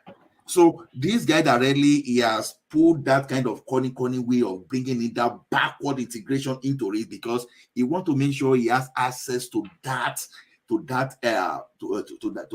oil, which is going to use to produce. So this guy is not going to lose anything. He's not going to lose anything. So whether he's going to make his money back, to me, it's not even an argument. In Nigeria, you know how things goes. We've had this kind of analysis on MTN and Globacom back in the early 2000s, and it didn't even take this guy even like 3-4 years to make their money back. You will remember when they were asking them to be doing per second, they were denying, no, it was not possible, until Globacom came. What those guys were technically doing that time was just to make the investment back, which they made back within 3 years. So to me, Dangote will even get his money back before 10 years in Nigerian environment, because even though the market is not for Nigeria alone, but I guarantee within Nigeria alone, market alone, is going to make his money back. And he will almost have exclusivity for petroleum in Nigeria because he will be able to produce en masse. All that narrative of fuel subsidy, the fuel subsidy now goes to Dangote once it comes online. Exactly. So because they will be subsidizing its production. So to me, this is no even an argument at all, because, and look at what Dangote refinery is going to do for Nigeria. Apart from this thing, it's going to even bring a lot of foreign investment into that country. There are some kind of businesses that will be associated with Dangote refinery, so there will be more inflow of dollars. Forex. The thing is that if for those of us who teach or studied political science, Dangote is a known phenomenon in every country. For example, in Haiti, you have somebody who's allied with the government. In the case of Dangote, it goes all the way back to his uncle. I thought it was his dad at the time, Ibrahim Dantata, one of the richest person in Nigeria. So they impede the progress of a country, and they have all these deals and exclusives. That's what it basically does. And I used to marvel. I said, look, this is known. Okay, political science, for those who go through it, you see how silly we Africans are, because these are something that Oyibo, they've been noticing a long time ago. I was on a panel here a few days ago, and I was fighting with a gentleman called War Peace, because I said we want to protect the South. Now, without spoon feeding him or anybody else, it's the role. It's the role of a majority to protect the minority in a civilized society. It's not a macho thing. It's not reinventing the wheel. It's not insulting the minority. It's just the way it is. When you have the minority, it has to be protected by the majority. And if you talk in those terms, no, that is wrong. It has to be protected by the law. But the law. Is the law, but what I'm saying, I'm not sure that what you're saying. I don't know what social science you are saying or political science, but let me land. Once I land. But what protects is the law, though. It's not the law. The law is there obviously to protect everybody, but the point is that the majority, there's something called the tyranny of the majority. Yes. If you don't take care of the minority, the majority has to make sure that law, is there, but they have to be protected. Okay, so that's exactly that's the only thing I was talking about. I didn't mean him himself, I said if you could catch, because I speak fast too sometimes when I'm being rushed, like right now, we're rushed for time. I want to get in a lot in there. Okay. I say that after you let me speak, please. The minorities of Nigeria are small but numerous. Now that's a packed statement that I condensed into one because there's so many. Now the gentleman, War Peace, might be thinking that okay, he's Bini, and then anybody who's not Igbo, then it's a Bini. That's not the way it works. Bini has don't think on his behalf. Okay, okay. Then let me just move on to the other thing, and then I'll exit the stage. So what I was saying is that this somebody like Dangote is known. If you go to Haiti, there's a Dangote equivalent who's in charge of rice. Nobody else is going to bring in rice but that particular guy. So the Oyibos, they look at us, they want us to mature on our own. But we who are here, we know the value that is being added by Dangote. He's not unique. There's nothing, he's not a smart guy or this or that. He may be, but that's not why he's doing what he's doing. He inherited it from his uncle. Dan Tata in those days had a lot of bosses out there, and he's aligned with the government who gives him exclusives and then impede competition, which is what brings prices down and innovation. So what he's doing right now is glaringly silly, okay? Going and investing $8 billion in a fossil fuel manufacturing. Okay, yeah, but this is the time we would have needed it. But he's not online. This is the only time he's gonna need it. One more, please, very quickly. Can you hold on? Okay. Hold on now. Okay. Just hold on for me now, Tony. So that's your subjective view, Pansat. But Tony, let's hear from you. Yeah. Okay, sir. So I think what Pansat is saying right now, apart from the one that he was talking about land grabbing, is that about the Facebook and the Microsoft. Remember how Clinton battled this monopoly something. So that's what this guy is talking about. He's very right. We cannot just surrender like you always say. We surrender. We cannot surrender ourselves to these people. When did I say we surrender? No, I know. Sometimes you say, okay, you are asking sometimes you ask us questions. You say, does that mean surrender or whatever? Or who order the control of this for whatever? Like yesterday, Soli or Abina Thomas. Yesterday, there was a big debate here about whether these people are intelligent or whatever. So that what this guy just pointed out now is very, very important. That should be the area that we have to be working on right now, because we remember that Clinton fought Microsoft. I was even having some sympathy back in the days. I don't know that it was trying to fight all this kind of monopoly that because they want to see more innovations. They should give room for other people to try to come into the space and then develop the economy. Not just one man, like all this Google. You know that when you look at your telephone right now, you see what's up. They change every day. Then they add something from Apple, add something from Microsoft. So they wanted them to be collaborating and working together.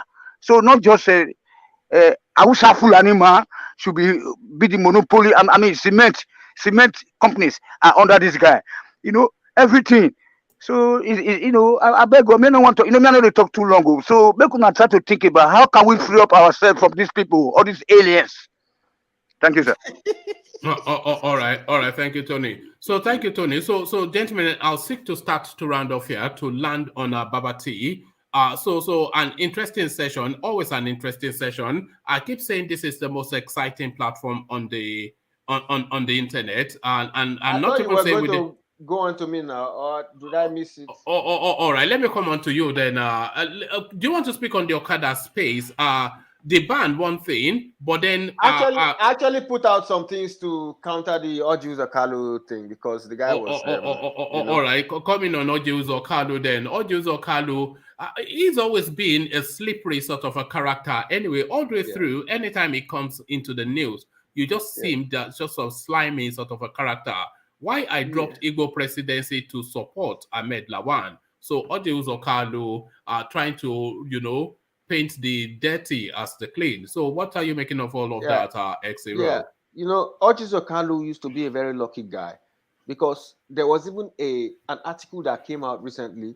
It was Ojus Okalu when he was 26 or 27 years old. He was already a millionaire. Alexander Gomez was telling us how they used to parley around London. Yeah, this guy was already a millionaire. And in that article was made in 1986 or 1987. And at that time, Ojizo Kalu was 26 or 27 years old. And the caption they wrote in that article, I saw the newspaper cutting, I was shocked. He was young and fresh, and he was already a millionaire. And in that article, they said he was a Borno-based businessman. And in that article, he said he's a trader, you know, that he's just not getting recognition from the people because he is young, because of his age. You know, that was long ago, you know. So I think he was lucky. He got lucky. And you can trace his views, his ideas about life and how things should be in Nigeria to those days where he got his ideologies from and everything. This guy is typically a northerner, you know, and he will not sway, he will not, you know, derail because he's already built all his life. If he was that big in those days and he made his money from the north, he will not just all of a sudden start pandering to the southeast. But what I see is that he will find every excuse he can to, you know, to pay back those who made him. He was made by the North. He was made by the North. But a lot of Easterners are now. Okorocha was made by the North. Yes, you know. So I imagine somebody biting the finger that fed him. It's not easy to go against the person that brought you to limelight. It's not easy. There's some people, even when Tinubu was trying to come out as president, when every other sane individual was saying, no, we don't want the person that has personalized all of Lagos. I mean, everybody knew that Tinubu is just corrupt. But some people he has touched, that he has given money, has changed their life, came out. These are known actors and actresses. They came out and said, listen, Tinubu is our man. What will you do in that situation? This man touched their lives, you know? Remember when he celebrated his 70th birthday and Nwako Kanu and and JJ Okocha, they went to play like a novelty match for him, and they all got lampooned. Yes, where Taribo West was praying like heaven was about to fall. Oh God, you know? Lord! But Kanu said, do you remember what Kanu said? Kanu said he gave him money when he was having that heart issue. Yes, that's what Ekiro was saying, that he's touched so many lives that you know, so everybody has their own story, their own history. You cannot depart from it, no matter the situation, no matter what is currently on ground. Orji Kalu cannot just the North made him. So he will always, because of the situation on ground, he's a politician. He always find words around it. Don't forget, when they were trying to vote in the House of, I think in the Senate. I think he was he's a member of the Senate now. So yes, it's still a senator, yeah. Yes. So they were voting for electronic It's a chief whip, even. Yeah. Yes, it's a chief whip, yes. They were voting for electronic transmission of election results or no. This guy, knowing fully well that what the South needs more than anything is electronic transmission of results so that they don't rig them out of scheme of things. He voted no. He cited some excuses that no, the internet is not blah, blah, blah, blah, blah, blah. I mean, who does that to his people? This guy will betray his people because he knows where all his money, most of his money came from in those days. The North made him. Ojizo Kalu will always find an excuse to make you believe he's doing the right thing. Somebody in the comment section was saying he's the best governor that Abia State has ever had. This is I can scroll back up, or somebody in the comment. I saw that. You know, it's a matter of perspectives, and a matter of what is comparing to the man. Because apart from Ojizo Kalu, who was a corrupt person who stole the state money, the other ones were not even better. So in comparison, he might be the best. But are they even up to 50%? That's the thing. So who has it not made at this point? I don't know. I don't know. If I say, oh, coach, I say, oh, that one made him. That one, okay. So who give us a name that did not made Okorocha? Everybody knows that. The North made Okay, give us a name that Opuzozema is Fulani made. Opuzozema is Fulani. One man, you are feeding into this also. You are feeding into this narrative as well. No, but look at it. You know how many people made their money during the Babangida era, because Babangida was chop by chop. You know, most of the, if you look at the history of Nigeria, how many northern heads of state have you had? And these heads of state have to have their allies in most of the other parts of the country. That means they were, at the same time, they were heads of state, they were making millionaires in different parts of the country at that same point. And it is those people who made those money that are capable of now going into politics. So who have they not touched? This is why you always find people not being able to say the truth. They see what is white and they'll cave. You know, because they have to serve. I think that Babangida space was the space that they just, that was the first real official just opening floodgate of the Nigerian Central Bank. That man made a lot of. Just carry as much as you can. And that has been the template ever since. You know who I really blame for all of this is Obasanjo, because when Obasanjo came in, I and a lot of people were expecting him to address that Babangida question, and he never addressed it. So because he didn't address that Babangida question, and people saw that Babangida got away with it, so that then became the template. You know, if he can steal that much, then I will steal as much. You know, I'm surprised you feel that way, because you've always said that OBJ was not a Yoruba candidate, that it was a Fulani. Well, he's the Fulani blood, isn't he? So you shouldn't have been surprised that of course he's not gonna go there if they bring him out of prison to run for office. So he owes them their allegiance, at least not to step on toes. So I'm surprised you brought that up, but you know, hey. No, but I had that expectation because Babangida stole so much, and this. Remember when they used to burn? What the template on that Babangida was? They will steal a whole parastatal right down to the last biro, and then they'll burn the building down, including the Megad. Remember how they used to burn? Remember how they used to burn every time? They just burn the parastatal after parastatal, just burn in it. They will loot it and then burn it. Wait. So you telling me that those recent burning of ministry that came from the Buhari school of thought? Is that not the Babangida template? I didn't know. I didn't know.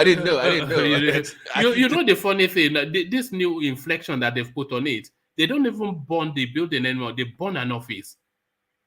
So what they were telling us that some offices that sensitive documents were unfortunately caught fire and everything was destroyed. So just that the accounts office is where they are burning now, not the whole building. Not the whole. The Buhari. Oh God! So that came from that came from the. That's the Babangida template. I didn't know that. I just learned something new today. I didn't know that. Oh, you didn't know that? I didn't know. And Babangida was letting people carry drugs, and you know there was this lady. What led to the lady was dead? Gloria Okon. Yes. Ha! Oh boy, Babangida. That man was. He destroyed that country. If you want to narrow it down to one person, it has to be him. But OBJ had the opportunity to fix a lot of things the first time and the second time. So, but you know, dogs don't eat dogs now. OBJ too. It wasn't a public knowledge that he has a hand in MTN before he allowed that communication to come into Nigeria. Yeah, but no, they all have hands. All these mushroom companies, even Dangote's companies, you can tell that it's owned by multiple politicians. So it's like a common thing within that circle of people where they all have all these companies that nobody knows who owns them, and they bring all these so-called Lebanese or all these Indians, and I'm supposed to be that they own like all this what's the name of that guy for the Eco Atlantic stuff? You know that's Tinubu. I wanted to say something about that's Tinubu right there. That 6 billion is Tinubu. It's not people who came to that country. It's not Saguri anything. Right. It's not Saguri anything. That is Tinubu's $6 billion right there. So what? But they hide behind that somebody can take Lagos from Tinubu's hand. Who? No, and they hide behind all these Lebanese and all these Indians, like they're the ones in charge. No, I'm like, no, this is Nigerian-owned companies, but you never see them in front. They never show up. You never see them. So, yeah, they also hide behind all this powerful. But things will change. It go better, babe. How long have we been singing that song? It go better. Look at you know what? Somebody called me. Somebody called me today. It's like, back in the day, we used to go to camp meetings back in the early 90s, and they always at the end of the year they always give us prophecy. And the man will always say, God has told me that next year Nigeria is going to be great. It's like it went last year again, and they told him the same thing. He said, "Oh, God, it's been over 30 years. He's been telling me the same. Thing that God told you that Nigeria will be great." It's like 30 years. The young child grow. They say the young child grow in Nigeria. The young child grow. But Babangida Buhari, he was the president 30 years ago, 40 years ago, and he's still the president till today. But the young shall grow. We grow. But on a more serious note, though, the youth themselves have to decide what they want. Because for the life of me, I don't know why they're still queuing behind Tinubu, Mr. On your mandate. Maybe it's just me, but when that song comes up, I get angry when I hear On Your Mandate. That kind of infuriates me anytime I hear that song. On Your Mandate, Bola. I'm like, oh my God. And it's always the youth, and it's always the youth singing the song, like with that energy, like On Your Mind. I'm like, dude, this guy is your grandfather now. Why are you? I get really angry. I really get angry. In denial. I really get angry when I hear them sing that song. Every time I hear them sing that song, I'm like, God, not again. No, it's all these 70-year-olds running for office. And wait a minute, by the way, is Showore still running for office? What happened to him? My guy. No. I'm saying that like it's even worse now than it was in the last time. Last time at least he has some momentum, right? He has some energy. He was on live Facebook chat. This time, what happened? Is he still running or did he quit? I think he's still running. Well, he will tell you he's still running. But what you see, you see him all over social media now doing all this talk. Yeah. No, but you know what happened to Showore was they killed or they slowed down his momentum with that city arrest. And then just when he came out of the city arrest, he now had another hurdle to face. That's to retrieve the party from that Leonard Umujipe, or what that guy's name, that took the party chairmanship from him. So he's now battling to recover the soul of the party, and until he does that, he's not sure on what platform he's running, because that guy could take him to court and then destroy his candidacy. He has to first take the party. He has no party as of now, so I don't know. You see this corrupt government. See what they did. No, don't blame Buhari for that. Buhari is not behind that. That's nothing to do with Buhari. It has no structure, that guy, apart from structure issue, that guy has more experience than some of these politicians you see here, because he has been in politics from the days of Abiola. No, I disagree. No, I disagree. No. He has been in that Aluta mode since Abiola days. That's the correct. That's the correct, because that's not the way politician behaves. Come on. You cannot be singing that song and running for president. That's not politics. Is that not the way that Adams Drummer became governor? No, that was Labour. That's a structured. It's still a Luther level now. No. It's a well-oiled machine. Come on, the funds are there for him to run. You can't compare that to Student Union now. Come on, that's way off. So it's still in that, but it's not changed. It's never going to change. So I gave up on him when one man brought up the whole swimming Akpaya thing when he was campaigning in the Ocean River. I was looking for that. I'm like, I didn't put it in the ocean now. In Kiribo, or where? Yeah. I'm like, what is he doing in the water? That's where he comes from now. Yeah, but the optics did not look good now. You cannot be campaigning in the water. It's not. There was this guy that went to campaign in. I don't know if you know that story. During the early days of APC, when Buhari was coming in, when everybody was against Buhari, this guy, a friend of mine on Facebook, was campaigning for Buhari. He himself wanted to be councillor. So they crossed that Ekpe water to campaign. On coming back, this guy died. They drowned. They drowned in a, what, from APC to heaven or wherever it is now. No. They got received his soul. Was it the first time or the second time that they were running? Oh, okay. Hold on, gentlemen. Hold on.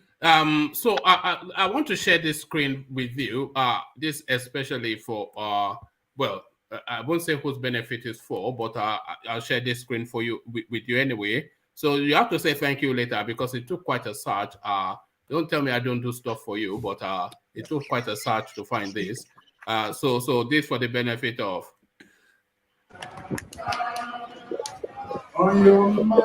Oh God. Oh yeah, sing along. Oh my, no, don't do this to me, man.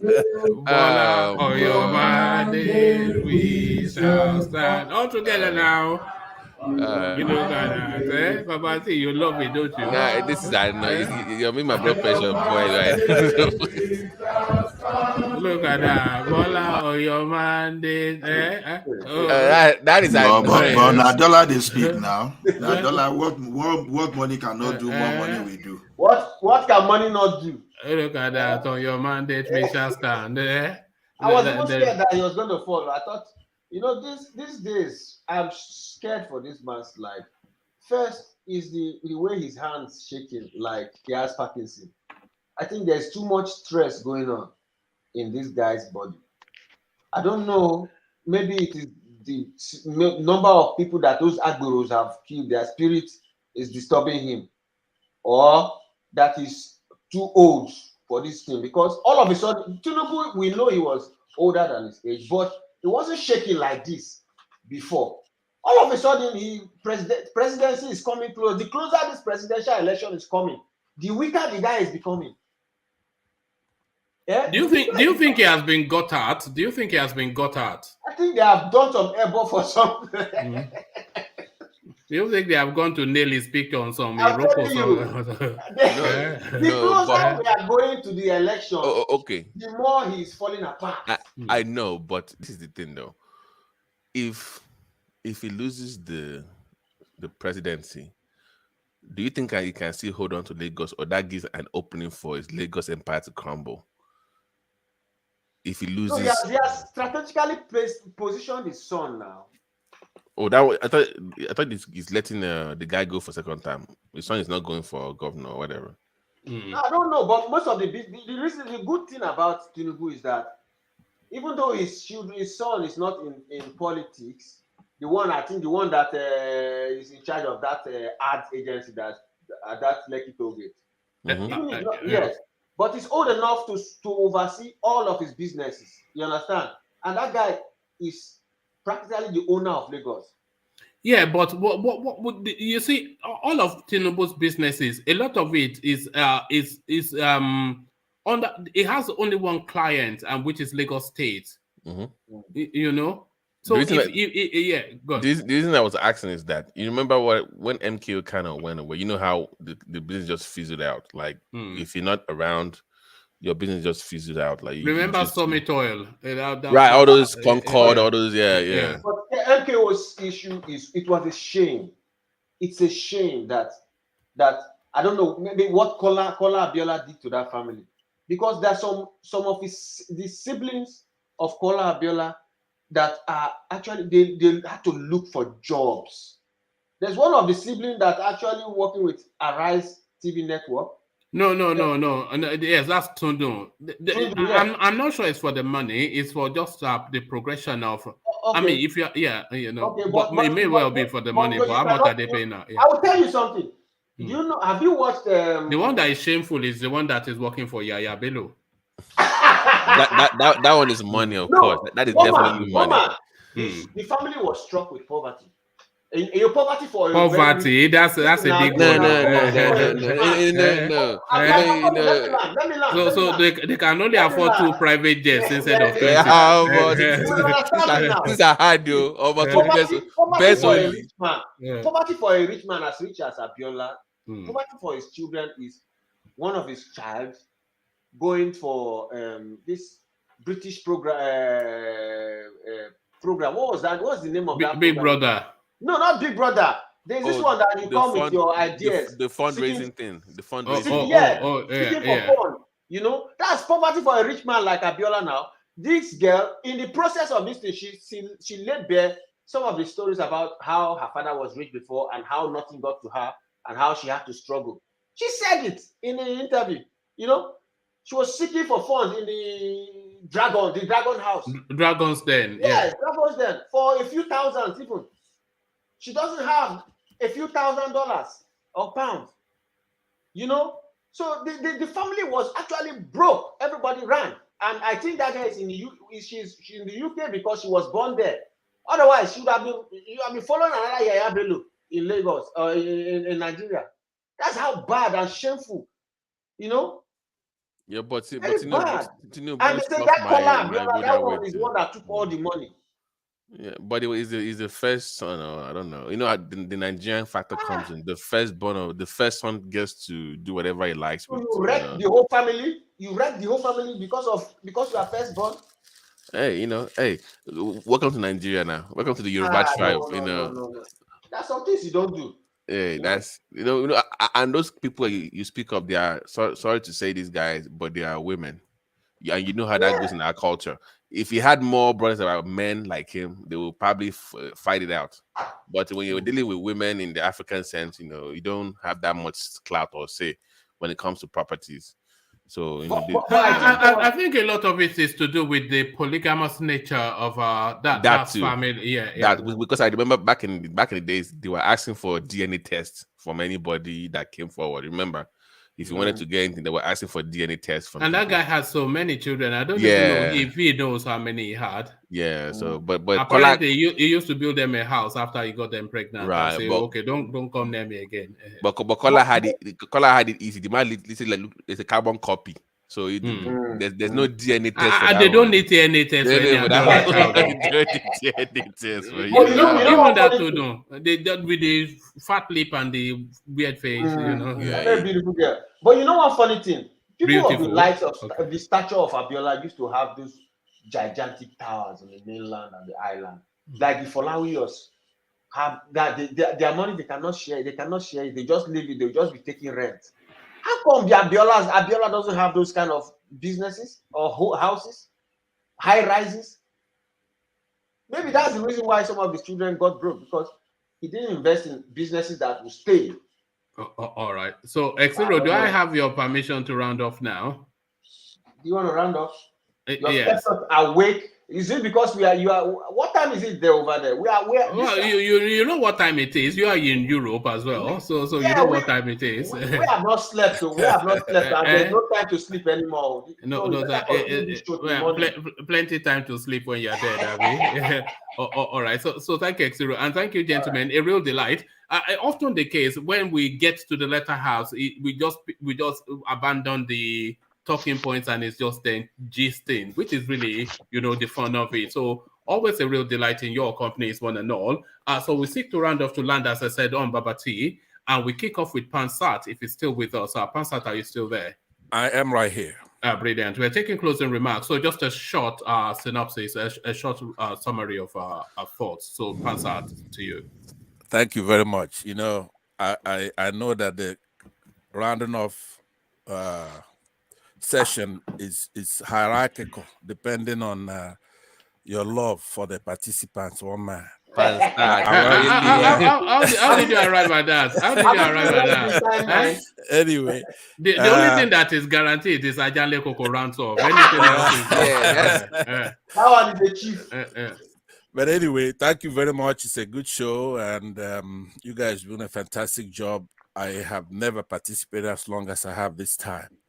Normally, the protocol for an Igbo man when he's about to speak or make closing remarks is to say Igbo Queen. But since we don't have Igbos here, I'm going to say Nigeria Queen. Hey. Nigeria Queen. Hey. Question. You don't carry Nigeria matter come again. Nigeria not there again. South Nigeria Queen. Yoruba Queen. Oh, okay. Edo Queen. Then Yoruba Queen. I agree with that one. Okay, anyway, so since we're in a rush, I was gonna say, make I begin with pidgin English. Say patriotism. Now the fundamental conviction say a particular country is the best in the world because you were born in it. That one was elucidated by George Bernard Shaw. And another one where Idowu Koyinekan, our own person, say, your pride for your country should not come after your country become great. Your country becomes great because of your pride in it.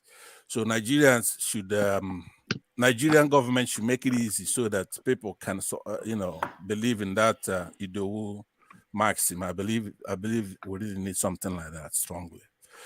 So I would say that on this show, now remember, I don't participate in it, but I watch it twice a day. Even when I'm at work, cheering, whatever, I listen to the show because it's really grassroots, elite, diaspora, talking about our country. But one thing I have to say is that I hear one person describing the trunk, another person describing the tusk, another person describing the mouth and lips, big feet, the leg, the tail, the skin, the head, the ear, big ears. So when I come in, I say it's an elephant because everybody's been talking about the parts, but we don't want to look at the big pictures. Look at what everybody's saying is the big picture. And another person that tries to do that, obviously, it's Tony. He doesn't want you to describing the ears. If we have a problem, I would try to respect one man's thing of not singling out a tribe or a religion. If I open my own show, then I'll be more blunt. But we know that we have a problem. It's not an issue of that everybody's doing it in Nigeria. We have a problem from a section of the country, from a particular religion in the country. So you don't have moral equivalence at all.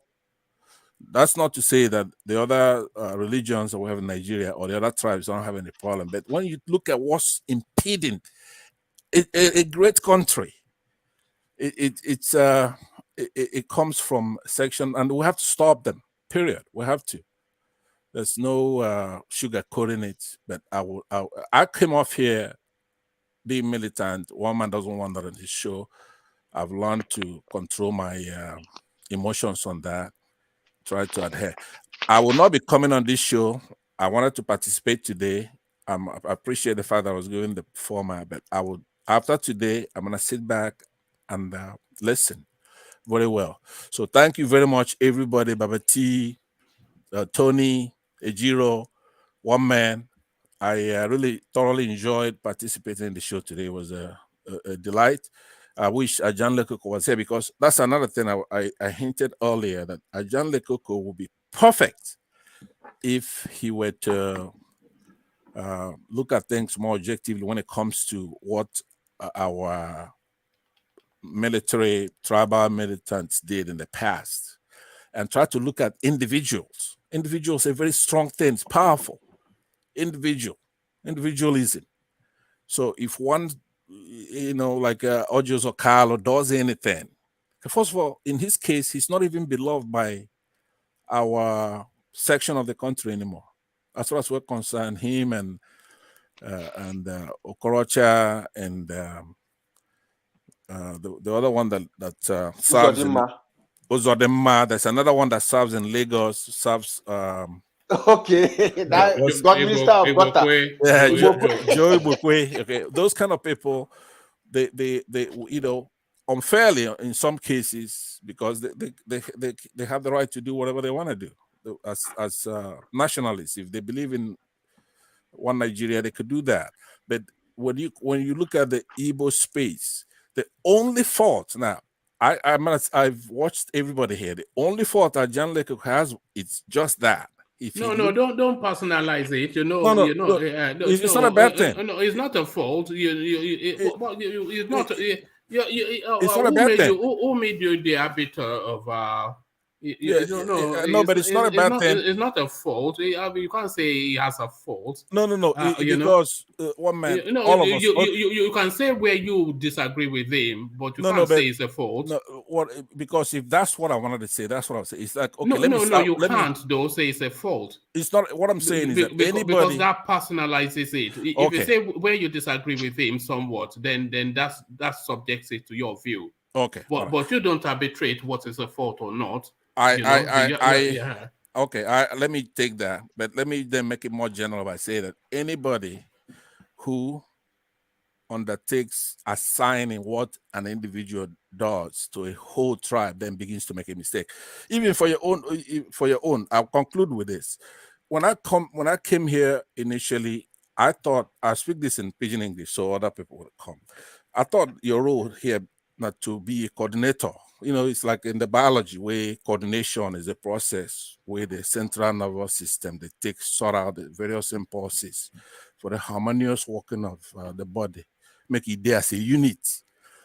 So you go to sort out the impulses. Now me, I have my own impulse. Tony has his own impulse. A0, Ola, Baba T, all of us, you know. So when you sort it out, you're gonna notice that one person is describing the trunk, one person is describing the tusk, one, you know, and then you put it all together. This is a powerful platform. I'm not coming again, not very soon. I think it's better if I stand back and watch, because it will be very disruptive, because I understand the way it's set up. So I don't think I have much to add to it, but I promise you that I'll be watching. And right now I'm going to cast my vote so you could see it increase from 59 to 60. Thumbs up. All right. I've actually given up on that space. I told these people that they should thumb up to get to 100. We've had quite a. I think these people are just they're pickpockets, mainly the people that follow these sessions, just criminal elements, just to thumb up something. You want to be finessed and persuaded. Don't thumb it up. In fact, thumb it down. You bunch of no, I did. You know? Thank you very much. You guys have a lovely all right. Thank you. And Passat, you're welcome to come anytime you choose to come, and you can speak as you will, but not to personalize it or personal attacks. That's just it's the same rule for everybody. So right. You are not being singled out for any particular rule. It's the same rule for, and it's only really so that the pace does not degenerate into some like a bear parlor type of. You know, so if the language is elegant, then you can hold opinions as forcefully and as controversially as you like, of course. I mean, they are your opinions, and that this is what we invite. And we invite you to come again whenever the mood takes you. So that's Pansat. So sorry, did you want to say a final word? No, I said very well. Thank you very much. All right. Thank you, Pansat. So from Pansat, we go on to Tony, who has our Pansat's approval. So Tony, you know the routine. Yes, sir. Okay, Pansat, you know, Udewo. So thank you very much. But towards the end of the session, you know, just now, you know, I was highly disappointed but I didn't want to interject when people were criticizing Obasanjo and Tinubu. It's very bad. The face at which we are right now is for us to unite. You know, be Igbo, Yoruba, or Edos, or Robo, whatever is your, you have to stand by your people. You have to stand by your people, because Obasanjo did not go to abroad to invest like Jonathan did by going to invest refinery, you know, in South Africa. You know, Obasanjo did not do all those things. And then also growing up, when I was in the primary school, they were telling us how the Mogbamudia stole money before Murtala Muhammad come and take over. But even though that Murtala Muhammad came to take over, you know, because of the interest of the North, but people are not saying about, you know, they're not talking about that. So Obasanjo also did not, did not take over any government. It was just, a vice. So then we should stop criticizing our people, because I was highly disappointed again. One more time, because we should, one man should try to intervene sometimes, to stop them from criticizing somebody that made it possible for most Nigerians to be hooking up with us today. Because without Obasanjo, no way out. Because Obasanjo made also a lot of arrangement with GEC, this American electric company, and then many projects. But what did these Northerners did now? They called Siemens and said that, okay, please do your things in the North. So Obasanjo did not do that. So Obasanjo was a pro-Nigerian. And then he was, he also empowered a lot of Igbos, like all these Oji Uzo Kalu right now. Then Ezekwesili, BB people, he made them, he made everybody. So I don't know why we should be criticizing Obasanjo. And then from the Yoruba people here, my people here, you should not criticize our own. Obasanjo is a great man. He's highly respected.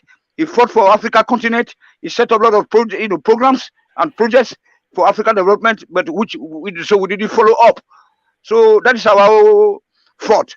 So I don't want to take so much of your time, one man. So today I was unable to come in so that I can be able to ask people to thumb up, because I can say that because most people, when I tell them, they like my voice. Sometimes I know I can see from the comment section if some Jadama or this something like that, they are not there. They will always say that, hey, what are you saying? What are you saying? All this all these people, all this the people when I talk about. So I don't mention their name because I don't want to be insultive. So that's it, sir. So thank you very much, everybody, sir. Thank you, Warman, for giving us this great opportunity to express our mind, so that we can see that change that we deserve. Thank you very much, sir. Good night, sir. All right, thank you, Tony. And Tony, sorry, I don't want to short your. It's just when the topic is going in a certain direction, and the conversation is really at a point that is engaging. If you take it away from that moment in time is not gotten again, and then we go into some let's hate the Fulanis. And we don't really want to do. I know. I understand. I understand now. I cherish your voice. It's just I know now because I don't go anywhere. I know I don't know the yeah. I want it to be consistent. I want it to be consistent with the topics. That's all. Sir. So thank you. So thank you, Tony. A favorite according to him of the audience. So from Tony, we go on to X0. Let's go to X0. X0, the routine. These days I begin to enjoy the program more, even though sometimes I cannot be here because I'm either at work and I don't want the noise of the robots to interfere into what we're doing here. But I always listen. I think the topics are finer. The topics are getting more interesting, and people are getting more well informed before they enter the space. And some of the things that are happening in Nigeria at the moment, maybe because we are getting close to election, so the stories are getting more interesting by the day, So it's more lovely to come here and laugh at the politicians because they are almost imploding. I see what's happening in APC, and I'm just so happy because I know that definitely APC is going to explode, And then I just want to see how a leader will emerge this time, and those who used to be powers that be, how they are going to fall. You see that their age is not on their side, or their party is going to make a mistake that's going to hit them adversely, But all in all, I'm enjoying this program. So I want to thank you for giving us the opportunity, we the common people, to talk. It's a laudable platform. Thank you very much. All right, thank you. If you are describing yourself as a common person, but then what should the rest of us? What would the rest of us be? We that were beneath you. Yeah, you're a common person. Look at this guy. You don't let me talk now. Don't let me talk now. You think we don't know the Ferrari is parked in the. You see now my mannerism has changed. I've started laughing like ADELEKE. All right, thank you, X0. So a real delight. X0 is spending more and more of his time with us these days, and we're all the richer for it. So thank you, X0. So from X0 we go on to Ola. So Ola, the routine. Yeah, thank you everyone for your contribution, for your audience. I appreciate you that you are one of the participants in moving Nigeria forward. Yeah, it may not be Nigeria tomorrow. It may be different indigenous nation that will stand alone. Depends on what those people that want to keep Nigeria by force, not by negotiation. It depends on whatever they want. And I believe at the point we are now, whatever they want, the masses are likely than ever to give it to them. Comes 2023 or post 2023. Like in the world of most people that believe that we should do away with all these politicians, we have one. Even the fact that some people have been contesting as far back as 1992 or 1993, and up to now they still want to contest in 2023. I think that one is alone is even a negative. It's even a negative, some kind of outcome, and we should avoid, because someone that has been failing since 1993 people like that should not even be given any chance. And the type of idea they've been bringing to us that keep running the country down is not what we should embrace, irrespective of how they try to polish the walls, like restructuring or whatever they're giving us. So if they could not restructure right from 1992 or 1993 to date, I don't see what they want to restructure in 2023. It's just all about desperation to just grab power and to become president, like the failure that is there now.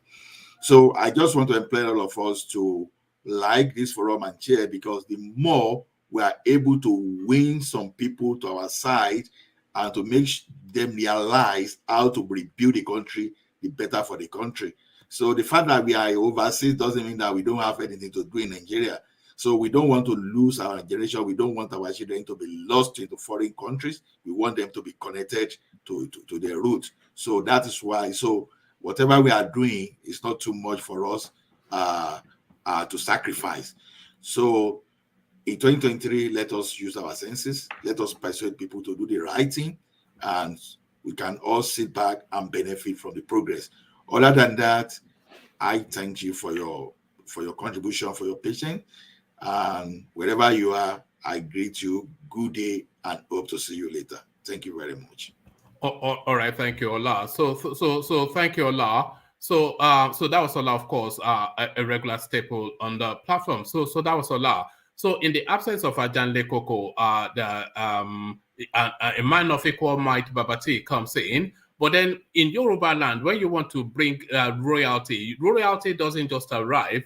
They have to announce the arrival of royalty. And in Yoruba land, we call it Anakigbe.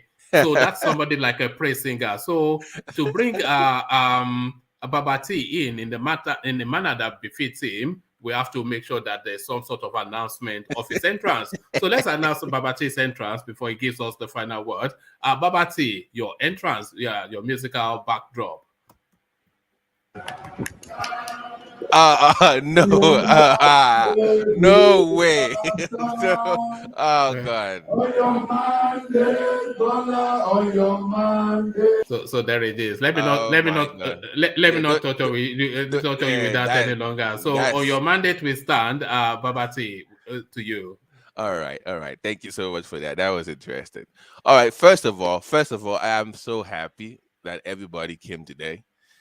Thank you, one man. Let's start with the host first for doing a great job. I know sometimes it gets intense and uncomfortable, but we are scratching the surface, and it was a beautiful discussion today.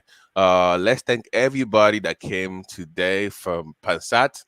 Come back later. It gets better. I can tell you. Even when I first came on this platform, I had my rough movement with the host and everybody else, but I think it's time we have those uncomfortable discussions. And thank you for showing up. We'd love to see you again.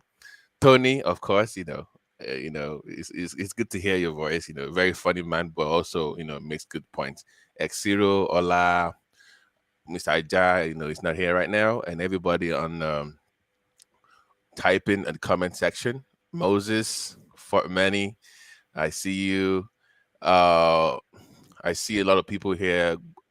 Latidi, and of course the godfather of the platform, Alexander Gomez, with his contributions. Thank you very much for doing that, and the other Alex also. But the bigger point I wanted to make is that regardless of how we feel about any position we've taken tonight, that it's time that we start to have those uncomfortable discussions. And I think that will make us a better country if we decide to stay together as a country. And we should not, personalize it, even though it might get uncomfortable sometimes, and that those tribal tendencies might fall in. But we should not shy away from those kind of conversations. So, we might get angry once in a while, get uncomfortable, but I think that we need to have those uncomfortable discussions. For any topic you've chosen to speak up tonight, the Sanwo Olu issue in Lagos, to the PDP in Imo, to Senator ADELEKE, to OSINBAJO, thank you for contributing. We've all learned a lot. And like I keep saying to you guys, whatever you're saying on this platform goes a long way. People learn from it. A lot of people are behind the scenes, not typing, not talking, but they do pay attention to what you have to share on this platform. So I want to thank everybody for doing that. And let's thumb up, like the program, share with our friends and families, and bring more people into the folds so that we can all learn together, we can all grow together and have that conversation, that heart-to-heart conversation. We can move that country forward. Once again, let's thank the host for doing a great job today. I know it's a lot of him to to moderate a lot of people like us that have those very witty and very unique opinions about issues. So let's thank him once again for doing a great job. And God bless everybody. And hopefully we can do it again tomorrow and again and again. And I'm looking forward to a more intense discussion. It's going to get more intense, by the way, guys, as we head towards 2023. And you know what? The APC thing is coming up in 2 weeks. That will really shape the way we view things about Nigeria in the next 2 weeks. So I'm looking forward to having those conversations as well. Thank you, everybody also that came up to speak, and everybody in the comment section. God bless you all. We'll see you again later. Good night. All right, brilliant. Well put, Babati. So threatening ADELEKE space somewhat, but not really. It doesn't have sufficient enough of it's about ADELEKE. It's still ADELEKE, but a good effort, Babati. Well done. So thank you, Babati. So that was Babati, rounding things up for us. So we round it off there. A nice and tidy session. A real delight. Quite enjoyable actually. It's just the conversation and the free flow of it is what I enjoy, and I suspect what some of you enjoy as well. Hopefully, most of you enjoy as well. So, unique and peculiar, I tell you that it's the most exciting platform on the platform. I'm not saying it's the most exciting platform on YouTube, rather. It's the most exciting platform on YouTube. And I'm not narrowing that even to the Nigerian sphere. I'm talking about the totality of YouTube. I cannot think of a platform more exciting. I don't get more excited by anything I see in social media than what goes on here. And it's not really because of me, it's because of the conversation that comes in. It's so unique and peculiar.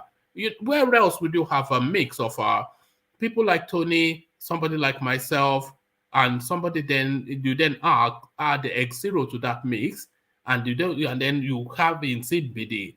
That is either a recipe for like a cordon bleu or a disaster. So it goes either way. It could be cordon bleu in one day or a disaster in the other. So that's the ebb and flow of it. And that is what makes for the excitement of it. So the excitement never stops, carries on tomorrow. 2 sessions again, tomorrow, the afternoon sessions, and then the later session. But I don't know, the later session is guaranteed. The afternoon session sort of, we take it as it goes. But nevertheless, we will meet again tomorrow, of course. I'm not going to ask you to thumb up or like anymore. I tire rather of asking you to thumb. You should like the thing. And if you're not inclined to like it, then there's nothing I will say now that will make you go and click on some lousy button. So if you've not clicked on a lousy button, then we just leave it as square there. So I'll leave it there. Carry the conversation on with you in the comment section. But here, I say, peace.